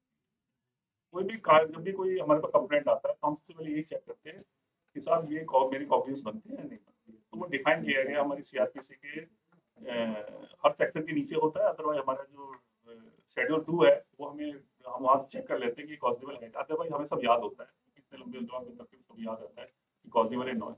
दूसरा ही नॉन बेलेबल है, इसमें जमानत नहीं है, अगर जमानत लेनी है तो उसको या तो सेशन कोर्ट जाना पड़ेगा, एंटीसिपेटरी लेनी पड़ेगी, या फिर रेगुलर बेल के लिए अरेस्ट होने के बाद से अप्लाई करना। सेक्शन 3 है साहब, इसमें imprisonment for a term which में एक्सटेंड 3 ईयर, 3 साल तक की सजा और फाइन है, और दोनों हो सकती है। उसके अलावा इसमें एक प्रोविजन है कि अगर आपका कोई इक्विपमेंट तोड़ता है, तो जितनी उसकी कॉस्ट है उसकी डबल उसको पे करनी। आईओ इन्वेस्टिगेटिंग अफसर मिनिमम रैंक सब इंस्पेक्टर होगा, ये इसमें रैंक भी डिफाइन कर देते हैं कि रैंक क्या होगा, जैसे इंफॉर्मेशन टेक्नोलॉजी, आईटी या साइबर क्राइम होगा, उसको इंस्पेक्टर रैंक से नीचे नहीं कर सकता। या हमारे जो मको हम लगाते हैं इसमें गैंग लीडर्स, इन सबके ऊपर, बदमाशों या गुंडों के ऊपर, उसमें हमारे एसीपी होते हैं। तो इसमें मिनिमम रैंक सब इंस्पेक्टर का कंप्लेंट जो है डॉक्टर या नर्स जो भी स्टाफ जो है वो देगा, उसके अलावा उसकी हेड ऑफ इंस्टीट्यूशन देती है, क्योंकि इसमें एक प्रोविजन है लॉ में 195 सीआरपीसी का, क्रिमिनल प्रोसीजर कोड में, कि जब भी किसी गवर्नमेंट सर्वेंट को या किसी के लिए जब उसके साथ कुछ भी अगर होता है, कहीं पर विक्टिमाइज होता है, तो उसका डिपार्टमेंट एक सैंक्शन देता है प्रोसिक्यूशन के लिए। ऐसी हमारी 197 में है, अगर जहाँ वो एक्यूज है गवर्नमेंट सर्वेंट और वो अपनी colour under the colour of duty कोई ऑफेंस करता है, तो 197 की सेक्शन उस एम्प्लॉय के खिलाफ है। तो दो प्रोविजन होते हैं, तो यहाँ 195 को इन्होंने यहाँ इस को भी इनकॉर्पोरेट कर रखा है। डैमेज टू प्रॉपर्टी मैंने आपको बताया, offender is liable to pay penalty twice the amount of medical equipment damage and loss caused to the property.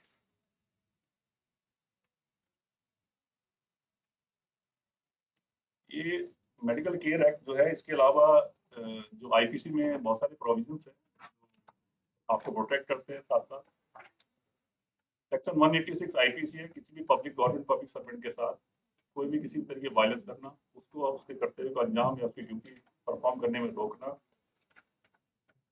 उसको डाइवर्ट करना या काम नहीं करने देना, 186 आईपीसी में ये ऑफेंस है।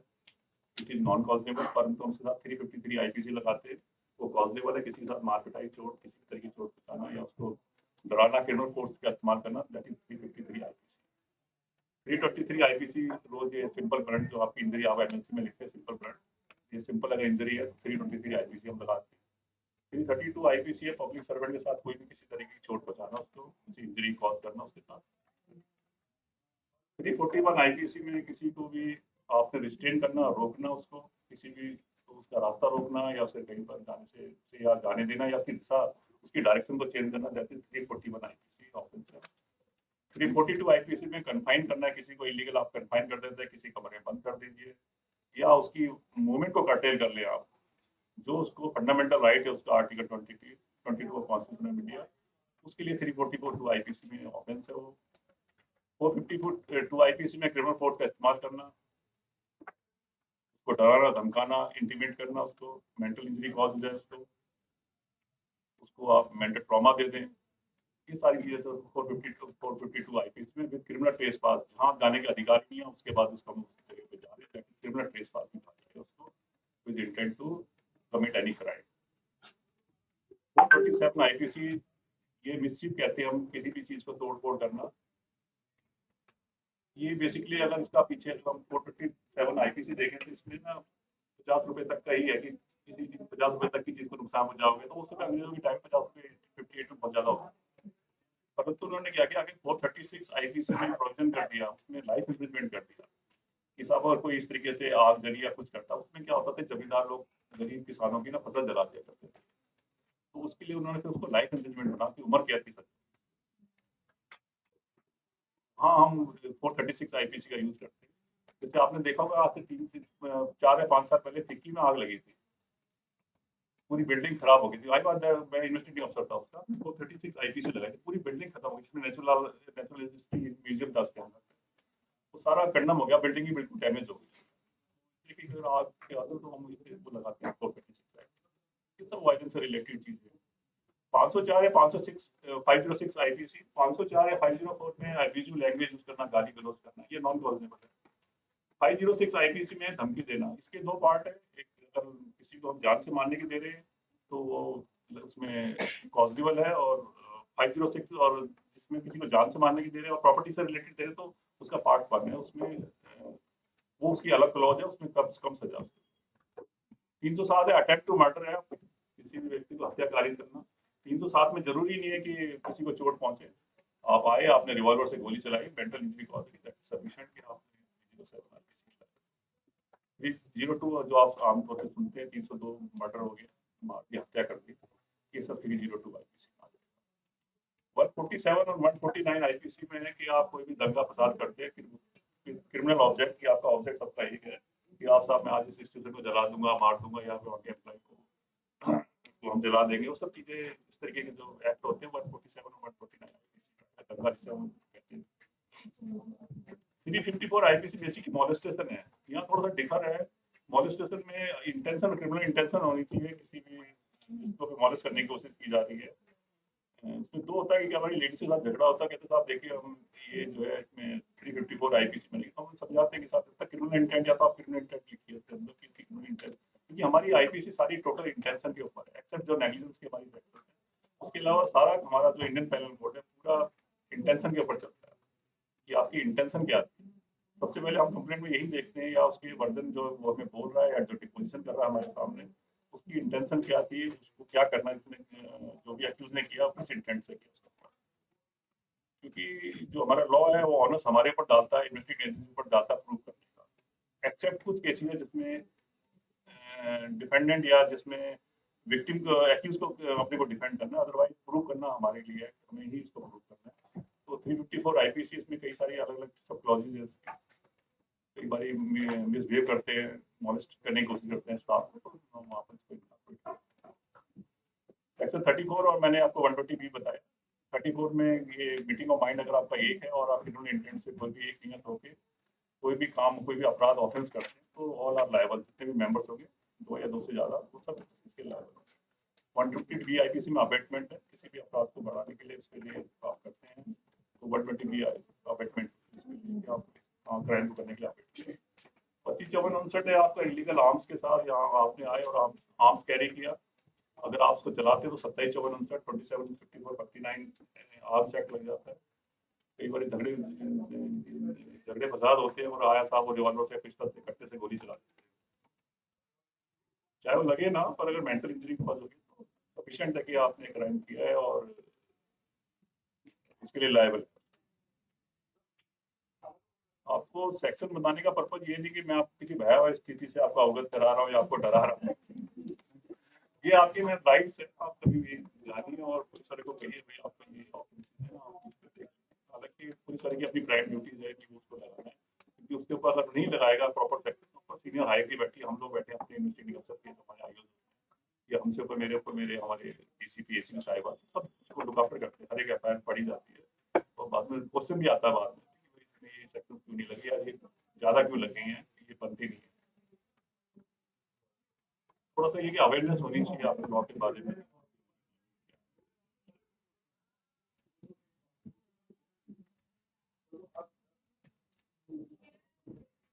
आप मेरी कहानी सुन रहे हैं, आपकी किसी की कोई उत्सुकता नहीं है? अच्छा अच्छा जरा आप सुना लो फिर हम जी हाँ प्लीज। हाँ जी हाँ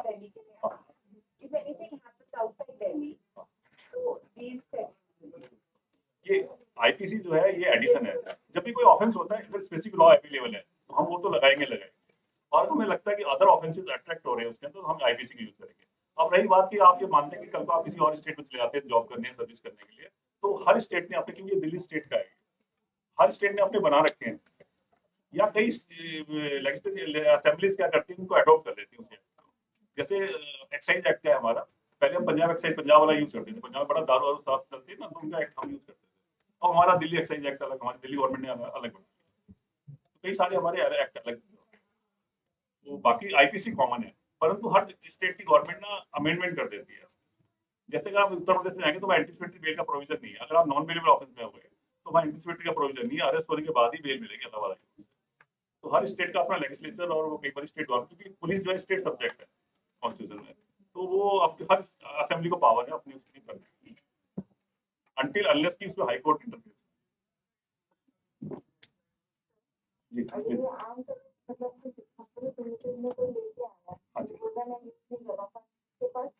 जी हाँ, उसमें देखिए अगर वो लाइसेंस ही ले रहा है तो वो कैरी कर सकता है क्योंकि उसको उसकी सुरक्षा के लिए मिला हुआ है। हाँ कैरी नहीं भी कर सकता, परंतु अगर आपका इंस्टीट्यूशन उसको अलाउ नहीं कर रहा तो वो लेके नहीं आएगा, क्योंकि आपका इंस्टीट्यूशन का रूल्स प्रिवेल करेंगे इसके ऊपर। अब मैंने अभी पीछे स्मृति ईरानी मैडम है, मिनिस्टर है, उनके केस से उसको वहाँ रोक लिया मैं मॉल में, साकिब मॉल सिक्योरिटी गार्ड। हमने कहा आप हमें नहीं रोक सकते क्योंकि हम ये पर्सनल सिक्योरिटी अफसर है और गवर्नमेंट सर्वेंट है, आपको उसकी ड्यूटी करने से कैसे रोक लोगे, किस एक्ट में किस लॉ में बनता है? वो प्राइवेट इंस्टीट्यूशन वो कांट, वो रोक नहीं सकता। हालांकि मैडम बड़ी नाराज थी, वो गई नहीं अंदर वापस चली। बाकी उसको उसकी सुरक्षा के लिए मिला। दूसरा ये नहीं उसको अगर आपने का इंस्टीट्यूशन अलाउ नहीं करा तो ये नहीं वो लेके चल देगा, हाँ भाई मैं देखिए मेरे पास ये है, तो वो ऑफेंस है फिर वो ये नहीं कि आपको देखिए फंडामेंटल राइट्स में भी है ना कि आपको अगर कुछ लिबर्टी है तो कहीं ना कहीं उसके ऊपर लिमिटेशंस भी डाली गई हैं उसके ऊपर। फ्रीडम एक्सप्रेशन है आपको, आप कीजिए। तो मेरे पास साइबर का कोई केस था, उसमें एक कंपनी के खिलाफ लिखा गया कि साहब ये चीट है फलाने, ठीक है फ्रीडम एक्सप्रेशन आप बोलिए, और एक लिमिटेशन है आपकी कि आप उसमें उस एक लिमिट से ज्यादा नहीं बोल आप उसको करेंगे कि ये नहीं कि आप दूसरे को नुकसान पहुंचाएंगे, तो आप अपना फ्रीडम एक्सप्रेशन किए पर दूसरे को नुकसान नहीं होना चाहिए। तो मैंने अल्टीमेटली मैंने उनका बैलेंस शीट निकाली, मैंने कहा देखिए साहब इनका डे बाय डे ईयरली इनका जो बैलेंस शीट देखें, इनका बिजनेस गिरता जा रहा है केवल इसी चीज के हिसाब, इनकी ये डिफेम कर रहा है बार बार। अल्टीमेटली मैंने डिफेंस सूट भी फाइल किया उन्होंने उसके ऊपर, तो फिर खैर कोर्ट ने मेरे को ऑर्डर दिए, तो हमने वेबसाइट को ब्लॉक किया। बेसिकली ये कि ठीक है आपको जहाँ लिबर्टी है तो वहाँ साथ में कंट्रोल किया, और जहाँ पावर या सत्ता कुछ भी चीज होती है ना, चेक एंड बैलेंस का प्रिंसिपल चलता है कि हर चीज का चेक भी होगा और बैलेंस भी होगा, तो बेटर ऑफ बैलेंस या कन्वींस कहीं ना कहीं चले प्रिवेल करेगी। ये एफआई नंबर 14/10 है, 2010 की है, पश्चिमी बिहार का केस थी, जो मैं आपको बता रहा ना, डॉक्टर साहब थी, लेडी डॉक्टर थी, उनको फिजिकल असॉल्ट किया गया। और ये मैंने पढ़ा पूरा केस भी, उसमें भी ये प्रेग्नेंट थी और अल्टीमेटली नुकसान हुआ। अब ये केस चाहे ट्रायल पे चला है, हाई कोर्ट गए थे लोग, तो हाई कोर्ट ने भी इसमें कोई दलील दी।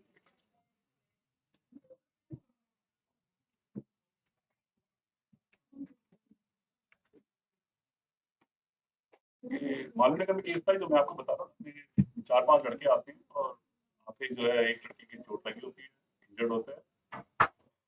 डॉक्टर साहब और नर्सिंग स्टाफ तो तमाम बिजी था किसी पेशेंट को देखने के लिए, क्रिटिकल पेशेंट को। इन्होंने उनके साथ गाली गलौज करी, मारपीटाई करी, और डॉक्टर साहब बहुत ज़्यादा मैन हैंडलिंग हुई, नर्सिंग से ज़्यादा काफ़ी छेड़छाड़। तो रात का वक्त था, हम भी पहुँचे, तब तक लड़के निकल चुके थे जब तक अक्सर होता है।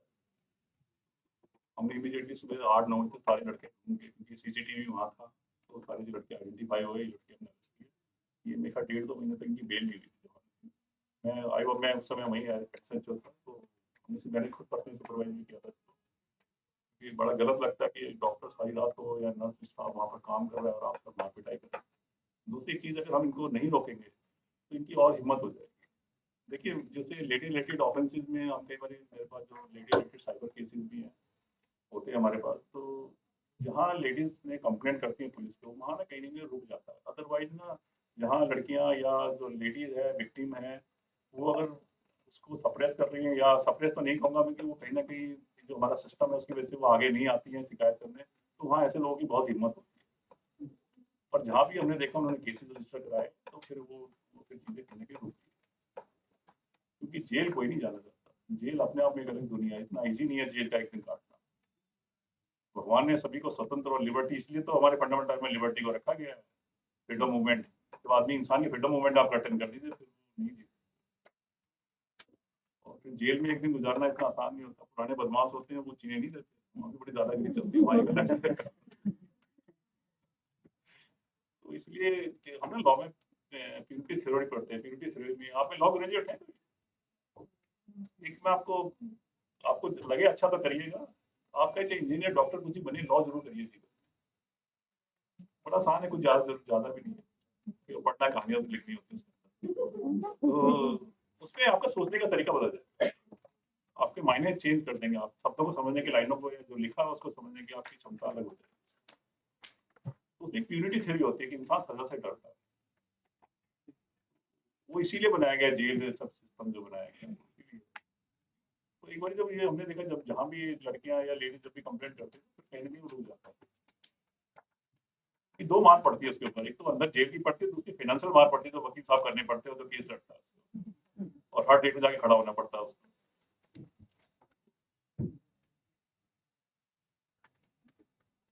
तो सबसे अच्छा कि इसमें नॉन वेलेबल है, तो ये नहीं कि आज वो अरेस्ट हो गया और छूटने के बाद फिर जो आ गया डॉक्टर साहब को धमकाने या नर्सों को धमकाने के लिए, या अपने मेडिकल स्टाफ को, तो वो देखिए अंदर ठीक ठाक बेचारे की वहाँ, क्योंकि वो 2-4 महीने से वहाँ काटनी पड़ती है। और फिर जितने भी आपके इक्विपमेंट टूटेंगे या जो भी इनको नुकसान पहुंचा, डैमेज किया उसने, जितनी उसकी कॉस्ट तो हॉस्पिटल रजिस्ट्रेशन देता है, उसकी डबल उसको फाइन होता है।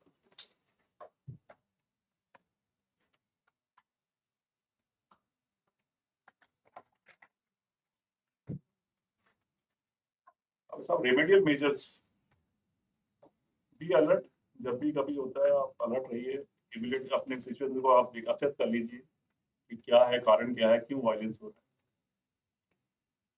विजिलेंट रहिए, सतर्क रहिए। अगर कोई आपको लगता है कि इस तरीके का विवाद या इस तरीके का झगड़ा या हिंसा या वायलेंस हो रहा है, तो आइसोलेट कर, सिक्योरिटी गार्ड, पुलिस को आप कॉल कर लीजिए।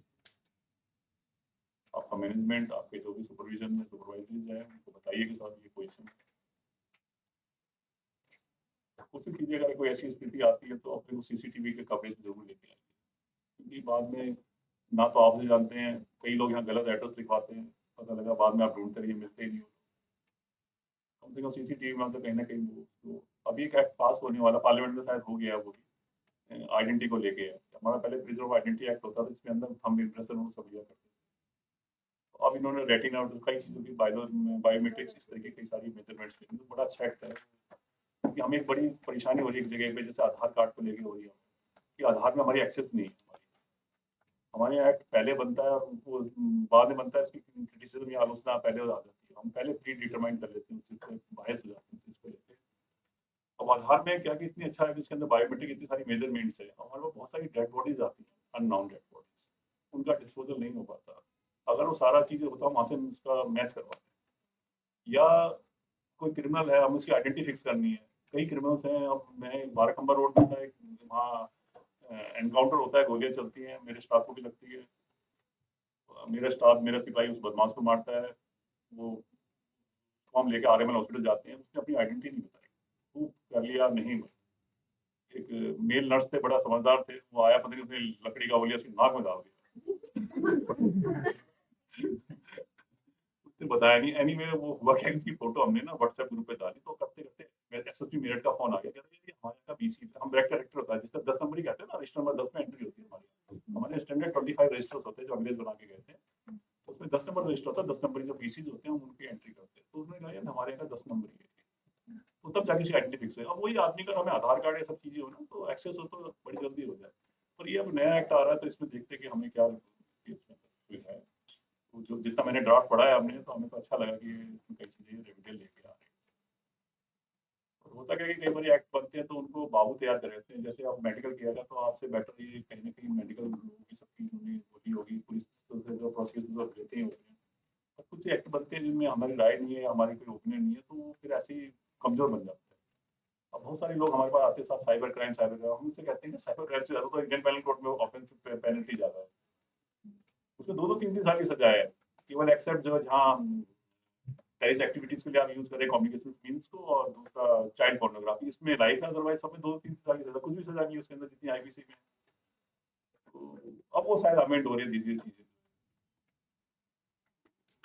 इसलिए जब भी आपके पास स्प्रिंकलिंग की सिचुएशन आए तो अपने को अंडर कवर सीसीटीवी कीजिए। फर्स्ट तो देखिए हमेशा वायलेंस अपने को बचाए, मैं ये नहीं कहता कि आप हमारी एविडेंस के या हमारे ढूंढने के चक्कर में आपको सीसीटीवी पर पिटते रहें, ये भी नहीं है, अपने को बचाए। एक आपके यहाँ आप लोगों ने वो अपने यहाँ बोर्ड लगा रखे हैं इसके बारे में, वायलेंस के बारे में? हाँ, काफी सारे, जैसे मैं सारा हॉस्पिटल एडीएम्स में गया तो मैंने देखा वहाँ लगे नहीं थे, मेरे सीएमओ साहब से बात में जानते थे, ऐसे से मैंने यहाँ से कहा भी मालूम नगर से, मैंने आप इसको लगवा लीजिए, क्योंकि वहाँ कह रहे रोज हमारे यहाँ इस तरीके से कंप्लेंट्स आती है।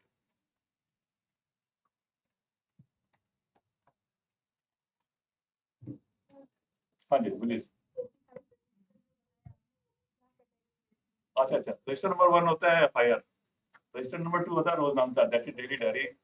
पुलिस एक ऐसा डिपार्टमेंट है जहाँ पर हम एक कदम ही बाहर रखते हैं तो उसकी एंट्री होती है। जैसे मैं यहाँ पे यहाँ आया हूँ तो मेरा डिपार्चर होगा, मैं अपने साइन से डिपार्चर करके आया हूँ, मैं वहाँ जा रहा हूँ इस सरकारी गाड़ी को लेकर, ड्राइवर मेरे साथ ले जा रहा है, वापसी में आऊँगा मैं उसकी एंट्री करूँगा वहाँ पर कि मैं वापस आ गया हूँ, या मैं कॉल को अटेंड करा तो फिर लिखूंगा हालात, लिखूंगा ये हुआ, या मैंने इसको मेरे स्टाफ को ये डायरेक्शन दी। तो ऐसे ही रजिस्टर सम्मन वारंट आते हैं 5 नंबर, 16 नंबर रजिस्टर में हम केस प्रॉपर्टीज ये रखते हैं, 25 नंबर एक हमारा सीक्रेट रजिस्टर होता है एसएसओ का, उसके 2 पार्ट होते हैं, एक पार्ट में हम अपने स्टाफ के बारे में लिखते हैं, कौन स्टाफ, क्या इंटेलिजेंस नेटवर्क है उसका, क्या उसकी इंटीग्रिटी है। एक में हम पब्लिक के बारे में लिखते हैं, मेरे इलाके की पब्लिक कैसी है, कौन लोग हमें मदद करते हैं क्राइम के लिए, कौन हम यहाँ इंसाइट या अबेट करते हैं, क्राइम को बढ़ाते हैं, या कौन भी ऐसी क्रिमिनल कास्ट है हमारे यहाँ, काशी वासी हमारे यहाँ होते हैं जो बर्गरीज करते हैं, वो सब चीज़ें। मैं पुलिस में जाना होता तो आप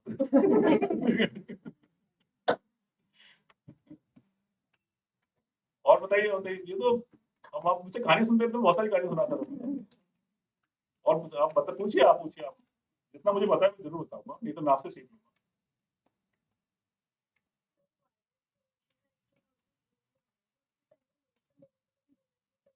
उसमें आईपीसी में डील करते हैं इन्हें पहले। अब होता क्या कि उसमें ना चोट और किसी को बचा दी, पहले अगर ये एक्ट ना हो तो अब आया एमएलसी बनी, सिंपल ब्रांड लिख दिया, वो नॉन कॉजिबल, हम 323 की रेफर रिपोर्ट लिख के उसको विक्टिम को देते हैं कि साहब आप जाके कोर्ट में करिए, नॉन कॉजिबल हमारी कॉपी। इसका ये फायदा हुआ कि ये नॉन अवेलेबल हो गया, और दूसरा विदाउट वारंट अरेस्ट करने में पावर आ गई, पॉसिबल हो गया, कॉग्निजेंस होती है हमारी पावर आ गई, इसलिए ये एक्ट हमें अच्छा लगा कि यहाँ प्रोटेक्ट किया नहीं था। इवन आपके एम्स का भी एक केस है हौसला थाने का, तो मेरे को याद नहीं आ रहा, उसमें बात शायद कॉम्प्रोमाइज हुआ, बात आपके यहाँ से कुछ चिट्ठी में जो जजमेंट पढ़ रहा था हाईकोर्ट की, उसमें शायद वो फिर वापस सेटल हुआ, हौसला पाने का केस है, आपका हौसला लगता है।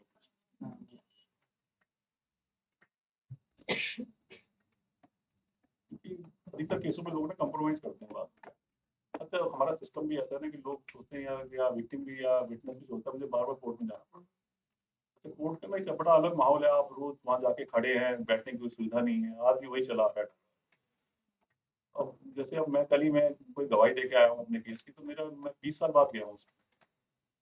और हमारे सिस्टम की मौकी देती है कि एविडेंस एक्ट तो हमारा अपने का हमारा बनाया हुआ है, उसमें है कि मुझे आइडेंटिफाई करना होता है एक्यूज को। मैं 20 साल बाद अपने रिश्तेदार को भूल जाता है, मैं उस बुजुर्ग मैं वो रेलवे स्टेशन में 2001 में रेलवे स्टेशन में था, तो कोई एक्यूज था, वो पेश हो रहा था, वो दोनों भाई जुड़वा टाइप के थे, पता नहीं क्या था, वो चेंज हो गए दूसरे दिन तारीख में, दूसरे दिन वो आया, वो हमारा एक सिपाही पर नायक पोजीशन कहते हैं वो होता है, पहचान के ये तो जज को बजा के बता, तो ठीक है आईओ को बुलाओ। तो मैं गया, आईओ साहब जरा देखना, अब जो एक्चुअल मुझे था, नमस्ते सर, मुझे मैं तो क्या पता वो मुझे पहचान रहा था।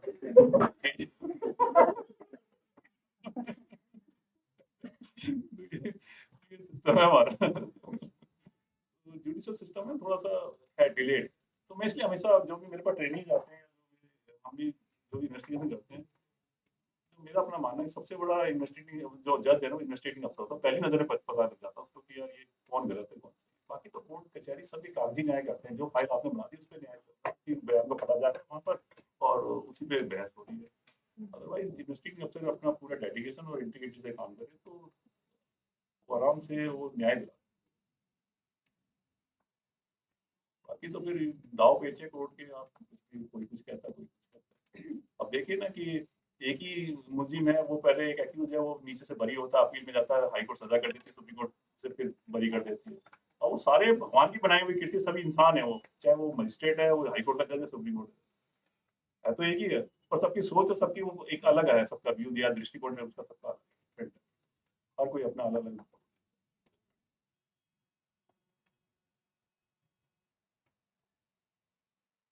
और आपको संपूर्ण ज्ञान मिल गया, आप और कुछ पूछिए ना, साइबर क्राइम से रिलेटेड पूछिए, कोर्ट में चीटिंग कुछ भी पूछिए। मेरा लंबा कैरियर रहा है व्हाइट कॉलर क्राइम का, मैं इकोनॉमिक ऑफिस में लंबा टाइम रहा हूँ।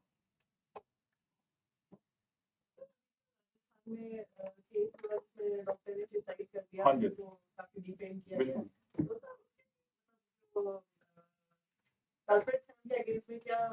तो यही एक्ट जो उन्होंने जो भी उनका स्टेट ने जैसा बना रखा होगा एक्ट है, वो बाकी जो 302 है, 147, 148 ये अपना दंगा करना या वो राइट्स करना, बाकी इक्विपमेंट तोड़ना, जो भी वो सब।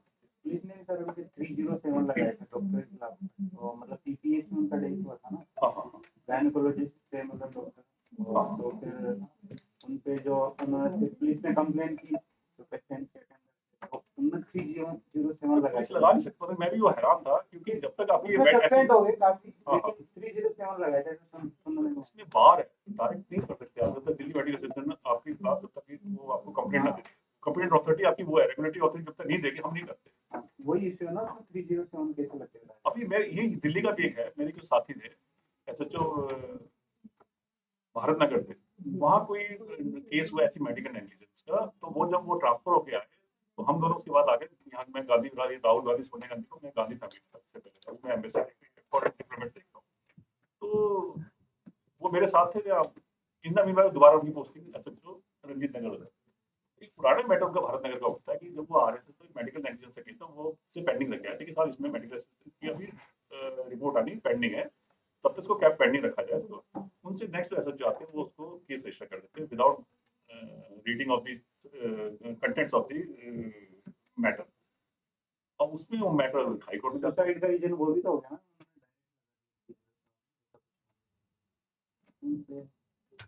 नहीं सर, वो तो आप उसको रिलेट नहीं कर पाएंगे। ठीक है, एक आदमी का मैं मानता हूँ कि देखिए कई बार आदमी मेंटल प्रेशर में आ जाता है, हो सकता है सर, पर ये तो या तो फिर देखो उसके सर्चेस क्या है, या फिर वो इन्वेस्टिगेशन में क्या हम प्रूव कर लेते हैं उस चीज को। कैसे प्रूव करेंगे कि बार बार से धमका दे दे, ये देखो आपकी एफआईआर करा दी है, अब आपको जेल भिजवाएंगे। अब वो एक वर्बल होता है कहना, एक आपका डॉक्यूमेंट्री चीज होती है कि आप जो है कि आप उस चीज को एक सीक्वेंस वाइज आपको ऑन रिकॉर्ड लेके आ रहे हैं, उसको प्रूव कर रहे हैं। अब इन्वेस्टिगेशन क्या है, कलेक्शन ऑफ फैक्ट्स तो है, और वो भी under the periphery of law, एक सर्कल जो लॉ का है उसके अंदर कि क्या वो चीज़ एविडेंस है या नहीं है, उसको आपने एविडेंस बनाना है कि ये प्रॉपर एविडेंस है विदाउट बेनिफिट डाउट, इसमें डाउट का कोई आइटा डाउट नहीं वो शायद वो डिपेंड करेगा। अब हर स्टेट में किस लेवल की इन्वेस्टिगेशन हो रही है वो भी डिपेंड करता है। आप मैं ये नहीं कहता कि आपके साथी भी होगा, आपको लगता है यार वो इतना कुशल है, लगता है यार नहीं वो इतना एक्सपर्ट नहीं है। ऐसी हमारे यहाँ पे पुलिस में भी है, कई नंदू है, ठीक है, 4 कागज लिख के मेरे को एक होता है नहीं यार, जब लिख रहे हो तो मैं बोला अदरवाइज जिससे वो डॉक्टर साहब हुए तो अब मैं भी हैरान अच्छा नहीं, पर एक चीज वो मैं ये हैरान था कि उन्होंने केस कैसे रजिस्टर कर लिया, क्योंकि देखो दिल्ली हाईकोर्ट, ये जो चाहे दिल्ली हाईकोर्ट है इसका रूल वहां भी प्रिवेल करेगा, मेरी मैजिस्ट्रेट कोर्ट या नीचे कोर्ट का नहीं चलेगा, और अगर किसी स्टेट की हाईकोर्ट कर रही है, कहीं आंध्रा की या कहीं और की करे, वो हमारे पे भी करेगा। तो ये हमारे यहाँ का ये व्यवस्था कर रखी है कि आप डॉक्टर के खिलाफ आप नहीं करेंगे। अब मेरे यहाँ मालूम नहीं कि नर्स और डॉक्टर्स के खिलाफ हमने नहीं किया जब तक दोनों एजेंसी हमें नहीं आ गया, जब उनकी रिपोर्ट आई तब हमने उनके खिलाफ किया।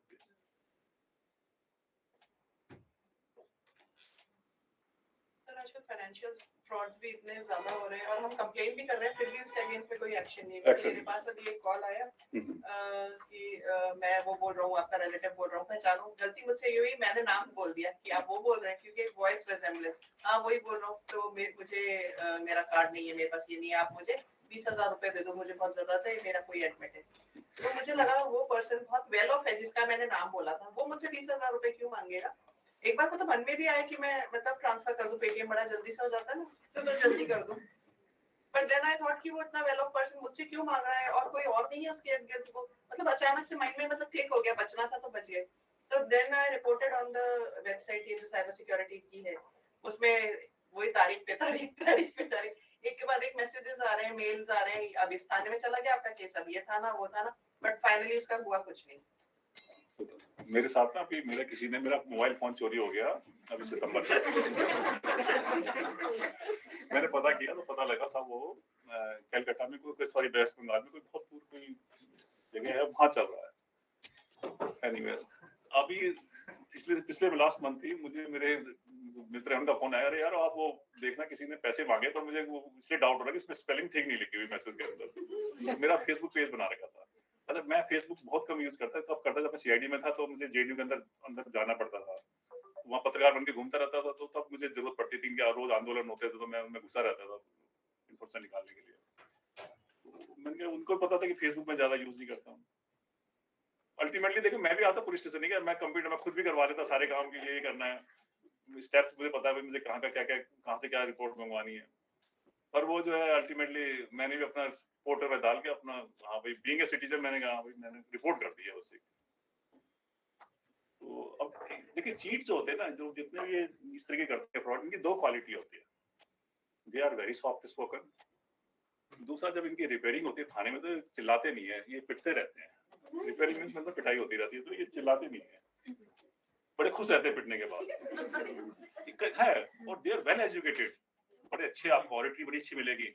हमारे जो सोसाइटी में ना इंग्लिश पे एक स्टैंडर्ड माना जाता है यार, क्योंकि हिंदी बड़ी अच्छी प्रभावशाली भाषा है अगर आप देखें तो बड़े अच्छा है, वेल स्पोकन, मतलब आप ये आपने सुना हुआ एक था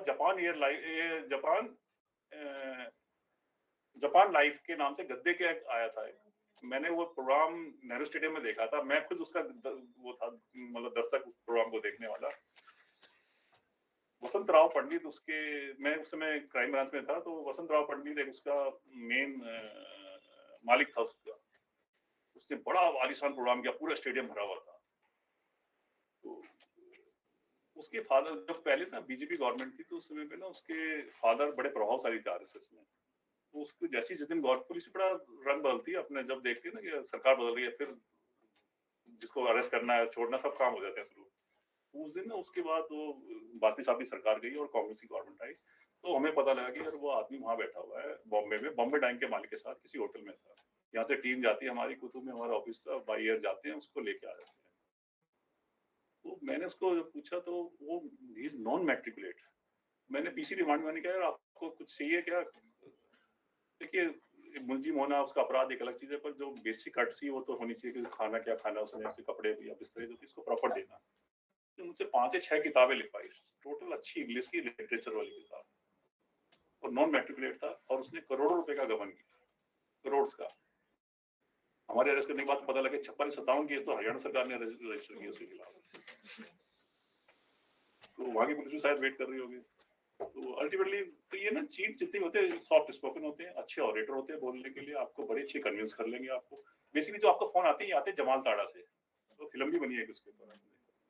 ये वहां से ना आपका सारी आपसे बड़े आराम से आपसे बात करेंगे। एक तो आजकल हम सबकी आदत है फेसबुक पे या अदर जो सोशल हमारी साइट्स हैं उन पे हम अपनी डिटेल बहुत ज्यादा डालते हैं। कहीं होटल्स में जा रहे हैं, कहीं घूमने जा रहे हैं, फोटो डाल देंगे उसके ऊपर। तो आते परिचय तो आप खुद ही अपना बायोलॉजिकल अपनी आइडेंटिटी खुद देते हैं, तो वो वहां से काफी सारे आइडियाज आपके वहीं से ले लेते हैं। फिर जितने आप ये कहीं भी जाते हैं आप मोबाइल नंबर लेते हैं, तो ये आपने देखा कहीं आप गए मॉल में, कहीं गए मोबाइल, वो देखो होता क्या है कि जीवन में कोई चीज आपको फ्री नहीं मिलती है। जैसे आप जीमेल यूज कर रहे हैं तो उसमें ना कहीं आप जैसे एडवर्टीजमेंट आती है तो आप कहीं ना कहीं कंज्यूमर का रोल प्ले कर रहे हैं उस एडवर्टीजमेंट को देख के। अब क्या होता है जितना डाटा आपका इकट्ठा होता है ये कंपनी आपकी पूरा डाटा को आगे भेज देती है, आपके फोन नंबर ही भेज देती है। अब ऐसे आप तो सोचते मेरा सिंगल फोन है, करोड़ों लोगों के फोन नंबर होते हैं। ये ऐसी जो ये लोग आते हैं ना, आप लोन ले लीजिए, फलाना ले लीजिए, ऐसे ही आते हैं आपको। अब होता क्या कि ये इतने अच्छी तरह आपसे बात करेंगे, कई चीजें आप अपनी लूज करते चले जाते हैं। आपका पिन भी पूछ लेंगे, आपका सीवीवी नंबर पूछ लेंगे, क्रेडिट कार्ड का नंबर पूछ लेंगे। हम ही करते हैं वो काम कई बार, जैसे कहीं मुंजी को अरेस्ट करना होता है जी मैं हाउस टैक्स से बोल रहा हूँ जी, वो आपका ये रह गया। हम तो खैर प्रेजेंस इंश्योर कर रही थी बंदा है या नहीं है, उसे जाके कि हाँ बैठा तो जाके ले आएंगे। इसी तरह हम उन्हीं से सीखे। हम भी अब कई बार वो पुराने रेलवे स्टेशन में था पिक पॉकेटिंग होती थी, तो उससे हम अल्टीमेटली मैं यार ये तो सब ठीक है, बंद करके भेज तो रहे हैं, इनसे की कलाकारी तो सीखे, करते कैसे हैं। तो हमें फिर बाद में पता लगा पुर्जा और इनकी लोकल भाषा है। पुर्जा होता है जो एक ऐसे आपको बस में, ट्रेन में या मेट्रो में आपको सहारा देता रहेगा, आपको लगेगा अच्छा इधर करने के लिए तो एक मशीन होगा जो मेन होगा वो काम कर रहा होगा आपके ये सारे इस तरीके से होते हैं। अब वहां होता क्या था कि जेब 300 रुपए निकल गए, जज को लगता है 300 थे। अब वो जज का अपना स्टेटस है, उसकी मतलब मान लिया 1.5 लाख रुपए तनख्वाह, उसे 300 रुपए कुछ नहीं लगते उस गरीब आदमी के जिसके गए। पर जिस आदमी के गए वो पेनीलेस हो गया, वो बेचारा उसके बाद 300 के अलावा है ही नहीं ना पैसे। तो वहां फिर एक हमारा दूसरा रूप आ जाता है, उठा के हम कहीं ना कहीं उसे एनडीपीएस में बंद कर देते हैं, जो कि इलीगल है। पर हम किसके लिए कर रहे हैं? सोसाइटी की भलाई के लिए कर रहे हैं ना, कि हमें पता है कि वो जेब तराश या जो पिक पॉकेटर है जाएगा, फिर आ जाएगा, फिर दोबारा वही काम करेगा, फिर ऐसे ही लोग। तो एक लीगल या लॉ को आप इम्प्लीमेंट करने के आप इलीगल मीन्स यूज कर रहे हैं। हमारा कोई हम रिस्क ले रहे हैं ना उस चीज को लेकर, गलत है वो काम, पाप है वो अगर आप देखा जाए तो। पर कर तो भलाई के लिए रहे ना। फिर वो भगवान श्री कृष्ण अर्जुन जी का वो संवाद याद आता है हमारे दिमाग में।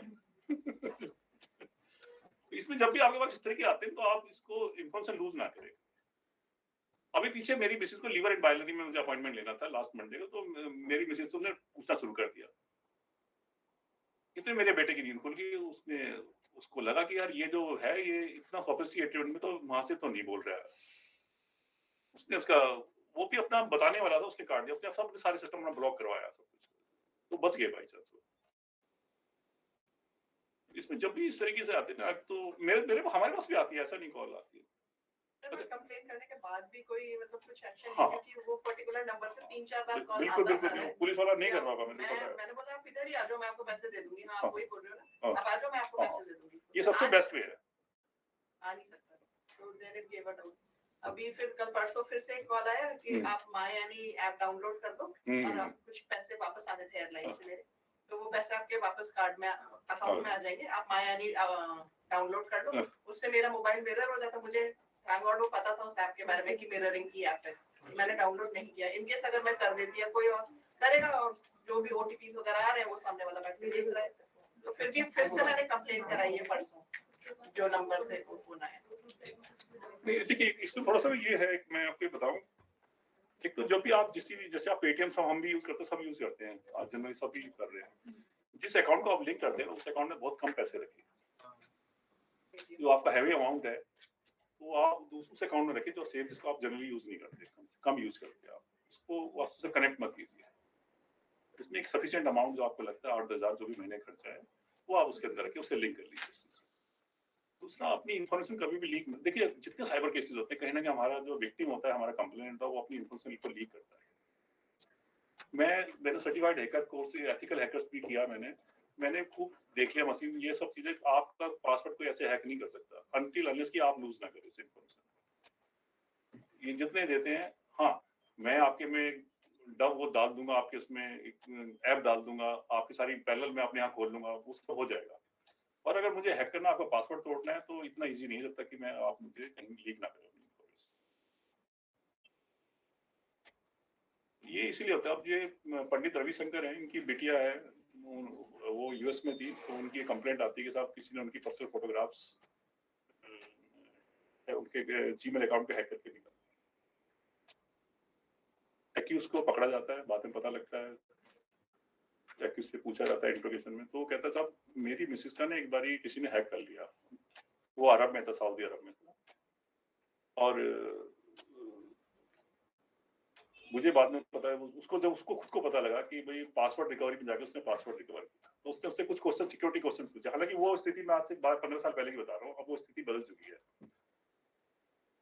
इसने उसके अकाउंट में गया और उसने वहां जाके उसका अकाउंट हैक करने की कोशिश करी, तो उसका उसने रिकवरी पासवर्ड के लिए डाला। उसने क्वेश्चन पूछा कि इसका आपका मास्टरपीस जो वर्क है वो बताइए आप। आनंदी नाम से ऐसी कोई, मैं एक्चुअली याद नहीं आ रहा मुझे, आनंदी है उसमें एक वर्ड। तो इन सेलिब्रिटीज की हर चीज अवेलेबल होती है इसके ऊपर। आप वो आपने गूगल किया, उसने आनंदी लोग ऐसी कुछ नाम था, उसने आनंद डाला, फिर लोग डाला, वो दोनों डाले, उसने वो खुल गया उसके अकाउंट में, सारी फोटो एक्सट्रैक्ट कर ली उसने। पर वो कहीं वो फंस गया कि उसका जो आईपी एड्रेस था वो अट्रैक्ट हो गया उसके एयरटेल के मोबाइल नंबर से, इसलिए वो फंस गया। फिर वो सारी चीजें कॉर्पोरेट होती गई, पासपोर्ट देखा तो पासपोर्ट से वीजा लगा, सऊदी अरब की पोजीशन है, फिर जो आईपी एड्रेस आया वो सऊदी का आया, फिर वो वापस आता थाने, जब वो धमकी उसको ब्लैकमेल के लिए करता है कि मुझे इतने करोड़ रुपए चाहिए, तो वो सारी फिर कोरिलेट होती चली गई। तो कहीं ना कहीं उसकी इन्फॉर्मेशन इजीली अवेलेबल थी उसकी। ये स्थिति कई बार हो जाता है। अब जहां तक पुलिस का है, एक तो ना दो कमियां हैं पुलिस में। एक तो मतलब बंडल ऑफ कंप्लेंट्स इतनी ज्यादा आ रही है कि इनके पास इंफ्रास्ट्रक्चर हमारे पास। दूसरा ना हमारा स्टाफ भी ज्यादा अवेयर है। ये मैं अपने स्टाफ में जजेस को भी देखता हूँ कि जो साइबर केसेस है वो भी डील नहीं कर पाते, बहुत चंद जज है। मतलब एक मैंने 12 वेबसाइट्स, एक केस था मेरे पास 12 कमर रोड पुलिस स्टेशन में, उसमें वेबसाइट जो मैं बता रहा था आपको कि उसमें उल्टा सीधा लिखे थे, 12 वेबसाइट है। अब ये वेबसाइट क्या है, आप भी देखेंगे consumercode.in, आपको लगेगा ग्राहक सेवा.com, आपको लगेगा सरकारी है। होता क्या है कि ये सोशल साइट इस तरह की बना लेते हैं। ये बिल्कुल वैसे ही जैसे आपने एक मकान के लिए प्लॉट लिया और आपने अच्छा फिर मेरे 500 गज का है, आप 100 गज तेरे को दे दिया तो दुकान चला ले। तो ऐसी वेबसाइट पे आपको ये गूगल एड और गूगल एडसेंस और ये आपसे जगह मांगती है कि साहब आप हमें ऐड देनी है, आप तो आप उसको से स्लॉट देते हैं कि आप अपनी गूगल एडसेंस आपको दे देंगे। आप गूगल एडसेंस आपको उसके अगेंस्ट में रेवेन्यू जनरेट होता है। जैसे आप जीमेल खोलेंगे, जितनी ऐड आती है आप बीके कंज्यूमर से बताया, तो जितनी बारी स्ट्राइक, जितनी बारी आप देख रहे हैं उसका रेवेन्यू जनरेट हो रहा है। जैसे आप यूट्यूब पे देखते हैं ना, इतने व्यूअर्स है, उसकी तो कमाई हो रही है जिसको आप देख रहे हैं। तो ये क्या करते हैं उसमें ना, ये आपकी हिसाब लिखना शुरू कर देंगे। उसके बाद जो है आप इनको अप्रोच करेंगे, मेरे बारे में क्यों लिख रहे हो, फिर ये एक्सटॉर्शन वाला आएगा, हम हटा देंगे ये पैसे। अब आप इनको ट्रैक करने चल दो, ट्रैक करोगे तो ये पता लगा कि इनका यूएस में या रशिया में इनके सर्वर वहां, ये यहाँ कुछ मिलेगा ही नहीं। आप इनको नोटिस दे दीजिए, सीआरपी जो हमारे प्रोविजन हम नोटिस देते हैं, तो इनकी चिट्ठी आती है हमारी नोटिस के लिस्ट में कि we are not govern by your law.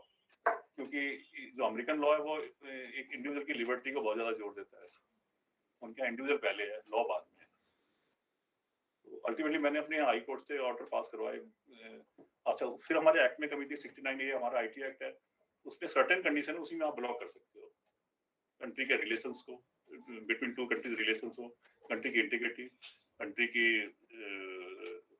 क्या नाम है,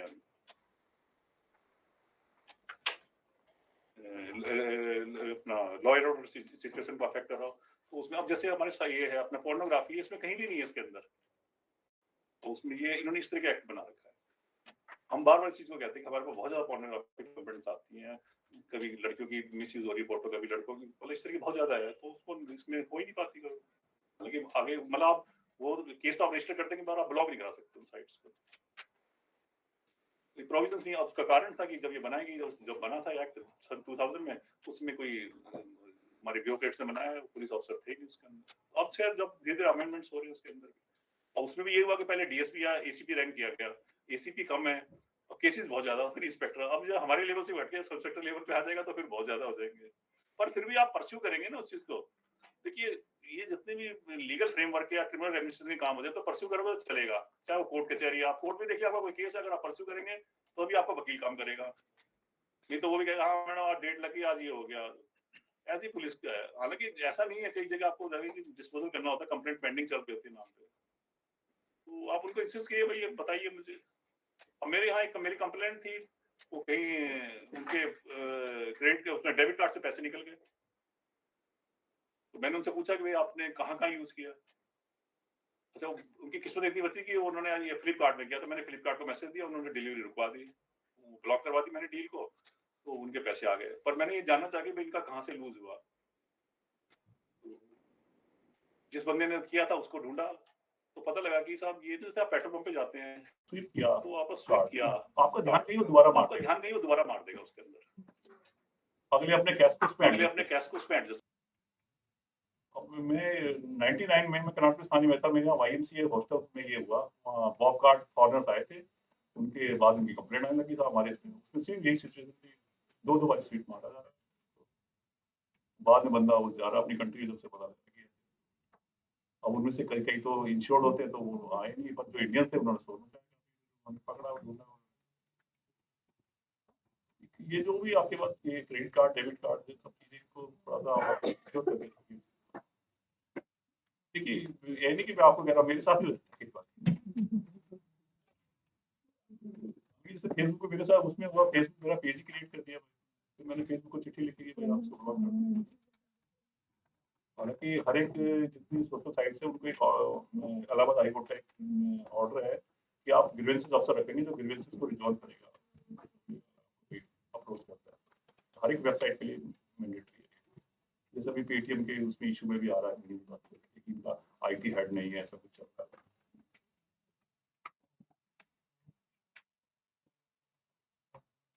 और बताइए सर, आप 30 इयर्स में सर्विस में था, इसमें इंस्पेक्टर लिखा तो प्रमोशन कैसे होता है?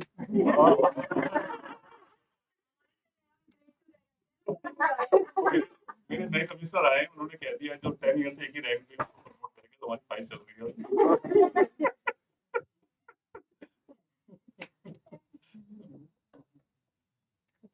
इतना मुश्किल है प्रमोशन आना में? डिले हमारे यहाँ 3 प्रमोशन ही होती है, इंस्पेक्टर एसी तक। अब मैं टॉपर हूँ अपने बैच में, तो देखा जाए तो अगर मैं स्टेट पे होता तो मैं भी DCP हो जाता। मेरे तो साथी जो वैसा ट्रेनिंग में रहते चंडीगढ़ में KJ में ट्रेनिंग करने गया स्टेट पुलिस वाले, वो अब तो ऐसे DCP बने हुए हैं। ठीक है, ये भी ठीक है, कोई ऐसा आ जाता मैं तो कई फैकल्टी से जाता हूँ।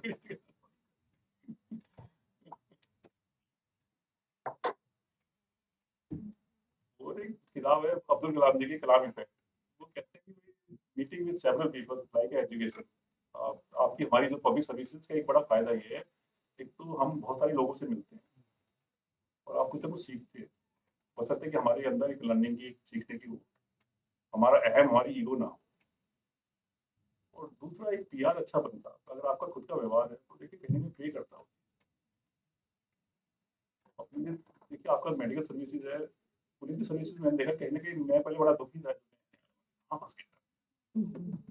अब अच्छा लगता है कि मतलब एक आपको कॉन्फिडेंस रहता है। अब मैं मतलब आप मानेंगे कि मैं नागालैंड कोहिमा इधर मैं अकेला चला गया इन्वेस्टिगेशन करने। अब मैं डरता हूँ कि मैं क्या करता था, बिहार के कोई बिहार से बुरा मत मानना, सिवान वान ऐसे इलाकों में जाता था, तो अब मैं डरता हूँ मैं करता क्या था, पर कॉन्फिडेंस रहता।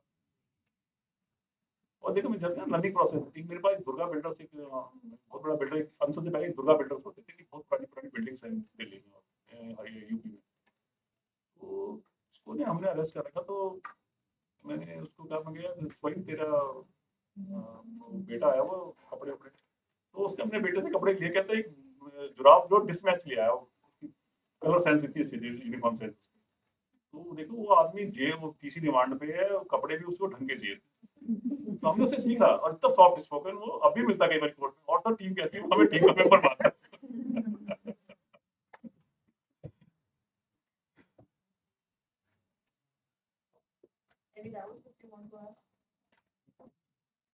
बताइए बताइए, मैडम भी बोर हो रही है, कह रहे कहाँ प्रिंसिपल साहब आएंगे, मेरे एसीपी है, वो भी बड़ा लेंथी है, वो भी काफी लॉ बैकग्राउंड से एलएलएम में, वो बताएंगे उसके बारे में, एक्सप्लोजन के बारे में।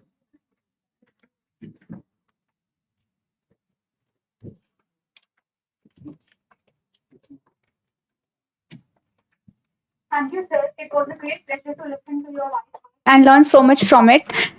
I request Miss Khushbu to present token of love to sir.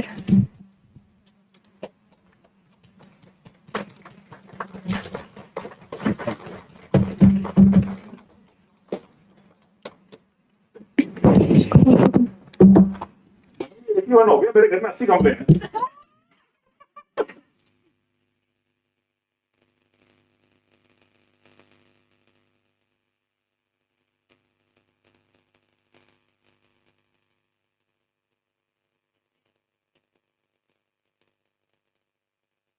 तो सीजनल सब्जियां लगाते हैं तो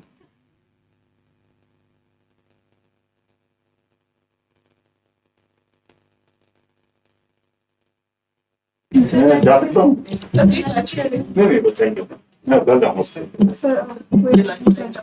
thank you ma'am.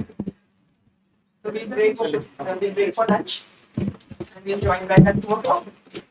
Thank you ji, thank you. Thank you, sir. Thank you, sir.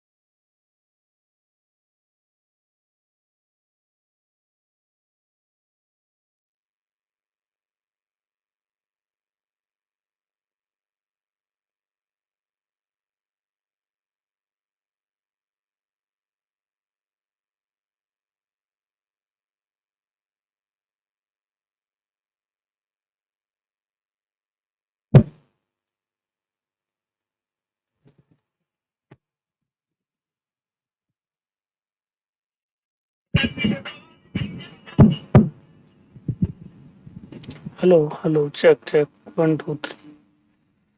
Hello, hello, hello, check, check.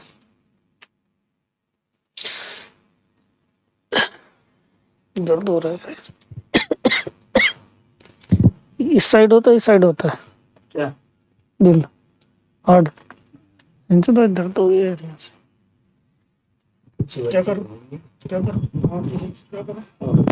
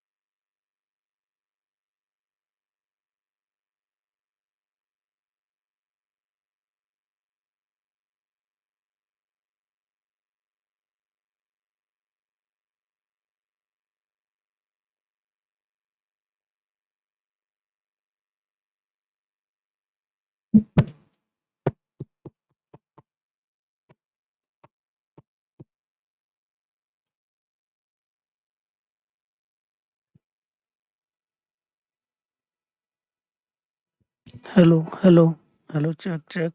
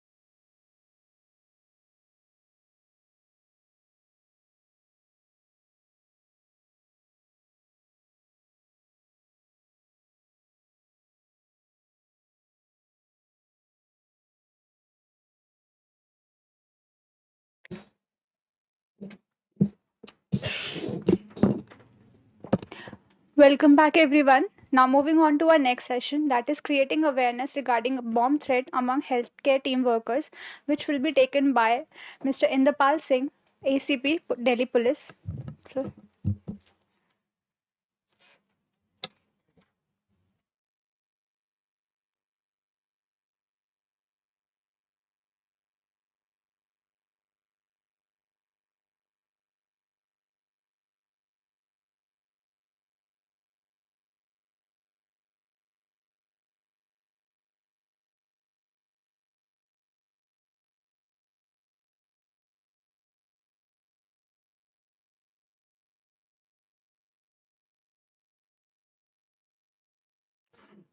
अच्छा, my self जैसे madam ने बता ही दिया, मैं इंद्रपाल सिंह हूँ, एसीपी। 89 में मैंने दिल्ली पुलिस को ज्वाइन किया था as a sub inspector. Now I am performing duties with the VIP securities except PM ना। All VIPs are being secured और we are providing security to all. तो मैडम दीना मैडम पहुंची हमारे पास, तो बड़े परेशान थे ये लोग।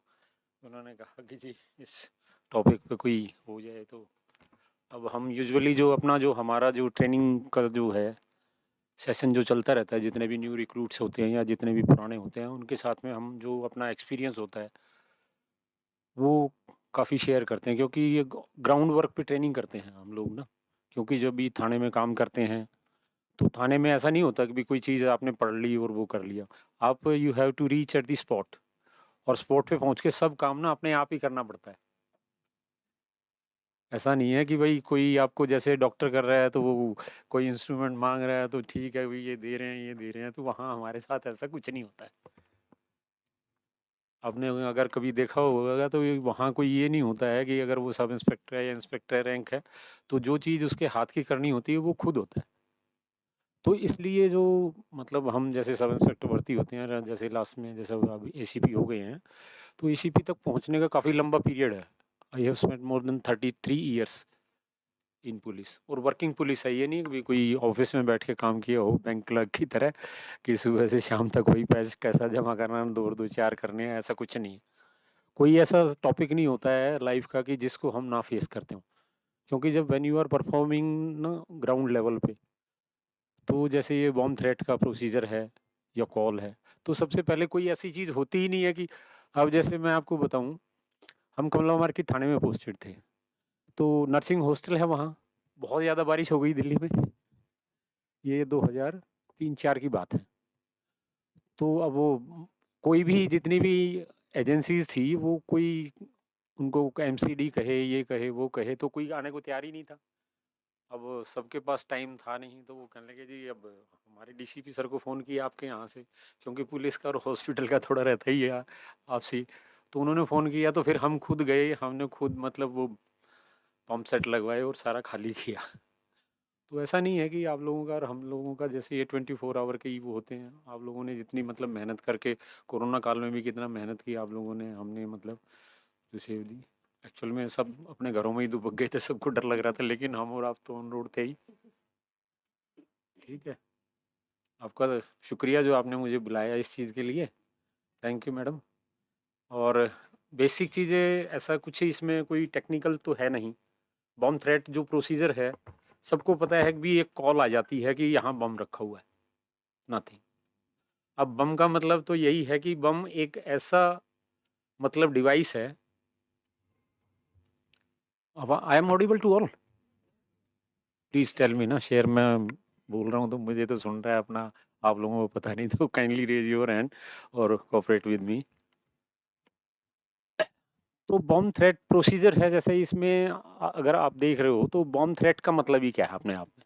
बॉम्ब थ्रेट का तो जैसे हम शुरू से ही हम सबको ये पता ही होता है कि यार छोटा होता है, जब मैं 3 साल का 4 साल का था, या जैसे आप भी होंगे, तो जैसे ही फेस्टिवल दिवाली आती है तो हम क्या करते हैं, मॉम मुझे तो बॉम्ब लेके आना है, चाहे मुझे बोलना आता हो या ना हो। तो सबको एक आवाज़ जो होती है वो अच्छी लगती है, ठीक है। और उसी से मतलब हम ये अगर यही चीज़ कह दें कि यहाँ हॉस्पिटल के फलां प्रांगण में या किसी फलां प्रीमाइसिस में अगर बम रखा हुआ है, तो फिर हम कितने पैनिक में आ जाते हैं।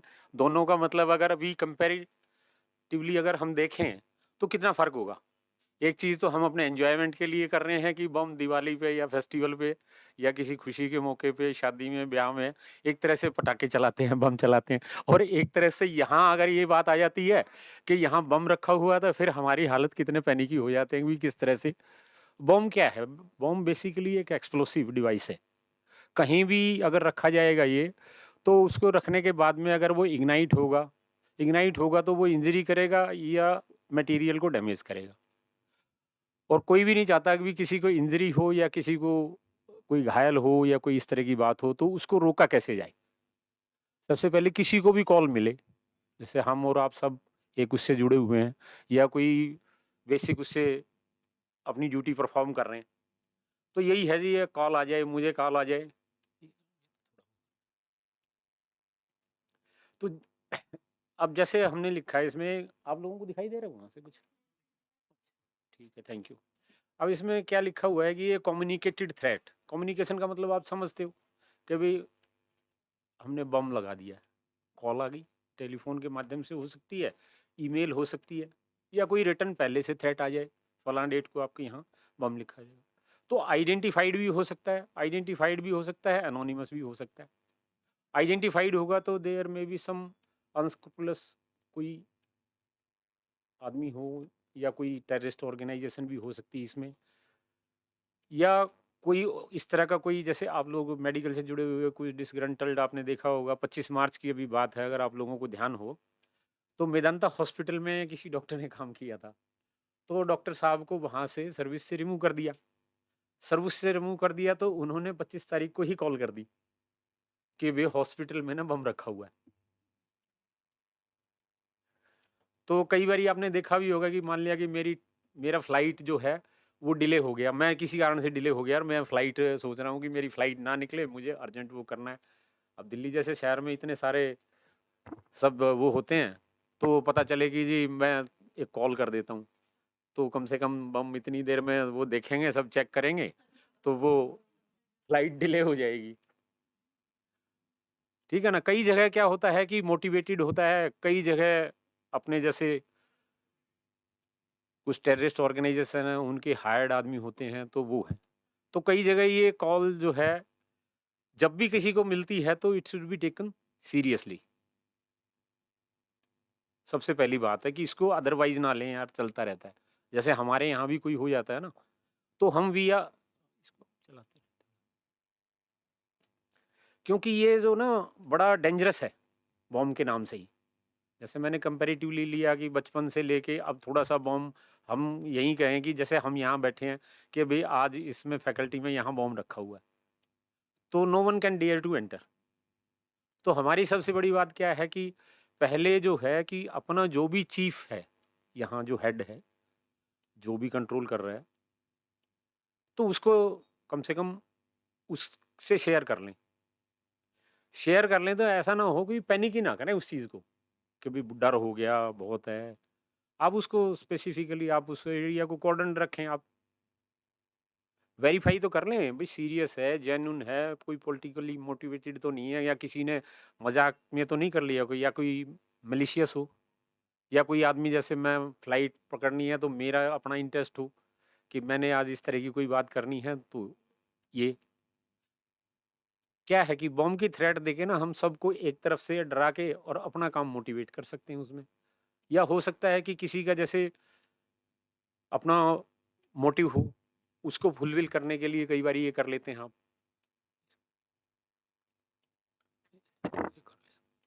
इसमें जैसे लिखा आपने देखा होगा, टेररिस्ट ऑर्गेनाइजेशन ग्रुप्स हैं, या कई बार क्या है कि जैसे अब हम ही हैं यहाँ, टेस्टिंग दी सिस्टम्स मीन्स क्या है, मॉक ड्रिल करते हैं ना कई बार हम, कि ऐसा कहीं रख दिया है बॉम्ब, और हम जैसे हैं सब उनको ट्रेस करें या देखें कि भी हमारी क्या क्या ड्यूटीज होंगी।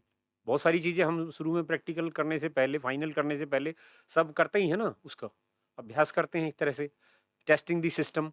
अब उसमें क्या है कि जो सब एक तरह से उसी तरह से मतलब रोल करें कि जिस तरह से एक्चुअल जैसे कॉल हो बॉम्ब थ्रेट की, और जब एक्चुअल कॉल होगी तो जिस टाइम हमने वो चीज़ परफॉर्म करनी है उसी हिसाब से ही हम अपनी मॉक ड्रिल को, टेस्ट को परफॉर्म करें। ऐसा ना हो कि भी जैसे ये हो गया थोड़ा सा डोंट टेक इट लाइटली। आपने देखा भी होगा कि आप लोग तो वैसे इस तरह के पेशे से सीरियस उससे जुड़े हुए हैं, जैसे हम भी हैं, किसी चीज़ को जाते हैं तो। और जैसे ही है कि हेड को बता दें, हेड फिर क्या है कि हमारे तक पहुंच जाए इन्फॉर्मेशन। जैसे पहले 100 नंबर पे होता था, आजकल 1112 है, 112 पे हम कॉल कर दे। 112 पे जब कॉल हो गई ना, तो ये समझ लो आपका रोल ओवर।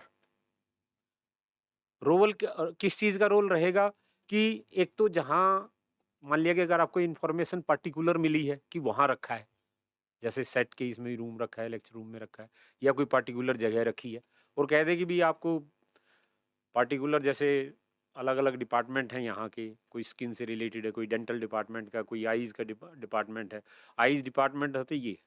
तो ऐसा ना हो कि आप लोगों को कोई किसी तरह की स्टम्पेड होने का डर हो। जो एरिया हो उसको एकदम से कॉर्डन ऑफ हो जाए, वो अपने आप कर लेंगे, उसमें कोई ऐसी वो नहीं है। आप लोगों को तो क्या करना है कि अपने आप को सेफ रखना है, और जहाँ कोई ऐसी जगह है या कोई चीज़ है तो उसको आप अलूफ रखें, उससे मतलब उसको छेड़े ही ना, क्योंकि हम तो एक्सपर्ट है नहीं। हमसे मतलब वो है जो टीम आएगी, जो मतलब इस चीज़ में प्रोफेशनली मतलब जो ट्रेंड हैं, उन्हीं को ही दो ना ये। हम कई बारी क्या होता है, कई बारी जैसे हमारे साथ भी हुई है ये कॉल, उन्होंने सोचा कि जैसे रेगुलर हम कॉल मिलती रहती हैं इस तरह की, तो उन्हें कहा था ये यहाँ बॉम्ब रखा हुआ है। एकदम से क्या होता है कि जो भी एक आदमी होता है ड्यूटी पॉइंट पे वहाँ पहुँच जाता है। पहुँच जाने के बाद में क्या हुआ कि उसने सोचा कि चल भाई मैं इसको ना खोल के देख लेता हूँ। उसने सोचा रोज़ ही मिलती हैं कॉल तो। अब जाके उसने खोल देखा तो वो एक्सप्लोड कर गया। एक्सप्लोड कर गया तो जो उसकी एक नेग्लिजेंसी थी, या जो उसने डेयरिंग एक्ट हो गया, उसका अब उसकी डेथ हो गई। डेथ होगी तो मतलब एक जवान तो चला गया ना। एक जवान को ध्यान करने में कितने हज़ार रुपए या कितने लाखों रुपए मतलब गवर्नमेंट स्पेंड करती है। हम और आप जो यहाँ तक पहुँचे हैं, जिसको आप जैसे आप जिस भी उसमें हैं प्रोफेशन में, तो ट्रेन करने के लिए एक डॉक्टर है या नर्सिंग का जो भी है, उसको स्टाफ करने के लिए पब्लिक एक्सचेकर से ही तो पैसा आता है। फिर बाद में तो हम देते हैं ना टैक्स। लेकिन एक लाइफ तो चली गई ना। लाइफ के पीछे उसके कितना बड़ी जिम्मेदारियां हैं, कौन उसको वो करेगा, बियर करेगा, फैमिली करेगी, गवर्नमेंट करेगी, समाज करेगा, किस तरह की बात होगी। तो इस तरह का कोई इसमें कोई तुम्हें कोई वो नहीं है भलाई कि आपको हो कि जी इसमें मैंने ये काम कर दिया तो मैं बड़ा बहादुर हो गया। तो इस तरह का कभी भी मतलब अगर कोई भी हमें भी जैसे यही है तो मतलब इस तरह की बात ना करें। एक और मैं बात बताता हूँ आपको। एक बार कॉल आई कि भाई यहाँ बम रखा हुआ है particular. We I was posted in the police station Ashok Vihar, उन दिनों की कॉल है। तो वहां से कॉल आई तो उसके बाद में पीसीआर पहुंच गई। सबसे पहले पुलिस कंट्रोल रूम की जिप्सी जाती है। तो वहां जाने के बाद में वहां से वो कहता नहीं मैंने पत्थर उठा के ना और उसके मार के देख लिया, वो बम नहीं है। तो कहने का मतलब ये भी नहीं है कि हम कोई लाठी लेके या कोई ऐसी चीज लेके अपने आप चेक करके ये देख लें कि भाई ये मतलब एक्सप्लोसिव कोई डिवाइस वो तो नहीं है। समझ रहे हो ना, आई एम फॉलोइंग। तो ये इस तरह की चीजें ना हो। तो बेसिकली आपके साथ ये शेयरिंग का यही है, क्योंकि टेक्निकलिटी जो है, बॉम्ब कैसे बनता है, क्या है, किस शेप में होगा।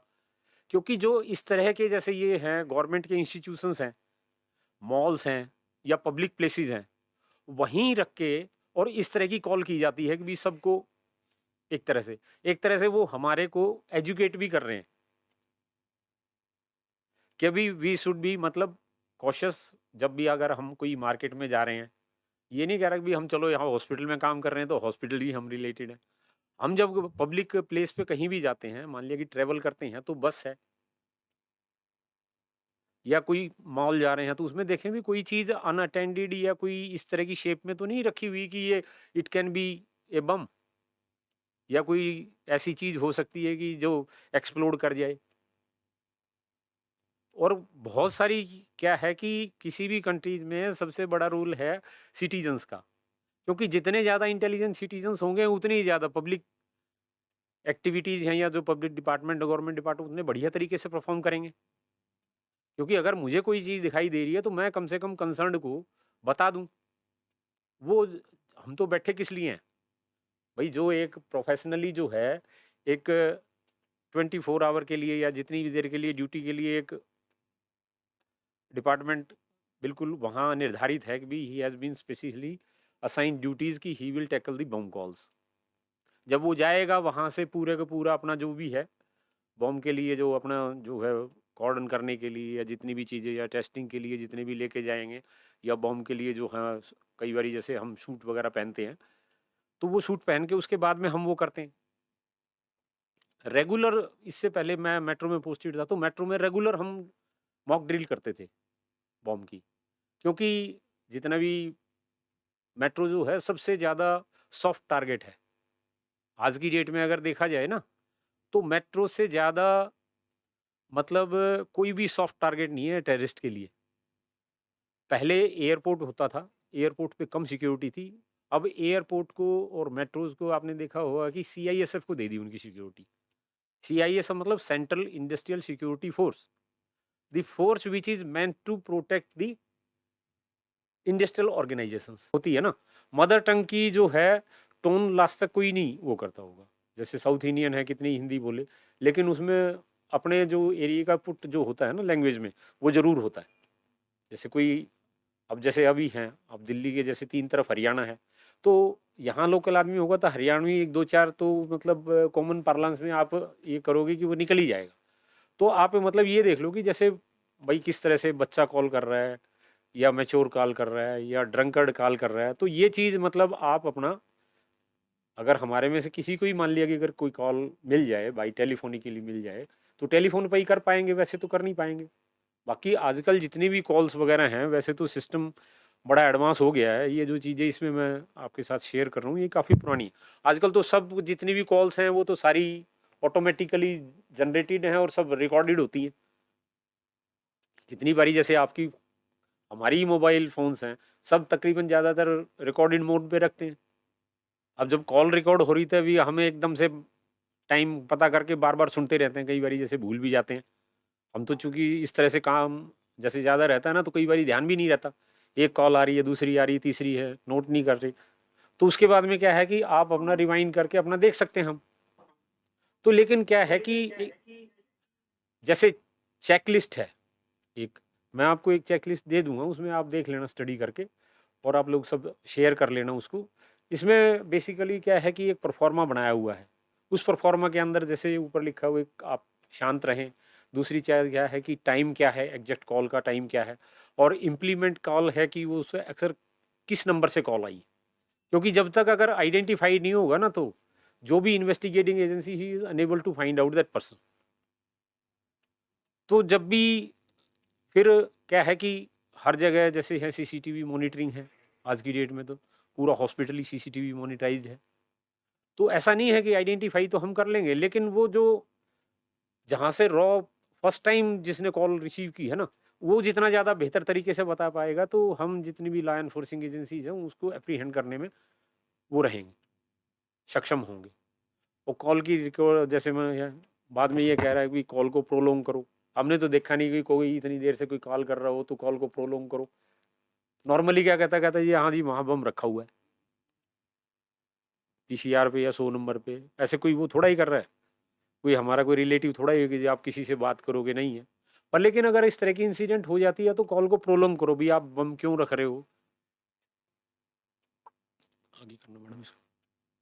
अब जैसे ये है इसमें 6 जैसे मैंने ये कहा अभी डब्ल्यू क्वेश्चन है इसमें, भाई बम कहाँ है, किस टाइम ये गो ऑफ होगा, मतलब किस टाइम एक्सप्लोड करेगा, किस तरह से कैसा दिख रहा है ये, और इसकी टाइप क्या है, आप कौन हो, व्हाट आर यू डूइंग। लेकिन है तो कहने में बड़ा इजी है एक तरह से, थ्योरेटिकल तो हम कर सकते हैं इसको कि जी हाँ बताओ बताओ, लेकिन कोई बताएगा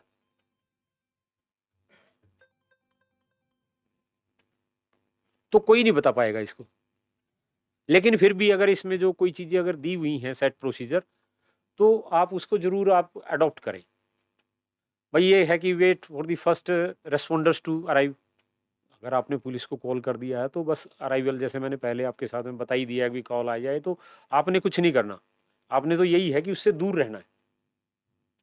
ये नहीं कि अगर हम उसके मतलब नज़दीक जाके खुद ही, जैसे मैंने उसका बताया एग्जाम्पल दिया कि अपने सिपाही जी वहाँ जाके चले गए,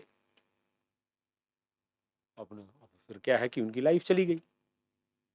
अगर यह है कि ये पैकेज का मतलब क्या है, इसमें पैकेज जो stay away from the others wash soap and rinse 15 minutes, इसमें क्या है कि कई सारे इस तरह से एक्सप्लोसिव मटेरियल्स हैं, अगर मान लिया हमारे हाथ में लग गया, अगर हम किसी हीट उसके पास चले गए तो वी कैन, वो अपनी इंजरी कॉल कर सकता है, कॉज कर सकता है।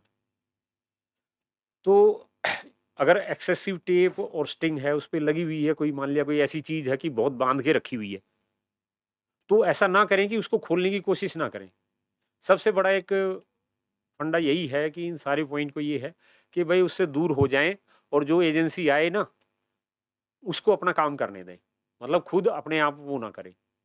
आप ये ना देखें कि उसका कैसा है, वो अनइवन है या लॉप साइडेड है, या उसके वायर्स लगी हुई हैं मेटल की, या किसी तरह से बदबू आ रही है, उसके अंदर से स्टेज ऑर्डर है, इसके अंदर कोई टाइटल लिखा हुआ है, नाम है। तो इन सब चीज़ों की कोई करने की जरूरत नहीं है, ये सब थ्योरेटिकल चीज़ें हैं। सबसे बड़ा काम है कंसर्न एजेंसी को, पुलिस को आप इन्फॉर्म करें, बाकी काम आके अपने आप को दूर कर लें सबको, जितने भी हैं। सबसे पहले क्या है, हर कोई चाहता है कि जान बच जाए, मटेरियल तो, प्रॉपर्टी तो बाद में भी डेवलप हो सकती है, कोई ऐसी चीज़ नहीं है, लेकिन लाइफ का तो कोई अल्टरनेट नहीं है ना। एक बारी अगर लाइफ चली गई तो वो तो दोबारा नहीं आएगी। तो सेव करे कि भी कोई किसी को इंजरी भी ना हो, और किसी को मतलब जान का नुकसान ना हो। क्या है कि भाई उसको ना तो टच करें ना उसको हिलाएं, और डोंट शेक और एम्प्टी कंटेंट्स उसके, अगर कोई सस्पिशियस पैकेज है एनवेलप में तो उसको बिल्कुल टच ना करें। और उसको क्लीन करने के लिए डोंट ट्राई टू क्लीन, अगर कोई चीज़ ऐसी है तो लीडिंग।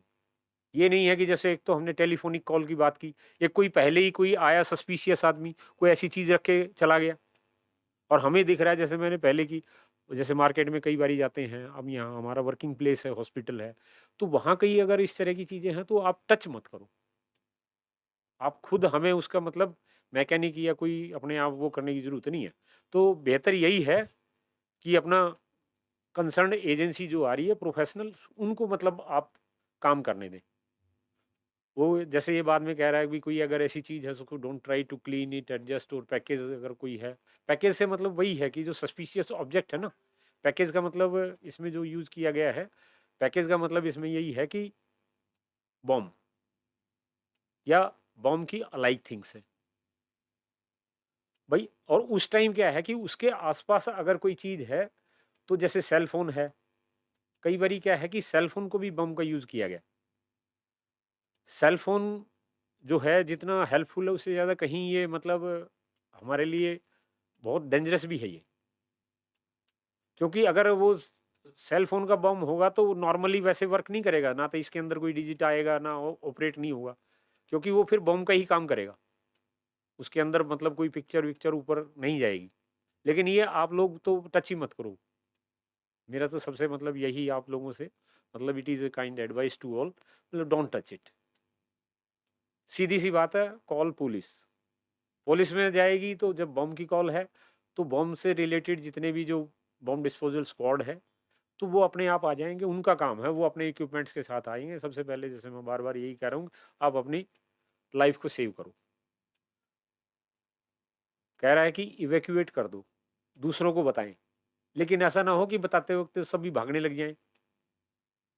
जैसे कई जगह क्या है, आपने अगर देखा हो, जब 2014 में मोदी जी आए तो पटना में एक रैली हुई थी, पटना की रैली में कंटिन्यू 6-7 बम ब्लास्ट हुए थे। अगर किसी साथी को ध्यान हो, 2014 में पटना में रैली हुई थी बहुत बड़ी, लेकिन क्या था कि बहुत ज्यादा भीड़ थी, अब पॉलिटिकल रैली थी, अगर उसमें जैसी आवाज हुई तो आवाज तो फिर पटाखा तो बम तो करता ही है ना। उन्होंने कहा था कुछ नहीं, किसी ने खुशी में ना पटाखे छोड़े हैं, मतलब this kind of message was conveyed by the police to the public. तो उसमें अगर एकदम से कहता भी बम फट गया है, तो जितने भी अगर वहां आदमी होते तो वो सब एकदम से, आपको पता है भीड़ की फिर कोई, क्राउड की परिभाषा क्राउड ही जानती है, बाकी कुछ नहीं होता। जो आदमी वहां जा रहे होते हैं आप उनको कंट्रोल नहीं कर सकते, किसी की नहीं मानती क्राउड, क्योंकि क्राउड का एक अपना टेम्परामेंट होता है, मूड होता है। हम तो रोजाना जैसे इतने दिन से क्राउड को कंट्रोल करते हैं ना, तो बड़ा मुश्किल हो जाता है। क्राउड में तो यही है कि आप अपने आप को सेग्रीगेट कर लें। तो इस तरह से मतलब पुलिस ने वहां अपना काम किया, तो किसी को इंजरी ही नहीं हुई। नहीं तो अगर यही कहे थे भी बम है, तो मतलब अब हम और आप लोग जैसे बैठे हैं, तो इतना मैच्योर हैं हम कि एक तरह से इस तरह की बात ना रखें कि अरे बम हो गया तो पता नहीं क्या होगा। नहीं, आपका जो रोल है अपना करिए। सबसे पहले यही रोल है, कंसर्न्ड कॉल पुलिस और अपने आप को दूर कर लो। अपने आप आएंगे, बिल्डिंग को अपना धीरे धीरे अपना खाली कर दो, अगर ईयर मार्क जगह है तो। नहीं है तो फिर भी आप छोड़ के, जैसे अब जैसे हम इसी यहाँ सेटिस में बैठे हैं इस बिल्डिंग में, तो आप बहुत सारी खाली जगह है, वहां आप चले जाओ। और उसको ना मतलब एक तरह से वो ना बनाए, रूमर ना हो। जिम्मेदार आदमी क्या करता है, वो अपने तक रखता है। आजकल तो पता है क्या है, एक फटाफट एकदम से चलता है। जितनी देर से मैं आपको बात कह के नहीं पाऊंगा, इतनी देर में तो टाइप हो गए, पता नहीं है कहाँ पूरे ग्लोबल हो जाता है। और क्या है कि सेग्रीगेशन का मतलब है कि एरिया जहां है उसको क्लोज कर दें। पुलिस को हो सकता है आने में देरी हो जाए, या कोई भी एजेंसी आए तो उसको आने में देरी हो सकती है, तो उस चीज से आप थोड़ा सा वो करें। क्या है कि मैंने पहले हो ही चुका है ये, तो उसको क्लीन पाउडर वगैरह है तो पहले से कोई चीज रखी हुई है। मान लीजिए मैं ही आया ऑफिस में मैंने आके देखा, खोला दरवाजा, ये है वो है, जैसे चौकीदार है या सुबह नाइट मॉर्निंग में शिफ्ट स्टाफ आता है, जैसे हेड आ गए, तो वो मतलब कोई चीज़ एबनॉर्मल है तो उसको आप बगैर उसके ना अपना एक्सपर्टीज ना दिखाएं कि मैं कर ही लूंगा इसको। स्मेल आ रही है, कोई ऑर्डर है, यहाँ तो कोई पता ही नहीं चलता कि यहाँ हॉस्पिटल में कैसे पता चलेगा। वो एक तरह से मेडिसिन भी हो सकती है और एक तरह से एक्सप्लोसिव पाउडर भी हो सकता है, उसमें कैसे आप करोगे, नहीं कर पाओगे। क्या है कि उस एरिया को कवर कर दो, कंसर्न एजेंसीज को जो है, आप करोगे तो पुलिस तुरंत आती है। दिल्ली में कम से कम इतना तो है कि आप 100 नंबर में कॉल करोगे तो 10-12 मिनट में, एटलीस्ट हमारी एवरेज है 15 मिनट के अंदर पुलिस पहुंच जाती है। क्योंकि सारा एरिया दिल्ली का इस तरह से मतलब नेट से जुड़ा हुआ है, एकदम से कॉल पहुंचेगी। और ये नहीं है कि हम रेगुलर कॉल करते रहते हैं, मतलब पब्लिक को ना भी पता होता ना। तो अब चूंकि ज़्यादा हो गई है पब्लिक, तो थोड़ा सा ट्रैफिक की वजह से ना बड़ी परेशानियां हो रही हैं। वो क्या है कि पुलिस ही फेस नहीं कर रही। पुलिस क्या है, पुलिस भी तो पब्लिक में से ही पुलिस है। कोई ऐसे कोई वो थोड़ा ही कि पैराशूटर रहेंगी जी, चलो वहां हो गया तो एकदम से वो आ गई।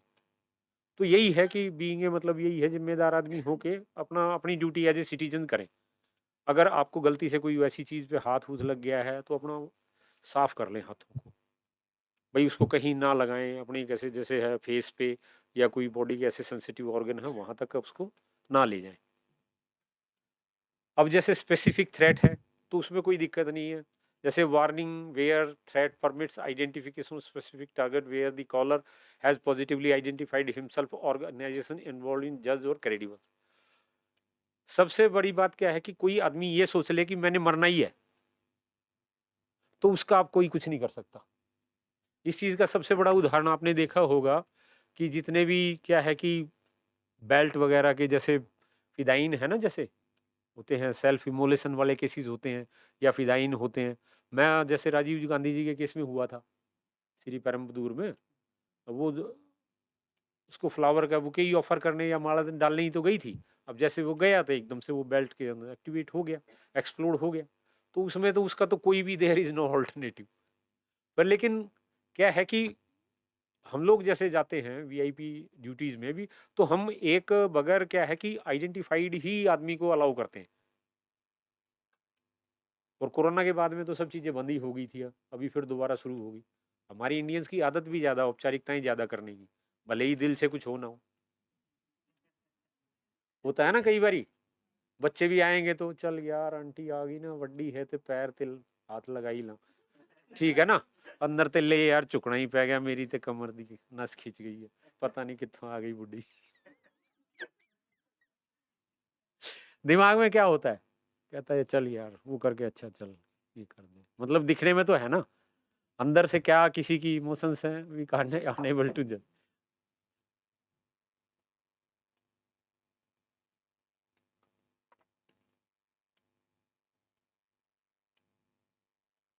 आगे जो अच्छा, नॉन स्पेसिफिक थ्रेट के बारे में हम पहले काफ़ी डिस्कस कर चुके हैं। इसमें है warning that can be related to one और more targets, there doubt about the credibility, about the effectiveness और executive counter measures. Counter measures में क्या है हमारा कि भी अगर कोई भी अगर इस तरह की हमें लग रहा है कि ये बॉम्ब थ्रेट से रिलेटेड अगर कोई चीज़ है, तो हम पहले से ही सोच लें, इसमें काउंटर मेजर अपना कर लें पहले से ही, जैसे प्रिकॉशंस है ना, वो अडॉप्ट कर लें। और जैसे अगर कोई डाउट है तो वो क्लियर कर लें। ऐसा नहीं भी ये एक तरह से वार्निंग है, जैसे एडवांस में ही सारी चीज़ें मैंने मिक्सअप कर दी हैं स्टेप वाइज लेने से पहले ही, आपको समझ आ रही होगी। चलो मैडम, ये तो हो ही गया इसमें। अब जैसे सर्च सस्पिशियस आइटम्स की है, सस्पिशियस आइटम्स में it can not be defined. अब हम इतने ही आदमी हैं तो इतने में से कौन सस्पिशियस हो सकता है, कैन बी आइडेंटिफाई। तो सबसे बड़ी चीज है कि सस्पिशियस क्या है, जो चीज जहां नहीं रखी जानी चाहिए अगर वो चीज वहां दिखाई दे रही है तो it creates suspicion in our mind. Suspicion का सबसे बड़ा डेफिनेशन तो यही है। अब जैसे हम ही हैं, अभी एक सीट खाली क्यों है मैडम, ये साथ ही बैठ सकते थे, इट क्रिएट्स ए सस्पिशन। अगर मान लिया पूरी बस ही भरी है या पूरी मेट्रो है, उसमें पता है एक पार्टिकुलर जगह ही खाली पड़ी, तो हो सकता है किसी ने उल्टी कर दी हो, वे जाके वैसे ही जाके बैठ जाओ। तो सस्पिशन के मामले में और बॉम्ब के मामले में तो यही है कि भी अगर कोई मेरे ऑफिस में या कोई ऐसी जगह है, जैसे हम ही यहाँ हॉस्पिटल में आ रहे हैं तो हमें दिख रहा है कि कोई एबनॉर्मली कोई थैला रखा हुआ है, तो वो एक तरह से अगर हमारे दिमाग में यही है, या it can be a bomb. अब जैसे अब आप ये कहोगे कि हाँ जी, बॉम्ब के बारे में क्लास तो अटेंड करके गए थे, दिल्ली पुलिस के एसीपी साहब आए थे, हो सकता है ये चीज हो। तो मतलब आपको एक तरह से टू बॉम्ब थ्रेट के बारे में एक तरह से अलर्ट करना ही है। अलर्ट करने का सबसे बड़ा तरीका यही है कि कंसर्न को कॉल करो आप, और अगर कोई आपको कोई ऐसी सस्पिशियस चीज दिखाई देती है तो मेक ए कॉल। आपको कोई पुलिस पूछने वाली नहीं है कि आपने क्यों 112 पे कॉल की, मुझे लग रहा था बस, दैट्स ऑल। किसी को आज तक किसी को कुछ नहीं। और आपका तो अपना इतना बड़ा ऑर्गेनाइजेशन है, यहाँ तो वैसे भी किसी ने कुछ नहीं। अब पुलिस पहले वाली पुलिस है भी नहीं कि इतना ज़्यादा वो करती भी नहीं। आप लोगों को जैसे अब मैं कहूँ तो अच्छा नहीं लगता, आप लोग ही बताओगे तो हो सकता है अलग अलग अलग अलग का अलग अलग एक्सपीरियंस हो सकता है। इसमें है कि जैसे काउंटर मेजर्स हैं, काउंटर मेजर्स में इनसाइड दी हॉस्पिटल्स, ये आप सब लोगों ने कर ही रखा होगा। सारी कॉल वगैरह तो आईडी से होती ही होंगी, कि सबको पता चलता होगा भी जितने भी आईडी ऑपरेटेड हैं, टेलीफोन्स हैं, आजकल तो लगते ही सब जितने भी हैं कंसर्न जो हॉस्पिटल में, सबकी आईडी आई जाती है। और क्या है कि ये तो given to local newspaper caller is identified, वो आपका काम तो है नहीं, वो हमारा काम है। अगर इस तरह की कोई कॉल होगी तो हम अपने आप आइडेंटिफाई कर लेंगे। अब क्या है कि prompt evaluation of A call with the bomb warning assignment form, वही है। ऐसा कौन फॉर्म भरेगा, किसी को फॉर्म भरने का टाइम नहीं है, लेकिन जब आएगा तो एक तरह से चेकलिस्ट है। उस चेकलिस्ट में मतलब अब ये चीज़ मेंशन करनी है हमने कि भाई यही है। Training the of the employ, जैसे हम लोगों ने आज ये है कि थैंक्स टू ऑल की मतलब आप सब लोगों को बुलाया और हमें भी बुलाया, और बॉम्ब थ्रेट के बारे में एक तरह से जो है कुछ अगर कोई छोटी छोटी भी चीज़ें, यही है कि बॉम्ब थ्रेट है। हाँ, बॉम्ब थ्रेट का मतलब तो यही है कि बम का खतरा है, इससे ज़्यादा क्या है।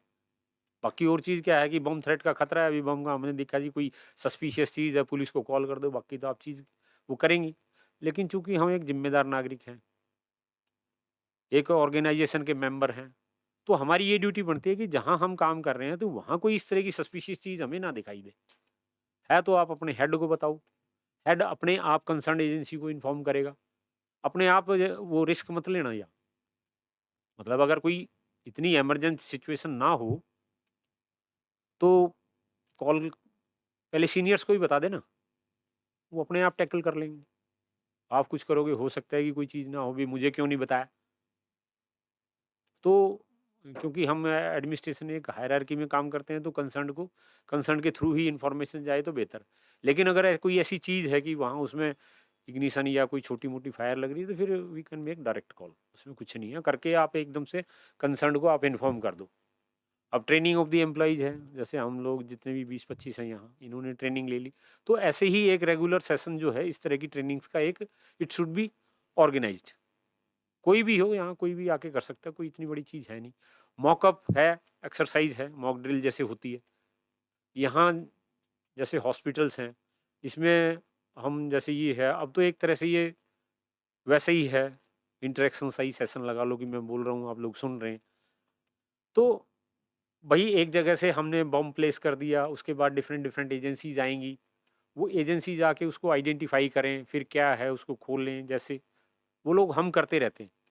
लेकिन आप लोग जो हॉस्पिटल्स के जो कंसर्न जो हैं, जो भी जिम्मेदार हैं सिक्योरिटी से रिलेटेड हैं, वो मतलब एक आध बारी कॉल जरूर करा लें कहीं ना कहीं, मॉक ड्रिल होगी भाई आज।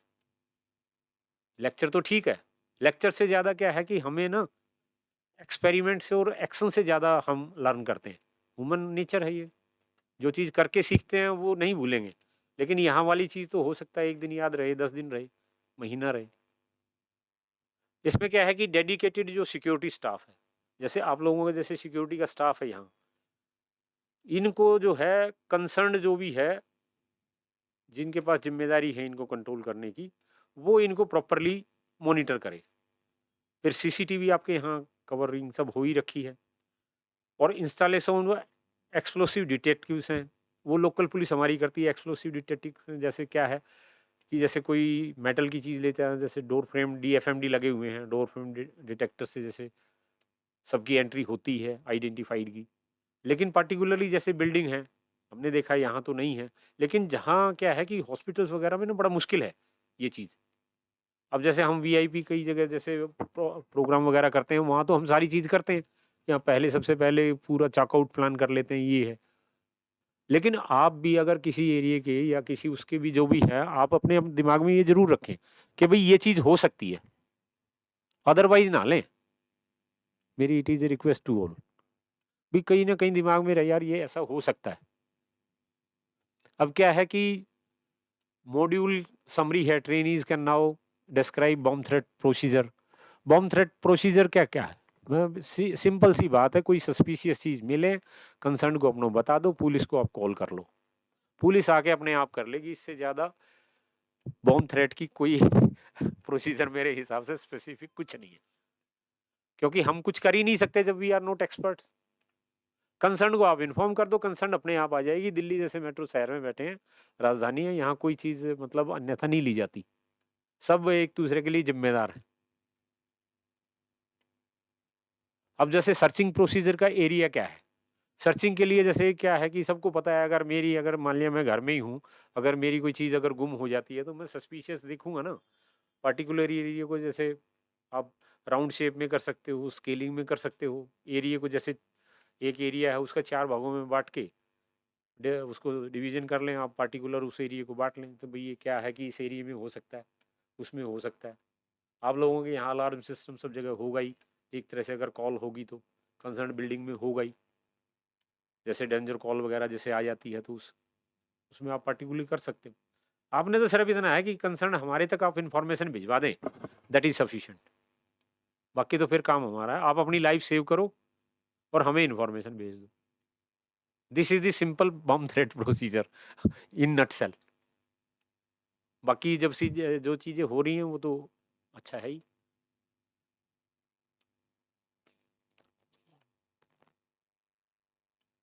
और कुछ किसी साथी का कोई क्वेश्चन हो तो thanks to all for patient listening. एक चीज में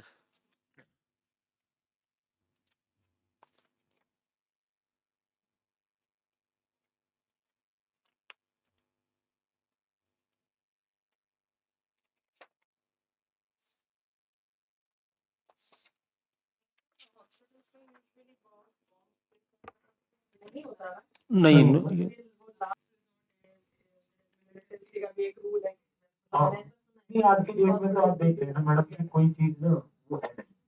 पहले क्या होता था, जैसे आमतौर पे क्या होता था कि जैसे आप जाओ, जैसे लेडीज है, लेडीज के साथ में इन्फेंट होता था तो पहले तो ऑर्गेनाइजेशन थे ना कुछ अपने उनके नॉर्म्स थे, कोई एथिक्स थे। आज की डेट में ना जिस तरह से टेररिस्ट एक्टिविटीज हो रही हैं, इसमें मैंने देखा नहीं है कि कोई इस तरह की लोग फॉलो कर रहे हैं, कुछ भी कर सकते हैं।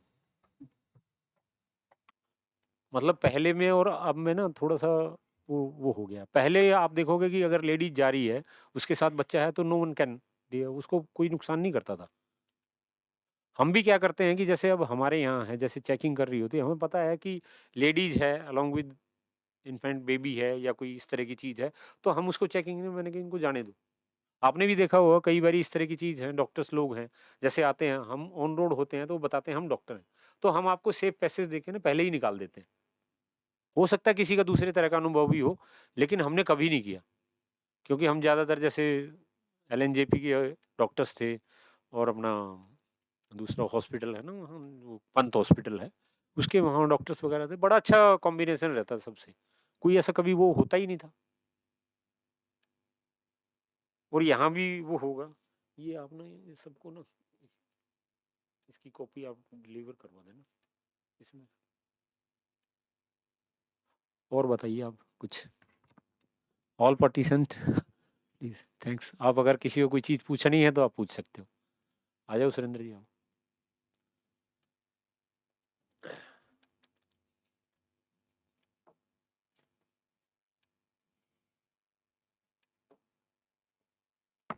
बड़ा अच्छा लगा आप लोगों ने जो ये ऑर्गेनाइज किया मैडम, जो भी हैं उन सबका थैंक्स है। गुलेरिया साहब का नाम मैंने देखा था, उनको जानते हैं, टीवी पे बहुत देखा है। और दूसरे भी हैं, लता गणेशन है जी। हॉस्पिटल के नर्सिंग ऑफिसर्स हैं, हम लोगों ने सीरीज ऑफ 10 वर्कशॉप 10 दिन के लिए वर्कशॉप्स ऑर्गेनाइज की, आज लास्ट है जी। तो अलग-अलग इमरजेंसी सिचुएशंस को कैसे हैंडल करना है इन द हॉस्पिटल, तो सब के बारे में बात करते हैं लेक्चर्स में। तो आज हमारा था सिक्योरिटी पे, तो हमने अपने एम्स के जो सिक्योरिटी इंचार्ज सिक्योरिटी ऑफिसर हैं उनको भी इनवाइट किया था, तो मॉर्निंग में उनका एक टॉक हुआ था।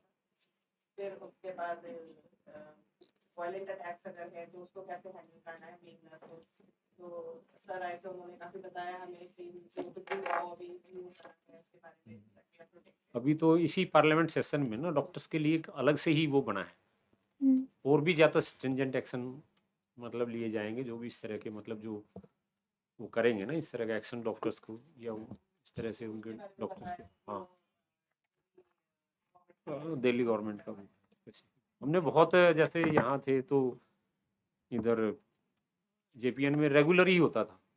वहाँ इस तरह से क्या है कि इस तरफ से जैसे पॉपुलेशन है वर्ल्ड सिटी की, वो वर्ल्ड सिटी वाले के साथ में अगर किसी के साथ में कुछ हो जाता था ना वहाँ, तो बड़ा प्रॉब्लम हो जाती थी।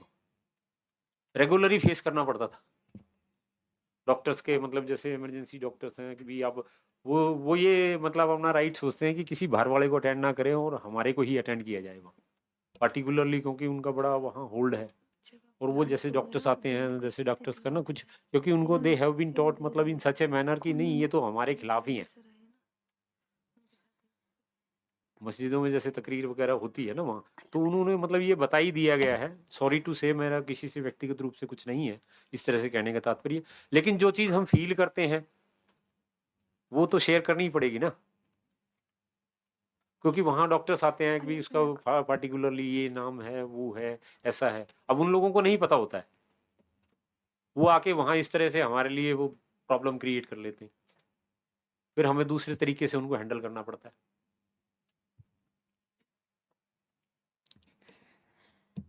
Thank you, sir, for deliberating on this topic. We are extremely grateful to you to touch on the subject of bomb threat in hospital settings and create so much awareness regarding the same. I request Ms. Reena to present the token of love to sir.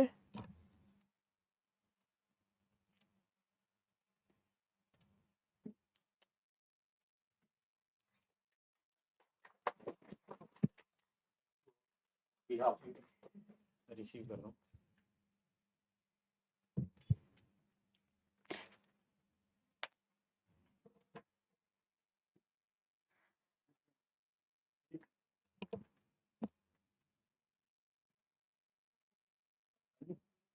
मैं बैठ जाता हूँ।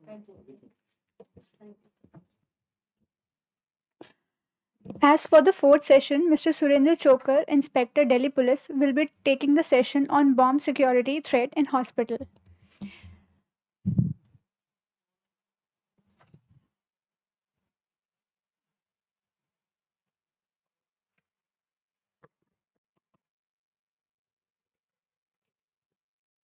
Good afternoon. मेरा नाम बताई दिया है, मैं यहाँ BDS RK से। अगर किसी को अपने दुश्मन से कोई बदला लेना है तो सबसे बढ़िया तरीका आज की डेट में आईडी का। बाकी अगर कोई क्रॉस फायर करता है तो उसकी फिजिकल प्रेजेंस जरूरी है, लेकिन जो अगर आईडी वो कहीं प्लांट करता है तो उसकी प्रेजेंस जरूरी नहीं है। भले ही वो आईडी प्लांट करता है या पार्सल के थ्रू भेजता है या ईमेल करता है या फ़ोन करके आपको बताता थ्रेट देता है, उसकी फिजिकल प्रेजेंस जरूरी नहीं है। आपके यहाँ जो ये नर्सिंग स्टाफ की जो ड्यूटी होगी, जो मल्टीपल स्टोरीज होती होंगी फ्लोर,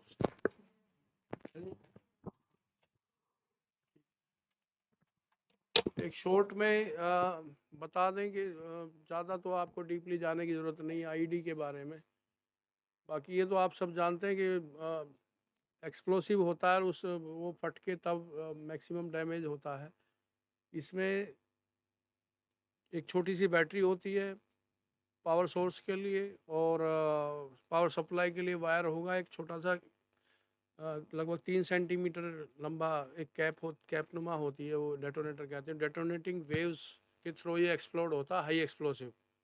अगर इसको बर्न करेंगे तो एक्सप्लोड नहीं होगा, पानी से भी इस पर कोई फ़र्क नहीं पड़ता। तो काफ़ी टाइम तक आपके पास यहाँ रख दिया तो 6 महीने तक भी यूँ ही पड़ा रहेगा और उसको कोई नुकसान नहीं होगा। वो सेंसिटिव, मतलब इतना टेम्परेचर सेंसिटिव भी नहीं है, ह्यूमिडिटी सेंसिटिव भी नहीं है। तो अगर 6 महीने पहले भी रखा है तो बिल्कुल एक्टिवेट वो हो जाएगा। तो अगर आपका पार्ट केवल ये है कि अगर आपको कोई डाउटफुल वो मिलता है तो सीन को होल्ड करना जब तक कि पुलिस और बॉम्ब स्क्वाड नहीं आता है, ठीक है। जैसे किसी वार्ड में कोई सस्पिशियस ऑब्जेक्ट मिल गया, मान लीजिए कोई टिफ़िन है या कोई गमला भी हो सकता है, लंच बॉक्स या कोई डोल है, किसी भी फॉर्म में वो बना देते हैं। वो तो ये चारों कंपोनेंट एक उसमें कंपाइल करके एक उसमें वैसे किसी भी उसमें रख दिया पोर्ट में, वही आईडी बन गई, किसी भी फॉर्म में वो हो सकती है। तो उसमें आपकी अपनी सिक्योरिटी तो है ही, वहाँ जो पेशेंट्स हैं या उनको जो मिलने आते हैं वो उनकी भी वो सिक्योरिटी का जिम्मेदार भी आप पे ही है। तो सबसे पहले तो ये आपको सर्च करना है। सर्च करने के 2-3 मेथड होते हैं, भले आप नोट कर लो। एक तो स्पाइरल मेथड होता है,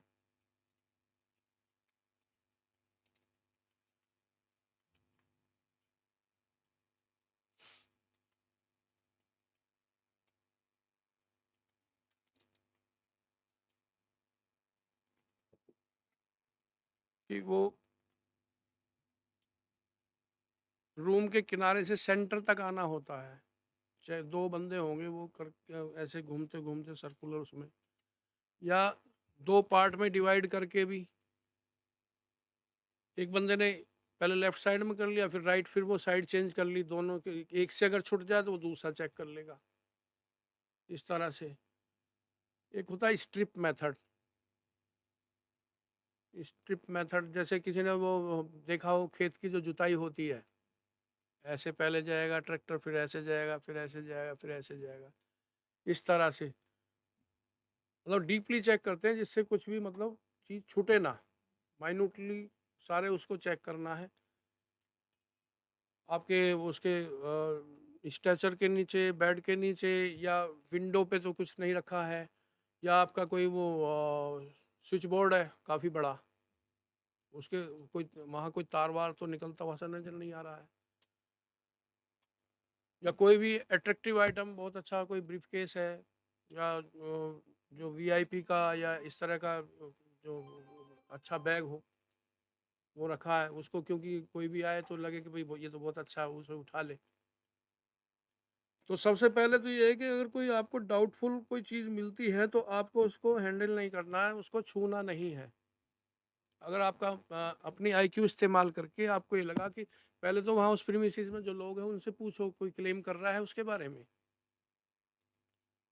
कि भाई वो किसी मतलब कोई रख के तो नहीं चला गया, मान लीजिए चाय पीने चला गया, वैसे चला गया, थोड़ी देर वेट करके सबसे इंक्वायरी करके जब आपको लगे कि कोई इसका मतलब क्लेमेंट नहीं है तो फिर सस्पिशियस होता है। तो उस टाइम में आपका क्या एक्शन होना चाहिए? मेरे ख्याल में आपको एक प्रैक्टिकल भी कराएंगे। तो पहले तो ये है कि आपको जो सिक्योरिटी स्टाफ है यहाँ का उसके नॉलेज में लाना है, और जो लोकल पुलिस है, चौकी स्टाफ है, उसके लाना है।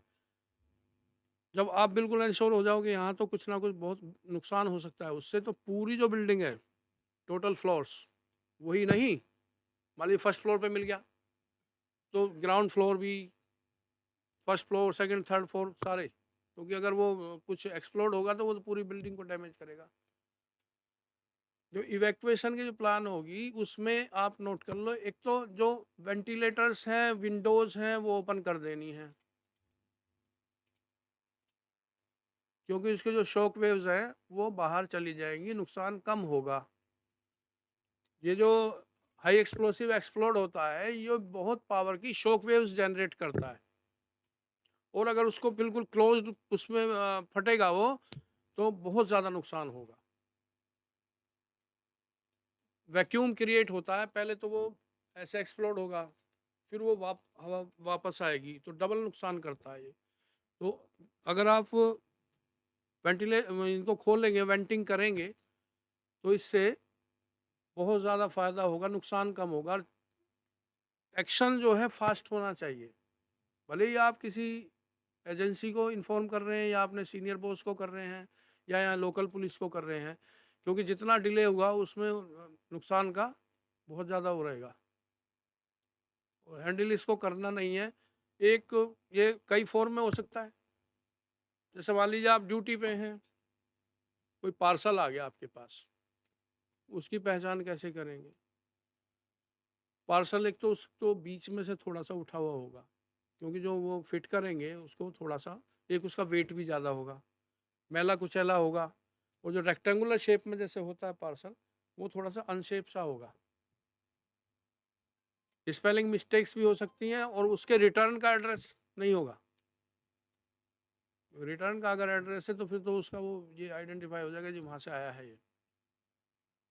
लेकिन जब आप उसको हैंड ओवर करेंगे पुलिस को, तो आप भी थोड़ा सा अपना दिमाग इस्तेमाल करके उस पर अगर स्टैंप लगी है तो बताएं जी ये यहाँ से आया हो सकता है। एक ईमेल, अगर आपके पास ईमेल आता है तो ईमेल भी कि वो देख के भाई ये कहाँ से हो सकता है, उसको जो हमारी इन्वेस्टिगेटिंग एजेंसीज हैं उसको देना है। अगर कॉल आती है आपके पास, कोई कॉलर कॉल कर रहा है, वो कह रहा है जी आपके यहाँ एम्स में जो है बम प्लांट किया है हमने और 4 घंटे में फटने वाला है, और ऐसा यहाँ इंडिया में हुआ भी है कि भी इस टाइम फट जाएगा,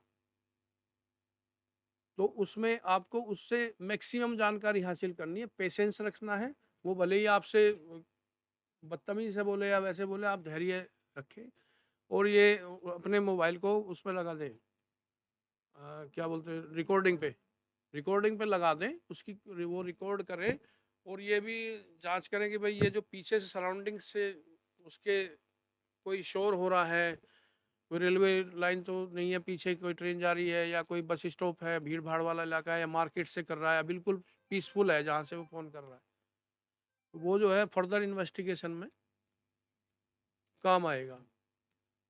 जब आपको इवैक्यूएट कराना है अपना वो, तो उसमें सबसे पहले एक तो पैनिक क्रिएट नहीं करना है, और जो चिल्ड्रन हैं, ओल्ड्स हैं, सीरियस पेशेंट्स हैं, उनको बाहर निकालना है। टोटल बिल्डिंग इवैक्यूएट होगी, उनका कहीं पे आप उनको भेजने का वो एक आपका मैनेजमेंट होना चाहिए कि स्टाफ लगना चाहिए, सबकी लिस्ट बने, और हो सकता है उन्हीं में ही कोई डाउटफुल आदमी हो, सबकी लिस्ट बने, उनको एक जगह इकट्ठा करें, और जब तक ये पूरा सर्च नहीं होता है और ये नहीं, सारी एजेंसीज एक क्लियरेंस नहीं दे देती हैं कि जी यहाँ पे कुछ नहीं है, तब तक उन्हें होल्ड रखें, उनको धीरे धीरे आप अपने उसमें शिफ्ट करें। एक जो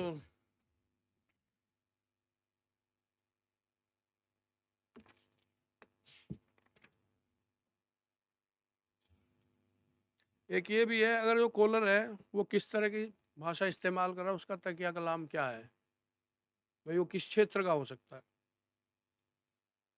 हरियाणवी तो नहीं बोल रहा अड़े कड़े, या पंजाबी टोन तो नहीं है उसकी, या कोई इधर का जो भोजपुरी बोल रहा हो।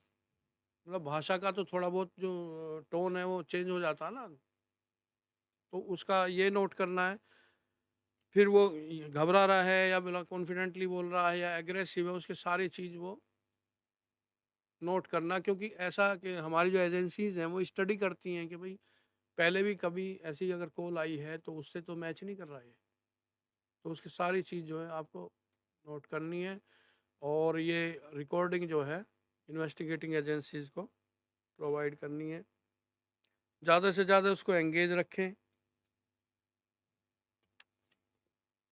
और उससे ये सारी जानकारी लेनी है कि वो कह रहा है जी एम्स में रखा है बम, भाई कहाँ रखा है, कौन से फ्लोर पे है, किस जगह है, किस तरह का है, या कैसे भी फट सकता है, कितना उसमें एक्सप्लोसिव हो सकता है अगर उसने प्लांट किया है। तो उससे सारी जानकारी लेके और जो हमारी जो डिटेक्टिव एजेंसीज आएंगी उनको बताना है।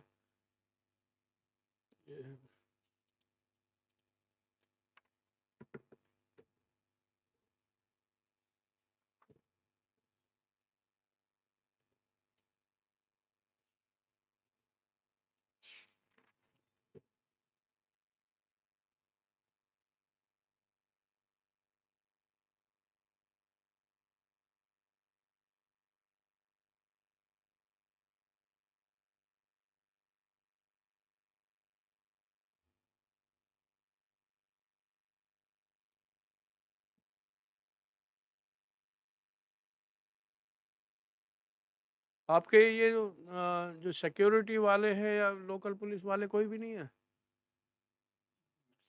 हाँ जी, हो गया उनका? नहीं, उनसे भी ये रिलेटेड है टॉपिक, क्योंकि जो सिक्योरिटी वाले हैं उनका तो ज़्यादातर यही है। और जो लोकल पुलिस है, जो हमसे पहले अगर लोकल पुलिस आए तो वो जैसे उसका जो बैग रखा है उसकी बटरेसिंग बैफलिंग बैफलिंग जैसे ब्लैंकेट उस पर डाल देना, ये तो वैसे थोड़ी बहुत जो सिक्योरिटी की चीज़ एम्स में भी होनी चाहिए, जैसे ब्लैंकेट होता है ना, बम ब्लैंकेट, और सीमेंट बैग्स बटरेसिंग के लिए काम आते हैं। तो जब तक कोई आते हैं, बीडीएस आती है या कोई और एजेंसी आती है, उससे पहले उसको लगा दें कि उससे सीमेंट बैग्स लगने से क्या होता है, जो स्प्लिंटर इफेक्ट है वो कम हो जाता है। तो ये सिक्योरिटी का काम है, लेकिन सिक्योरिटी वाले हैं नहीं यहाँ पे।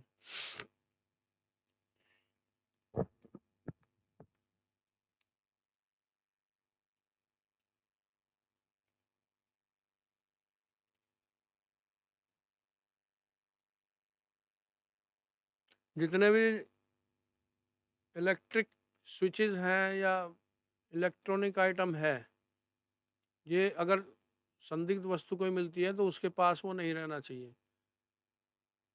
क्योंकि आजकल इसमें आईडी में स्विचेस होते हैं, और स्विचेस वो इलेक्ट्रॉनिक स्विचेस भी इस्तेमाल हो रहे हैं, जो जैसे वेव्स जाती है, ट्रांसमीटर और रिसीवर होते हैं, उस तरह से अगर कोई उनका वो मैच हो गया इलेक्ट्रॉनिक आइटम का और उसका, तो उसका एक्सप्लोड होने का होता है।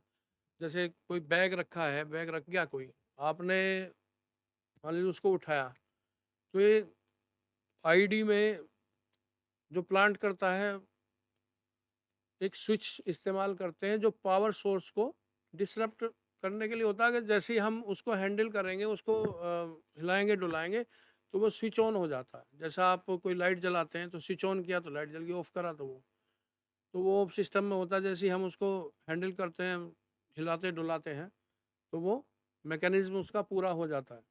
एक होता है टिल्ट स्विच। टिल्ट स्विच होता है, उसमें पारा भरा होता है, उसको ऐसे ऊपर नीचे यूँ लगा के फिट करते हैं उसमें, तो वो पारा ऐसे रहेगा नीचे तक, आधी वो खाली रहेगी ट्यूब, और जैसे उसको हिलाएंगे वो ट्यूब ऐसे डिस्ट्रॉय कर देगा आधा। इतना हार्मफुल है ये एक्सप्लोसिव जो है 3 प्रकार के होते हैं वैसे, लेकिन ये इसमें आईडी में जो है हाई एक्सप्लोसिव यूज़ होता है। एक होता है लो एक्सप्लोसिव, जो इसमें क्या बोलते हैं, क्रैकर्स वगैरह जो दीपावली पे उसका भी बना देते हैं वो सूतली बम वगैरह, जैसे कोई मान ली उसके ऊपर टायर वगैरह चढ़ाया, कुछ करा, फट गया। एक होता है इंसेंडरी, जैसे बहुत से जो भीड़ भाड़ वाले वर्ल्ड सिटीज़ हैं उनमें बोतल में पेट्रोल भर लेते हैं, उसको मारते हैं, तो उससे भी जो है आग लगने का वो रहता है, तो वो भी हो सकता है। जो एक्सप्लोसिव भी या इंसेंडरी वगैरह कुछ भी इस्तेमाल किया जा सकता है। आपका तो मेन काम तो ये है कि जब तक कोई एजेंसी नहीं आती तब तक सीन को होल्ड करना और इवैक्यूएशन करा देना, स्विच ऑफ कर देना। अगर मल्टीपल स्टोरी है तो उसमें आपको जो स्टेयर केस का इस्तेमाल करना है, लिफ्ट का इस्तेमाल नहीं करना है। और स्टैम्पेड ना हो, धीरे धीरे सबको प्लान्ड वे में उतारना है, जब तक उसको फिर पूरा जब तक खाली ना हो जाए। सिक्योरिटी स्टाफ, आपका नर्सिंग स्टाफ सारे मिलके जो है उसको इवैक्यूएट कराएं। ये काफ़ी लेंदी प्रोसेस हो सकता है। मान लीजिए आपकी मल्टी स्टोरी है और उसको सारी को खाली कराना है, तो ये काफ़ी लंबा लेंदी प्रोसेस हो जाए। सारी जो आपकी एजेंसीज हैं वो सारी मिलके, पर ये बहुत इम्पोर्टेंट काम है जब तक कि वो ना आए, हमारी BDS वगैरह ना आए। अगर हमसे नहीं होता तो एक NSG है, नेशनल सिक्योरिटी गार्ड मानेसर, वो आते हैं, तो एक प्रोसेस बना हुआ है पूरा।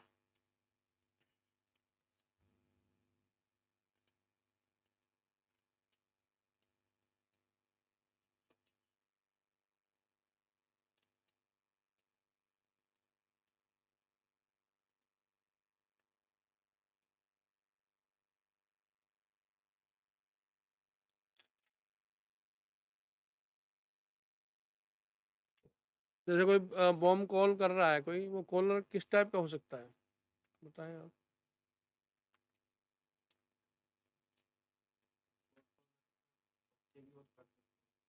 बच्चे भी होक्स कॉल कर देते हैं, वो शरारती होते हैं। बाकी कोई ऐसा भी हो सकता है, कोई स्टूडेंट्स यहाँ से खुंदक खा रहा हो पहले, वो भी कर दे, वो भी कर सकता है।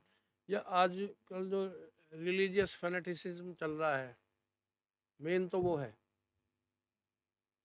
उसका रियल मिलेगा। वो जो अगर कॉल करेगा ना तो उसका रियल मिलेगा।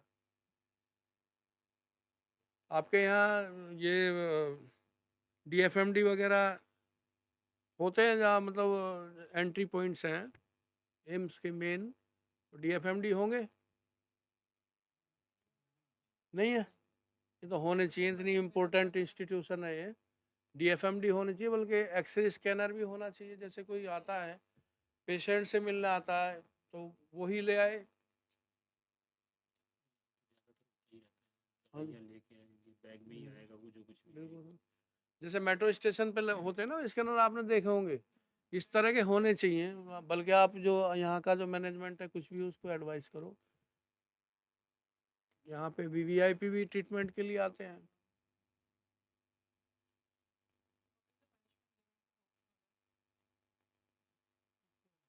एज पर लो नहीं, पनिशमेंट है, पनिशमेंट है।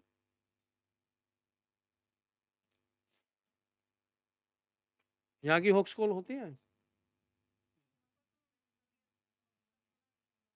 जी।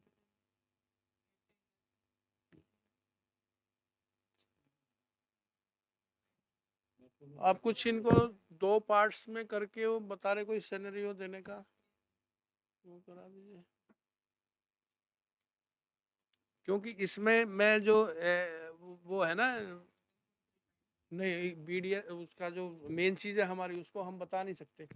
और ये जो है सर्च का ही है आपका, तो मेन तो मैंने सारा क्लियर कर दिया। इंफॉर्मेटरी है और आपको इसके बारे में अवेयरनेस होनी चाहिए। मेन तो ये है कि ये क्या क्या संदिग्ध हो, डाउटफुल हो सकता है, उसमें तो यही है कि भाई आपने पहले सबसे पूछ लिया कि कोई इसका है क्लेम करने वाला जो आइटम है, नहीं मिल रहा तो कुछ टाइम बाद जो है आप वो जजमेंट हो जाना चाहिए कि ये तो कुछ सस्पिशियस है, तो उसमें देरी ना करें, आप तुरंत जो है इंफॉर्मेशन दें। जो नर्सिंग स्टाफ की तो ये सिक्योरिटी से तो लाइजनिंग होती होगी, इनके नंबर वगैरह सबके। जी, किस कंपनी की सिक्योरिटी है?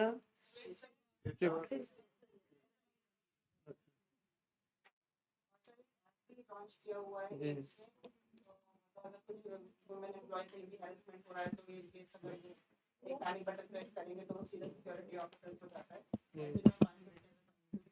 ये है कि एजेंसीज के बीच में अच्छी लाइजनिंग होनी चाहिए जिससे प्रॉम्प्ट एक्शन हो। मालिक कुछ ऐसा होता है तो टाइम ना लगे भाई उसका नंबर बताना कहाँ है, ये वो तो सारा टेबल पे हो या आपने सबको सबने फीड किया हो। जी।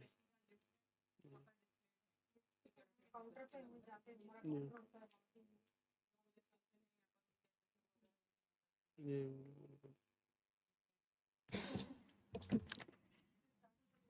Thank you, sir, for sharing your knowledge with us. I request Miss Yamini to present the token of love.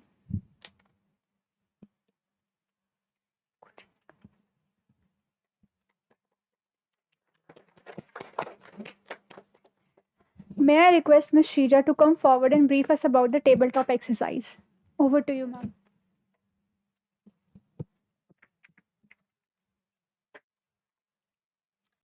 This is the time for our hands-on session, which is going to be done by tabletop exercise. In this, we will divide you into two groups, and each group will be given a scenario, which predicts a bomb is placed in 5th floor, and you received a hoax call from an unidentified caller. So you are on duty. What will be your response, and how will you manage the situation? Okay, while you are on duty, you received a call from an unknown caller that a bomb is placed on the 5th floor, and what will be your response and how will you manage the situation? For this, you will be given a worksheet which is having a layout of 5th floor in our hospital and given 10 minutes for your response. Stickers and markers will be given for you. So please discuss the appropriate response among yourself and write your response on the stickers and paste it on the worksheet. After 10 minutes, one person from each group will come forward and present their group response. Already letter pad आपको दिया है morning में, उसमें group A and B mentioned है. So please group A participants please go there and group B come here to this side.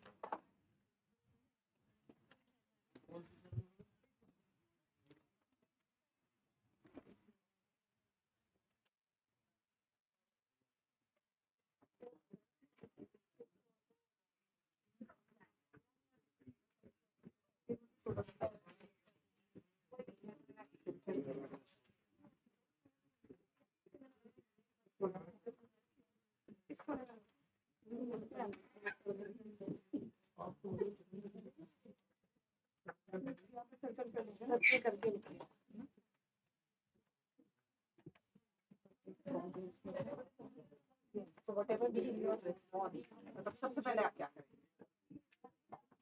This is our 5th floor. No ward here for patients. How will you proceed as soon as you receive a call and there is the bomb? What will be your course of action? वो सारा आप note down करके and you can write on the notice board. What will you do first? Step by step sequence. Okay. You can discuss and then we will discuss. फिर sir बताएंगे हमने क्या ठीक किया.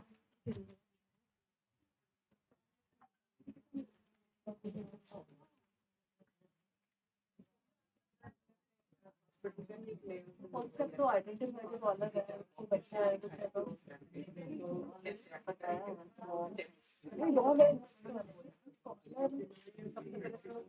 मुझे क्या सबसे ये चीज वेरीफाई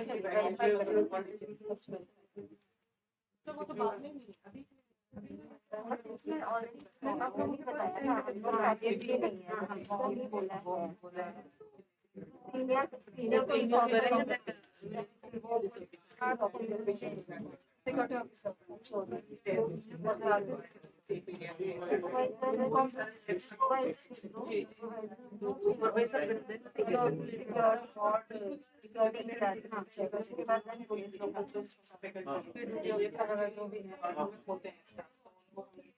उसके बाद उसके ये बैक फिर करेंगे ना। हाँ, ये फोन करने के बाद में इवैक्यूएशन शुरू करना है। जैसे अगर पेशेंट से तो पेशेंट से कोऑर्डिनेट करके उसके बाद करना है। Then you require to just नहीं नहीं हमारे बात तो कर देना। आइडेंटिफिकेशन का ये सब रस्ता। हाँ, सिक्योरिटी साइड ऑफ वो क्लियर है ना वो लिखा हुआ है। करना पड़ेगा। उस एरिया को आइसोलेट करना पड़ेगा। वेंटिलेशन भी प्रॉपर वेंटिलेट करना है। ये सभी जगह से इलेक्ट्रिक सर्किट होगा वो सब सबसे पहले सीनियर्स को senior supervisor security officer local police उसके बाद में बाकी जो है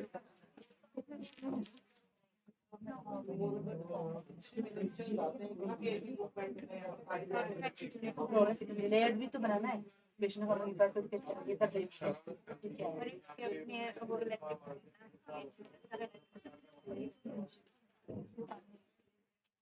के बाद वाले के अंदर अंदर होगा तो ये बताना पड़ेगा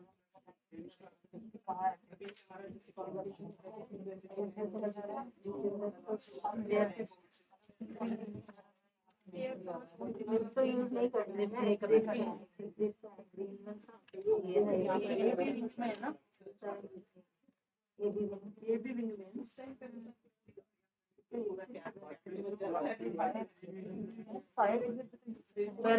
कर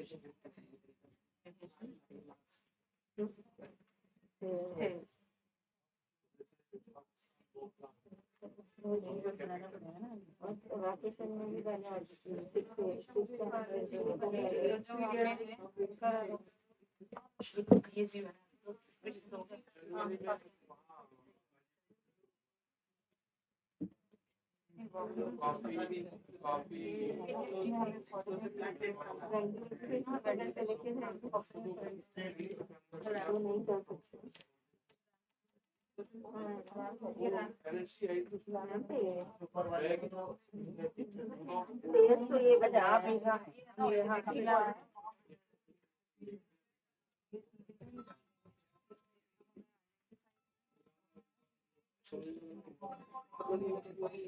फोन करेंगे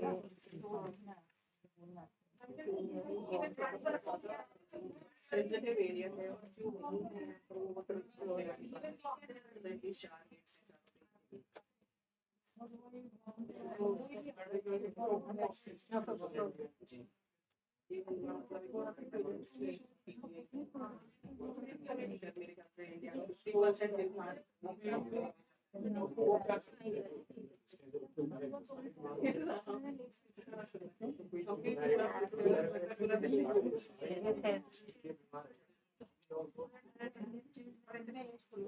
फायर एग्जिट ये भी ले सकते हैं ना, फायर एग्जिट तो इमरजेंसी के लिए हमेशा से यूज है।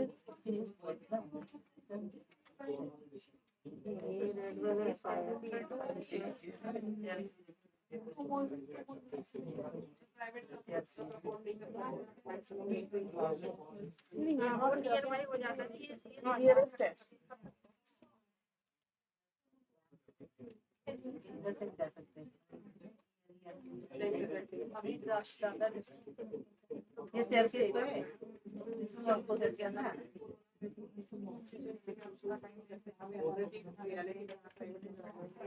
सेंटर वाला होगा।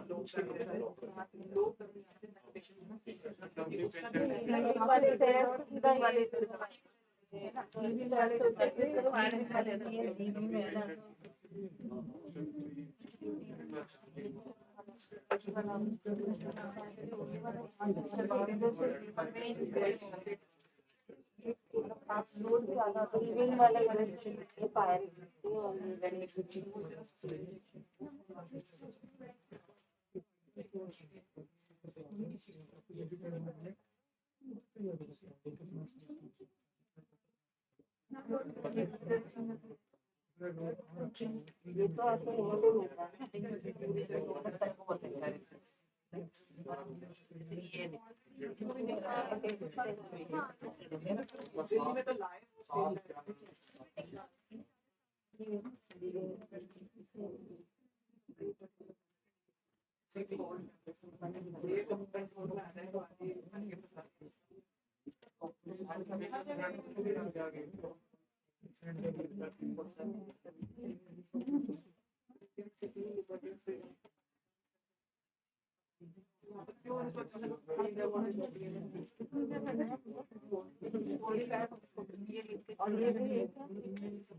ये स्टिकर्स बोर्ड पे चिपका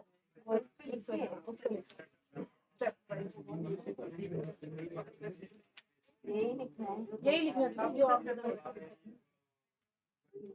उसमें चिपका है। हाँ वो बात करने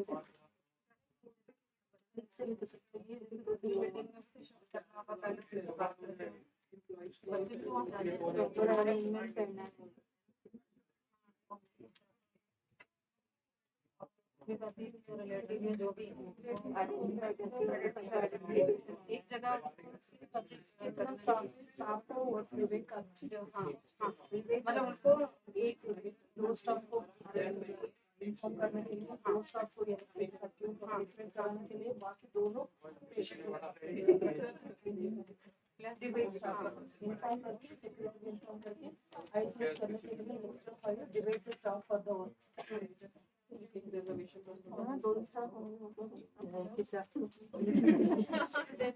कुछ नहीं करेगा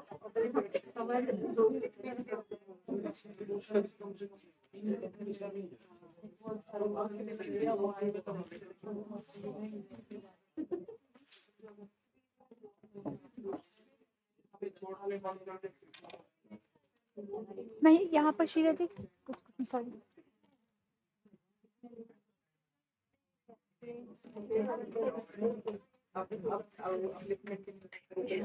यहाँ पे बोल देना, ठीक है। उसके बाद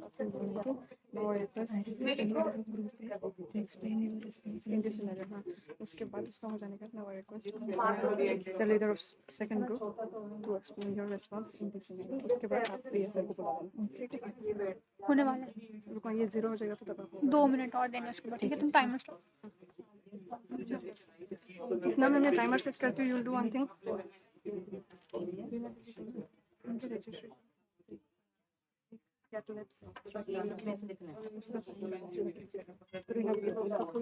Ten minutes are over. 2 more minutes will be given to you.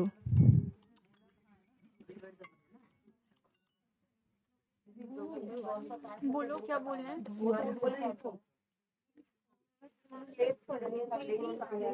वो लिस्ट मुझे बता दो कहाँ पे है, मैं ये मेरे बैग के अंदर में है।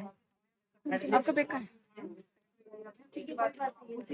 चलो फिर मैं निकाल के जल्दी दे दो मैम, साइन दे दी इसको।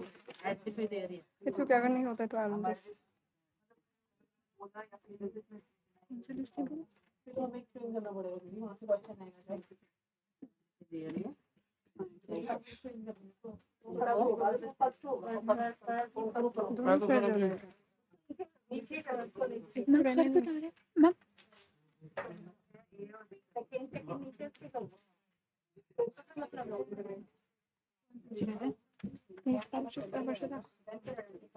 अरे वो कैसे रिफ्रेशमेंट के लिए अच्छा नहीं आ गए वो आ रहे वापस मैं तो डर गई क्या दोनों क्यों लेके जा रहे हो एक ही गया हाँ जाओ अमजद तुम जाओ ना चलो फटाफट क्या ही एकदम स्लो मोशन है बोलो ना ये बोलो नहीं अभी मैंने आपको बता दिया आपने लिख लिया मैं उल्टा पुल्टा हो जाएगा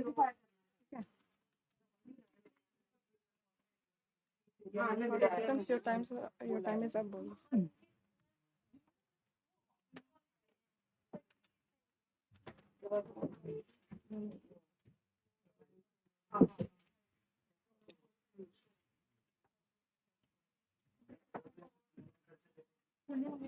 Hmm. 20 seconds.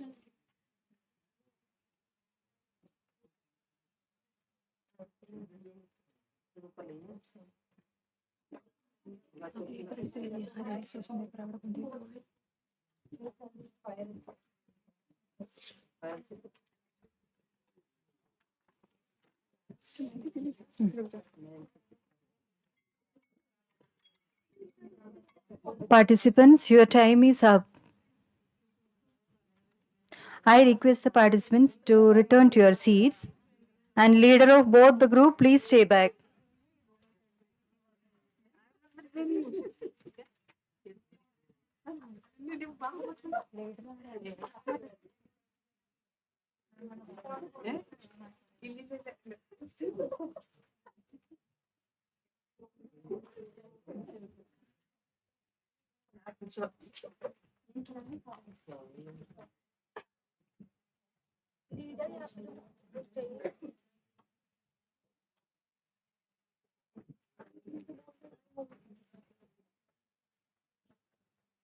ये टेस्ट पेपर टाइप का अच्छा है।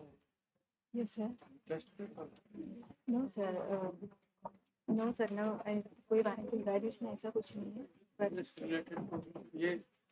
ये टेस्ट पेपर टाइप का अच्छा है। नहीं सर, अभी तो जस्ट डिस्कशन करेंगे, वो तो लास्ट में हम टेस्ट बाद में करवाएंगे, वो तो बाद में करेंगे सर। वो ओवरऑल आज के पूरे दिन का जो डिस्कशन है आपसे रिलेटेड ही वाला सर, इसमें आप बता दीजिएगा इनने क्या सही किया क्या कर तो वो कुछ लिख हाँ के देंगे। जी जी जी सर, ये बताएंगे प्रेजेंट करेंगे सर एक एक टीम लीडर।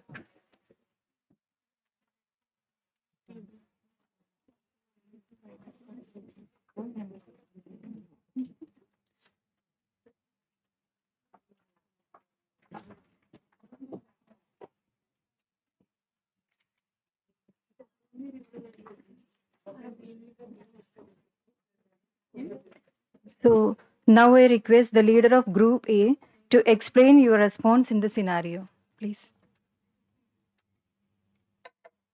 फर्स्ट थिंग अपन को जब कॉल रिसीव हुआ है सबसे पहले तो कॉलर को आइडेंटिफाई करना है, जैसे कि सर ने बताया वो सब चीज हो गई, मतलब कॉल आ गया, हमने कॉलर को लैंग्वेज के अकॉर्डिंग आइडेंटिफाई कर लिया। सब कुछ आइडेंटिफाई करने के बाद में सबसे पहले पैनिक नहीं होना है, जो भी सिचुएशन है उसको लेकर के पैनिक नहीं होना, कूल एंड काम रहना। उसके बाद में जो अपना इंचार्ज है या सिक्योरिटी है उनको इन्फॉर्मेशन देना।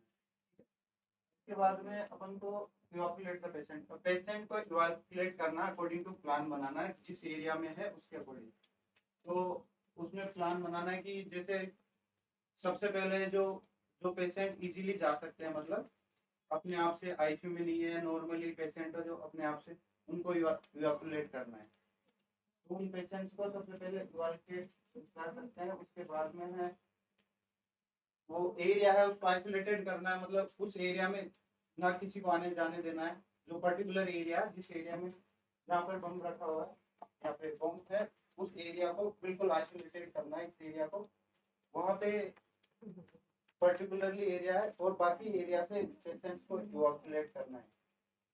जैसे किसी भी बाकी फ्लोर्स है, इसमें इन्होंने दे रखा है एग्जिट पॉइंट दे रखा है यहाँ से, तो उस टाइम मोस्टली स्टेयर्स का यूज लेना है, लिफ्ट का यूज नहीं लेना चाहिए, क्योंकि क्योंकि इलेक्ट्रिक सिस्टम होता है, बम ब्लास्ट में उसके चांसेस हो जाते हैं, तो लिफ्ट वाला यूज नहीं लेना और स्टेयर्स का ज़्यादातर यूज लेना।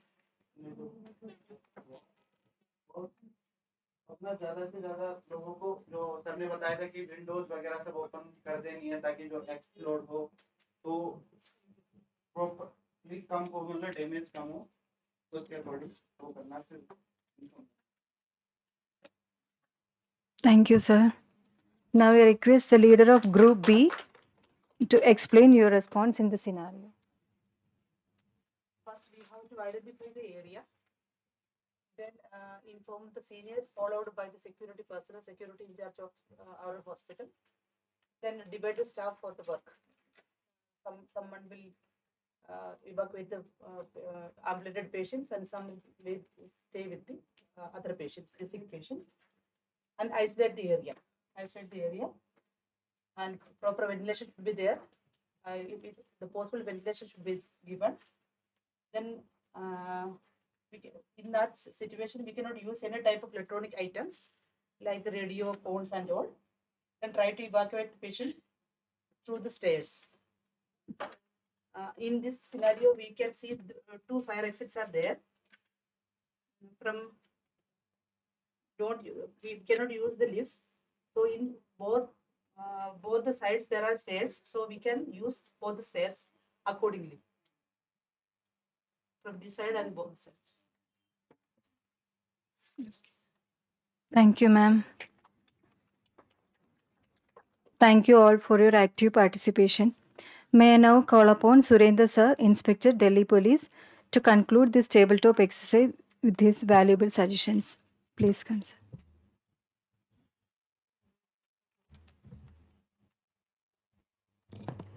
दोनों ने जो बताया है ऑलमोस्ट ठीक ही है। मुझे कोई दोनों में कोई कमी नज़र नहीं आती, ठीक किया है दोनों।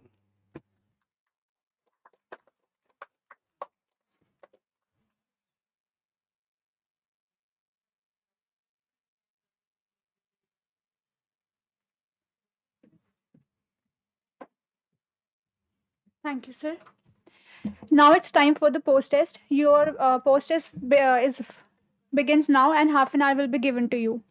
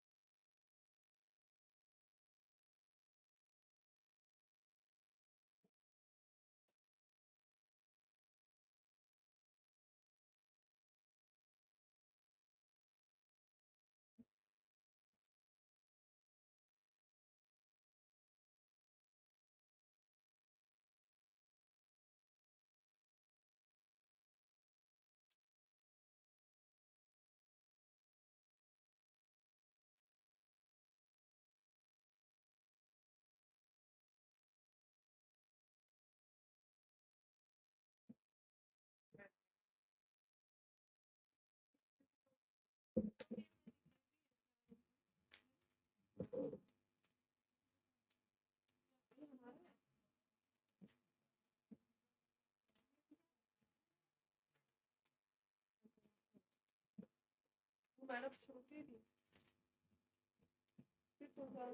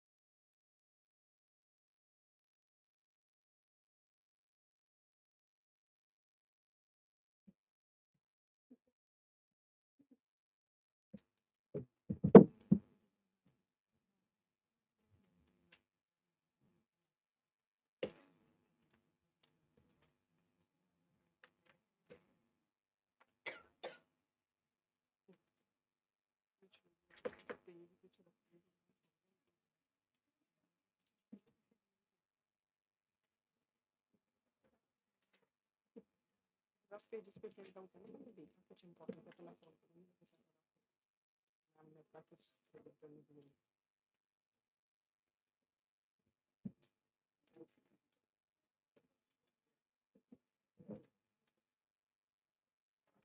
हेलो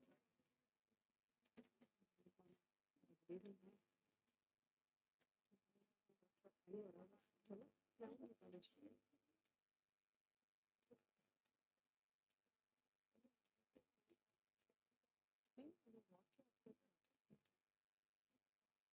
हाँ हाँ व्हाट्सएप दे दो नहीं भिजवा दो अपने लिए अलग से क्योंकि वो फिर देंगे नहीं ना अपने जैसे सोचा मैं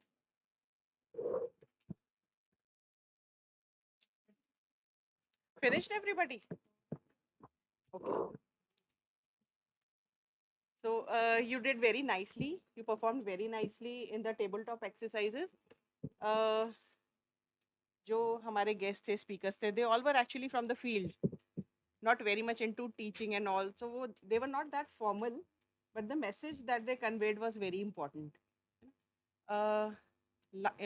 last month we were given some formal training regarding evacuation in case of fire so similar is the evacuation for bomb threats also so the first thing that we should do I'm just concluding what everybody said the first thing that we should do is remain calm and call for help suppose if I think that I will be handling alone मैं ये भी कर लूँ वो भी कर लूँ so that is not done so your role after attending this workshop will be that you will go back to your wards and try to formulate an emergency response team in your wards like suppose if anything like this happens if there is any unforeseen situation that occurs in your ward what will you do who will be the person who will be contacted first what do you think who should be contacted first suppose you as a nursing officer you see something suspicious or you receive a call or there is some violence in the hospital in your ward what should you do first your safety and inform your senior now suppose if your senior says मैं तो आज off है मेरा so you will inform the security immediately. Next, जब तक आपका security आ नहीं जाता, till then will you take help from the relatives?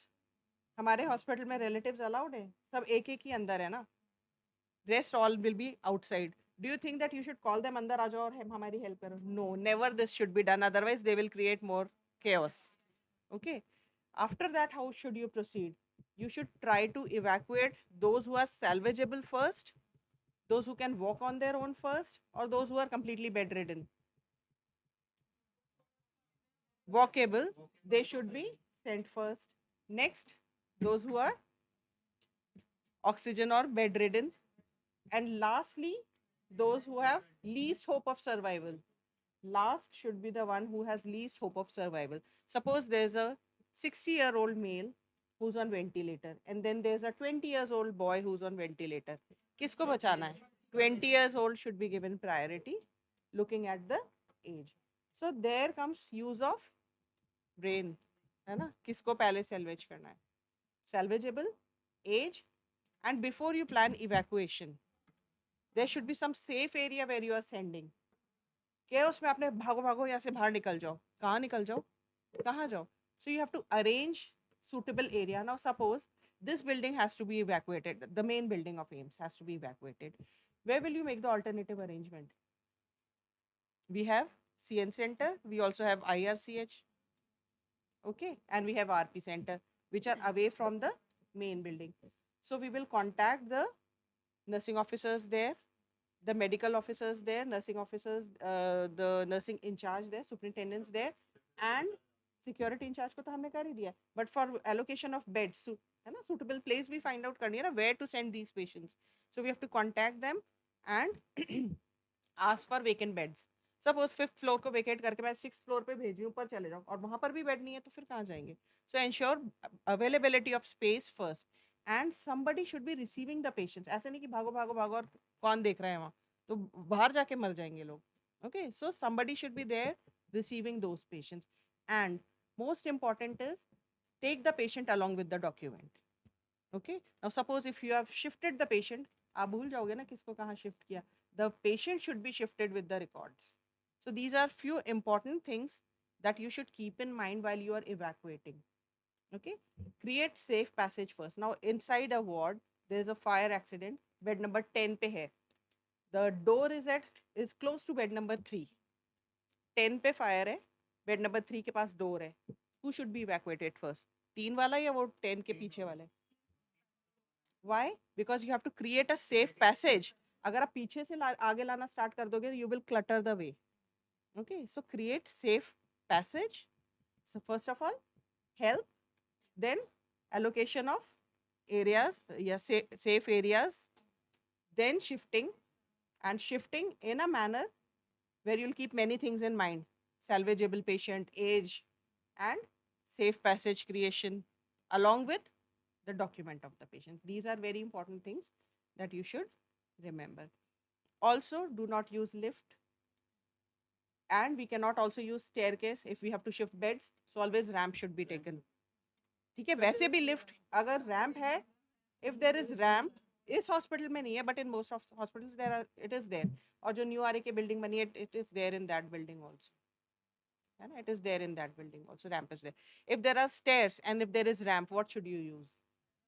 Ramp, because there is more chance of stampede on stairs. है ना? People may stumble and fall down, and that may cause stampede.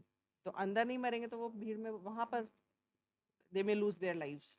So that has to be avoided, and it is one of the main responsibilities of nurses that their patients are safe. और patient safe कब होंगे? जब आप खुद भी safe हो. So be safe yourself and then try to save others. So with this we'll conclude. According to AIIMS protocol, I think duty officer must be the first person whom to inform, not the security officer. We are not supposed to inform security officer. Duty officer is in charge of all, and we have to inform him. Through him only we have to go. He will make arrangement further. कहाँ vacancy है वो सब, then he will inform others. He is the responsible person. But he is the main person to whom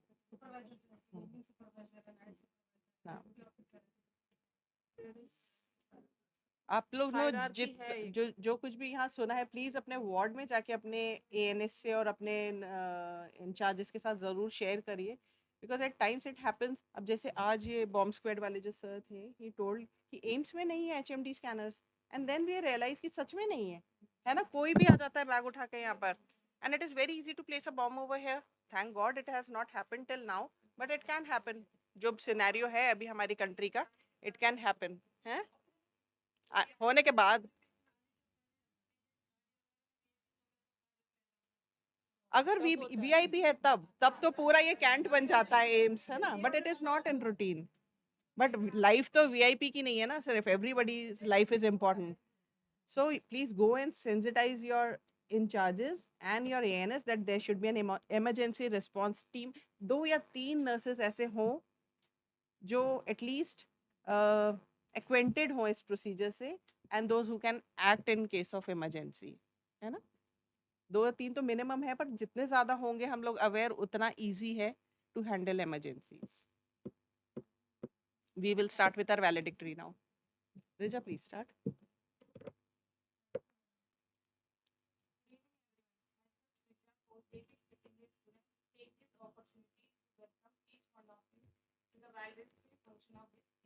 Education program. The active participation of the candidates from different areas of AIIMS, New Delhi, affirms the relevance and meaningfulness of this program. I hope this workshop has added a meaning for today's participants. And sessions were useful and you will practicing when such situations arise. We would like to know how well have our efforts resonated to you. I request any two among the participants to give feedback on this program.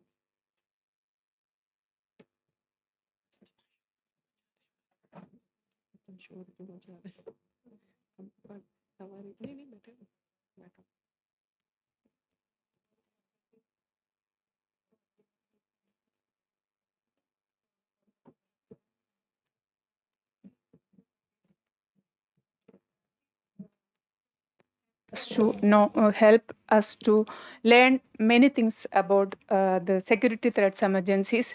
I remember I was doing the pre-test. I was totally confused. I was not knowing the different codes. Like I was only knowing blue code blue. Rest of the codes I was not aware about. After learning, after attending this session, I could know.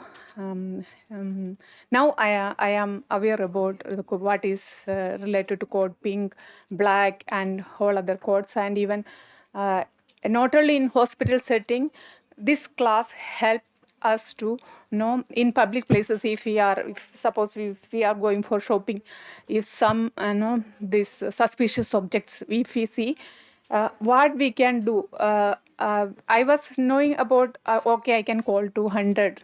That's all I was knowing. But now I hope I can manage very well. I hope all of you, all of the participants can manage the situation when any threat arise, any security threat arise. Once again, I thank you for those who conducted this workshop, especially the faculty and the students of the College of Nursing. Thank you very much.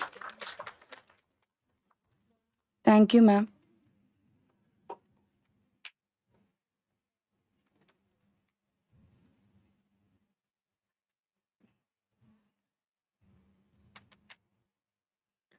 Good evening, all. I am thanking all the faculties and BSc nursing students for arranging such a good workshop for us.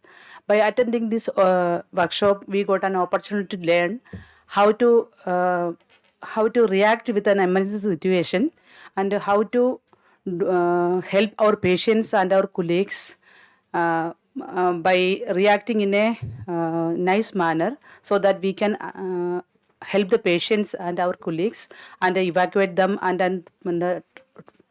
reach that people in a arrange people in a safe side. We got a very good opportunity to learn many things, and we got an opportunity to learn the different IPC sessions. We get an opportunity to learn many things. Thank you all for arranging this wonderful workshop. Thank you. You can please tell us how we can improve also. सारा good बोला है आपने. Actually, the audio visual aids, taking the photos.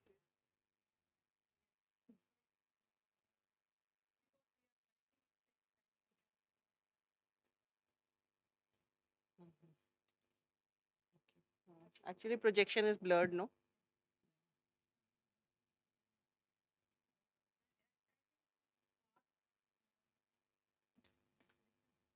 Not far, I think, because of light. वो lights on है ना. अगर आप पहले ये point out करते तो we could have switched off those lights. तो फिर थोड़ा clarity होता. आज किसी ने बोला नहीं हमने. फिर ध्यान गया नहीं. Maybe बंद करके सारा दिन सो जा सकूं to make you all awake. Light. Anybody from boys? There are 4 boys. You can give your feedback. Anybody else? If you want. Maybe possible. अमन बोल सकते हैं as a हमारी suggestion. student ही है.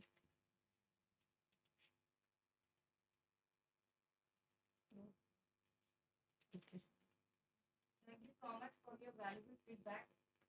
Now, may I call upon Kumbul Sharma, Faculty College of Nursing, to distribute the certificates for participants. We all will distribute. We 3 will distribute.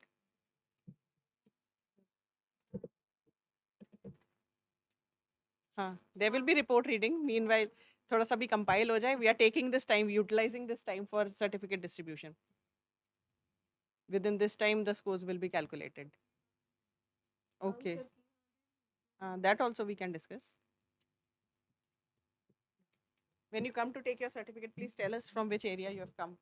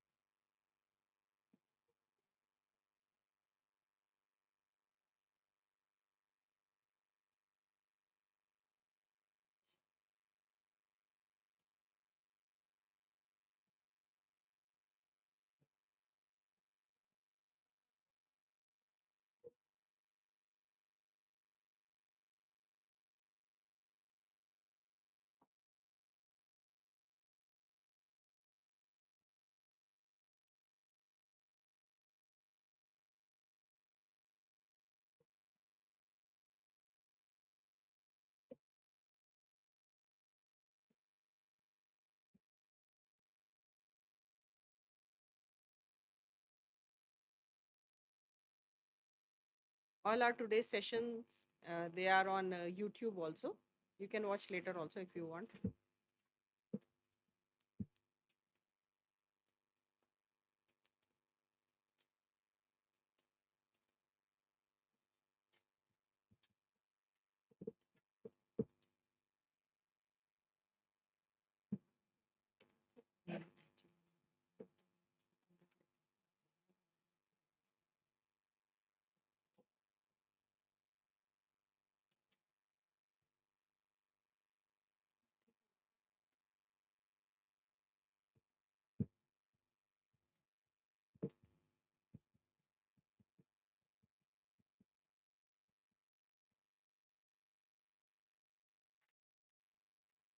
No issues, you can bring here and call name one by one and then we can distribute.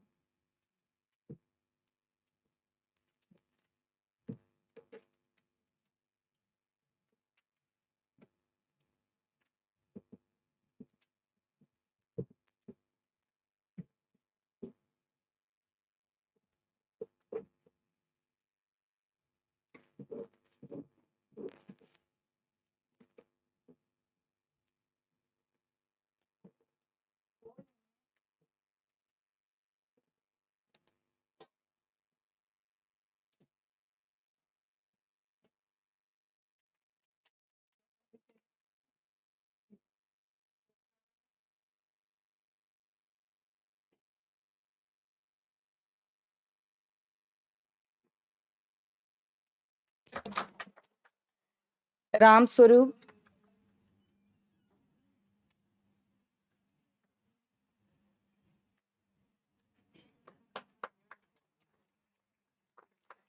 Bhavna,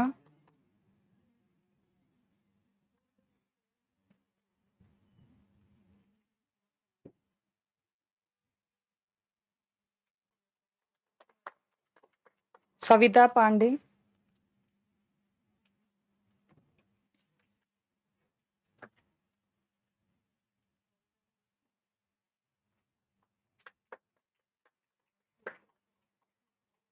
Santosh Chaudhary,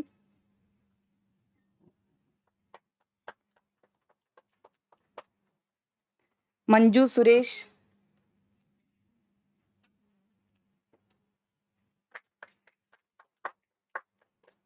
jenny,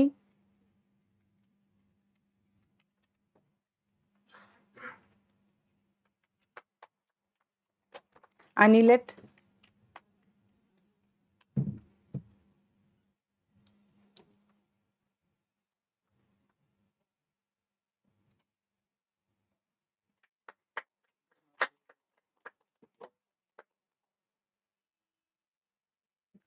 Monika Dixit,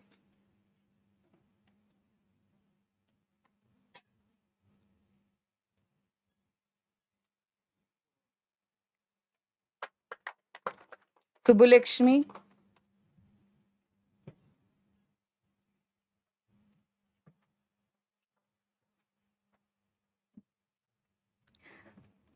Anshu Ahuja,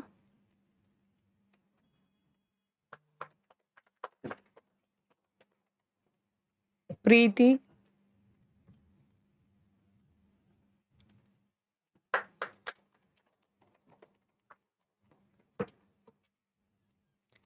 Renubala,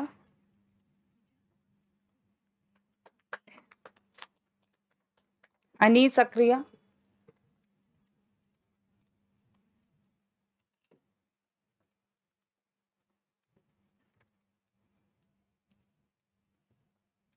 Aparna,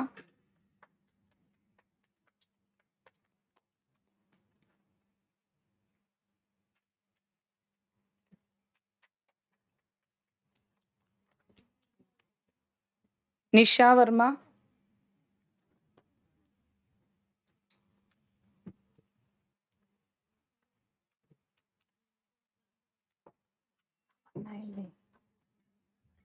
വന്നില്ലല്ലോ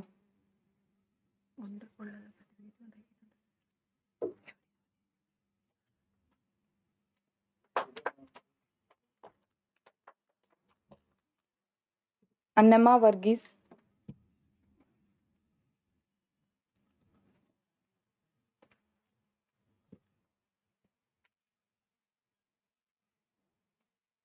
जिंसी सुनील,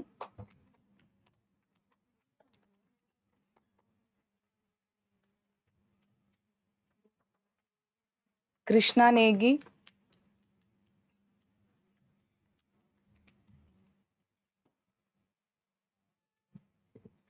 रेखा सतीश,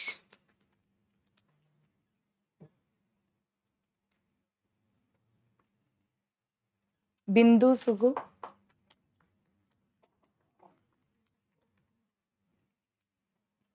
सुनीता पुनिया,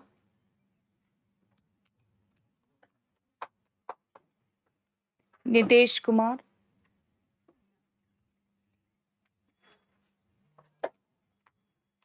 बबली, अरविंद,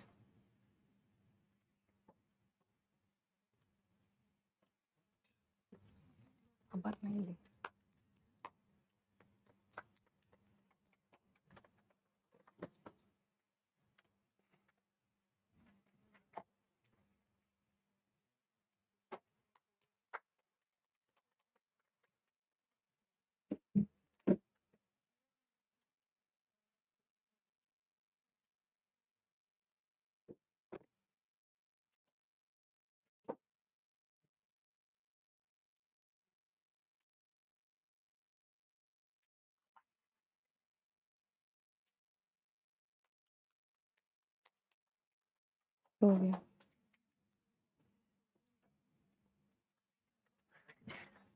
ले चलो रेणु वाला नहीं है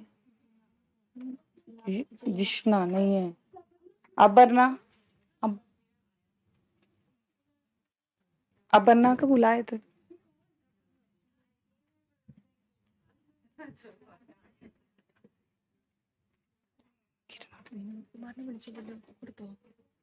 विनोद कुमार ले रहे।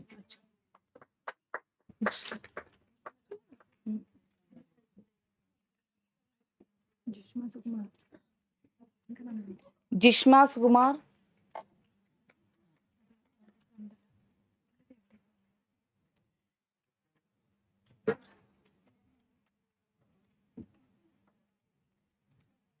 ഇത് കഴിഞ്ഞു. ഇത് രണ്ടും ഒന്നാണോ? വിനോദ് കുമാർ ഒന്നല്ല.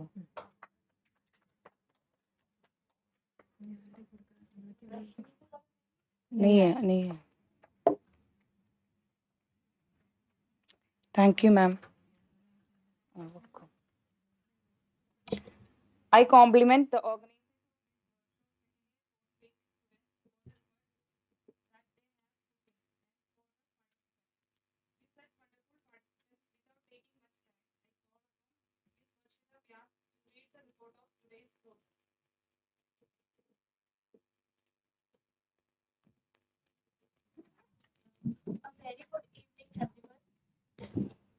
It gives me immense pleasure to share the report of today's in-service education program with you. In the morning, we started with the registration of the participants, followed by the pre-test. Then we had an inaugural ceremony at 9:30 a.m. in which Professor Dr. Pitty Kaul, Director, School of Health Sciences, IGNOU, was the chief guest, and Mrs. Baby Rani Devnath, Nursing Superintendent, Neuroscience Center, was the guest of honor. All the dignitaries were welcomed along with the participants. After that, we had our first session, which was taken by Dr. Parvez Ahmed at 10 a.m. on hospital emergency codes, security threat, and bomb threat. Sir highlighted hospital security, various threats that may be present in hospitals, such as fire, bomb threat, theft, fraud, infant or child abduction, healthcare cyber threats, medical gas leak, violence, abuse, and assault. And sir also enhanced our knowledge on various color codes that are used in various hospital emergency situations like code black, code blue, code pink, and code violet. Then sir deliberated on how to activate a code, what to do when a code is announced, when should code be called off, and how to call off the code.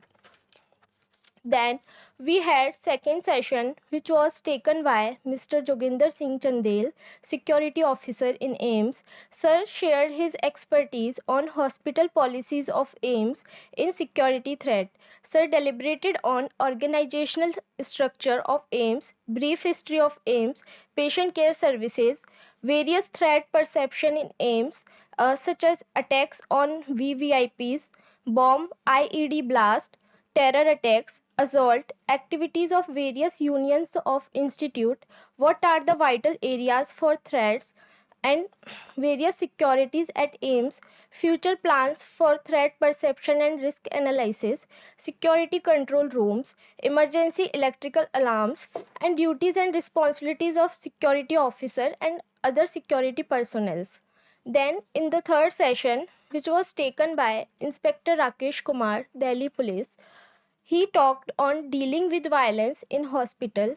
Sir highlighted on the violence, effects of violence, who is at risk, reasons for workplace violence, provisions of Indian Penal Code, in which Sir elaborated many sections of IPC related many forms of violence. Sir discussed some case studies also and discussed remedial measures to prevent and manage the violence. Then post lunch, we had four sessions taken by ACP Inderpal Singh, Delhi Police.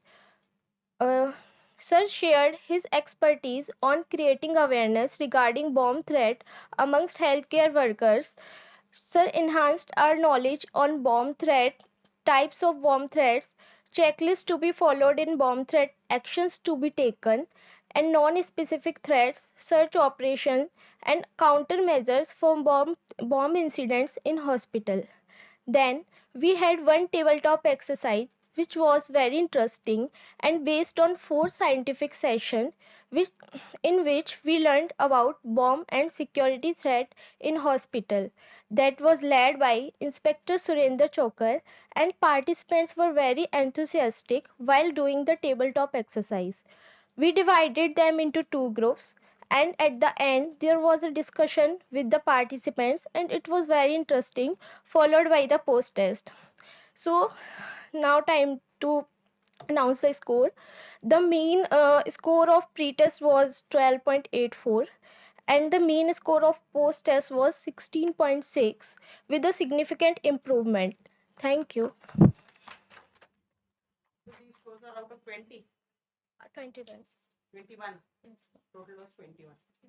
So 12 point. 12.84 for pre-test and 16.6 for post-test.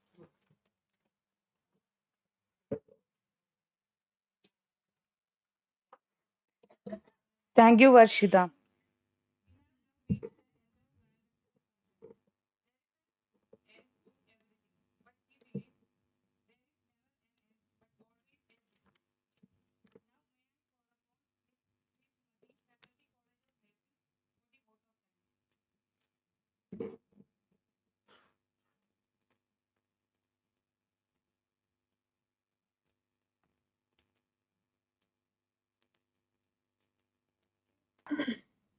It's a great pleasure and honor to thank everyone who is present and who has organized this workshop.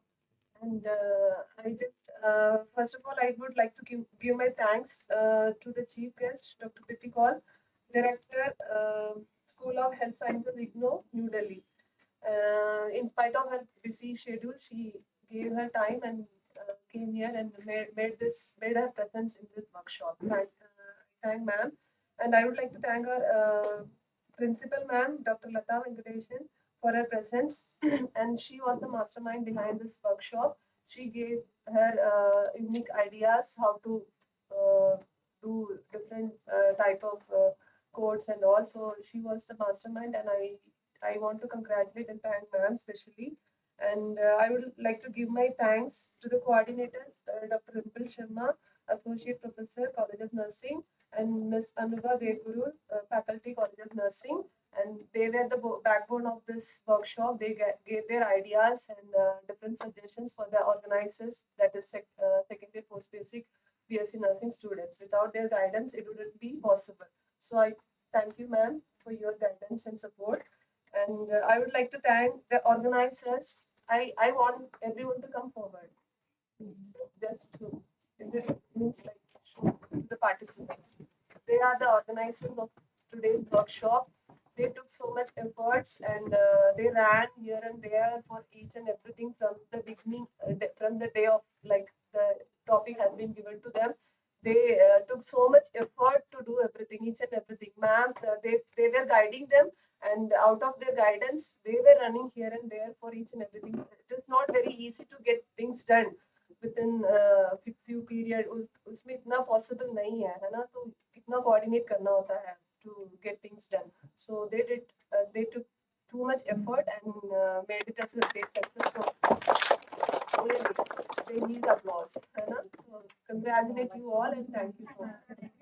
And with their exam, they were Yes, in spite of that, like they want to do the exams, model exams, practical. In spite of that, they did this, and it was a great success. Congratulations, all of you.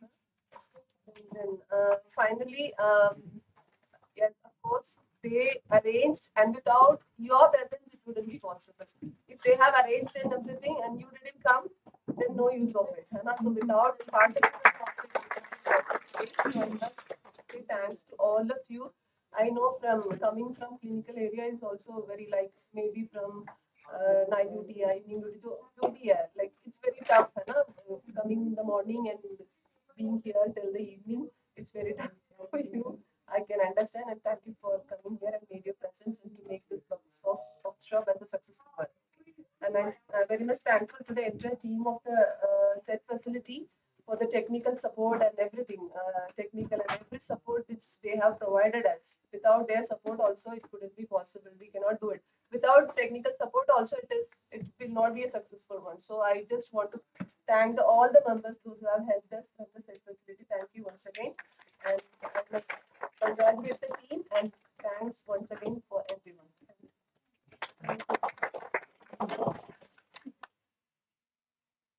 Thank you, ma'am. Once again, I thank the participants for listening, for inspiration, encouragement, for being here and making your presence felt. We have arranged a refreshment for you. Please have it. Thank you once again. Have tea and go.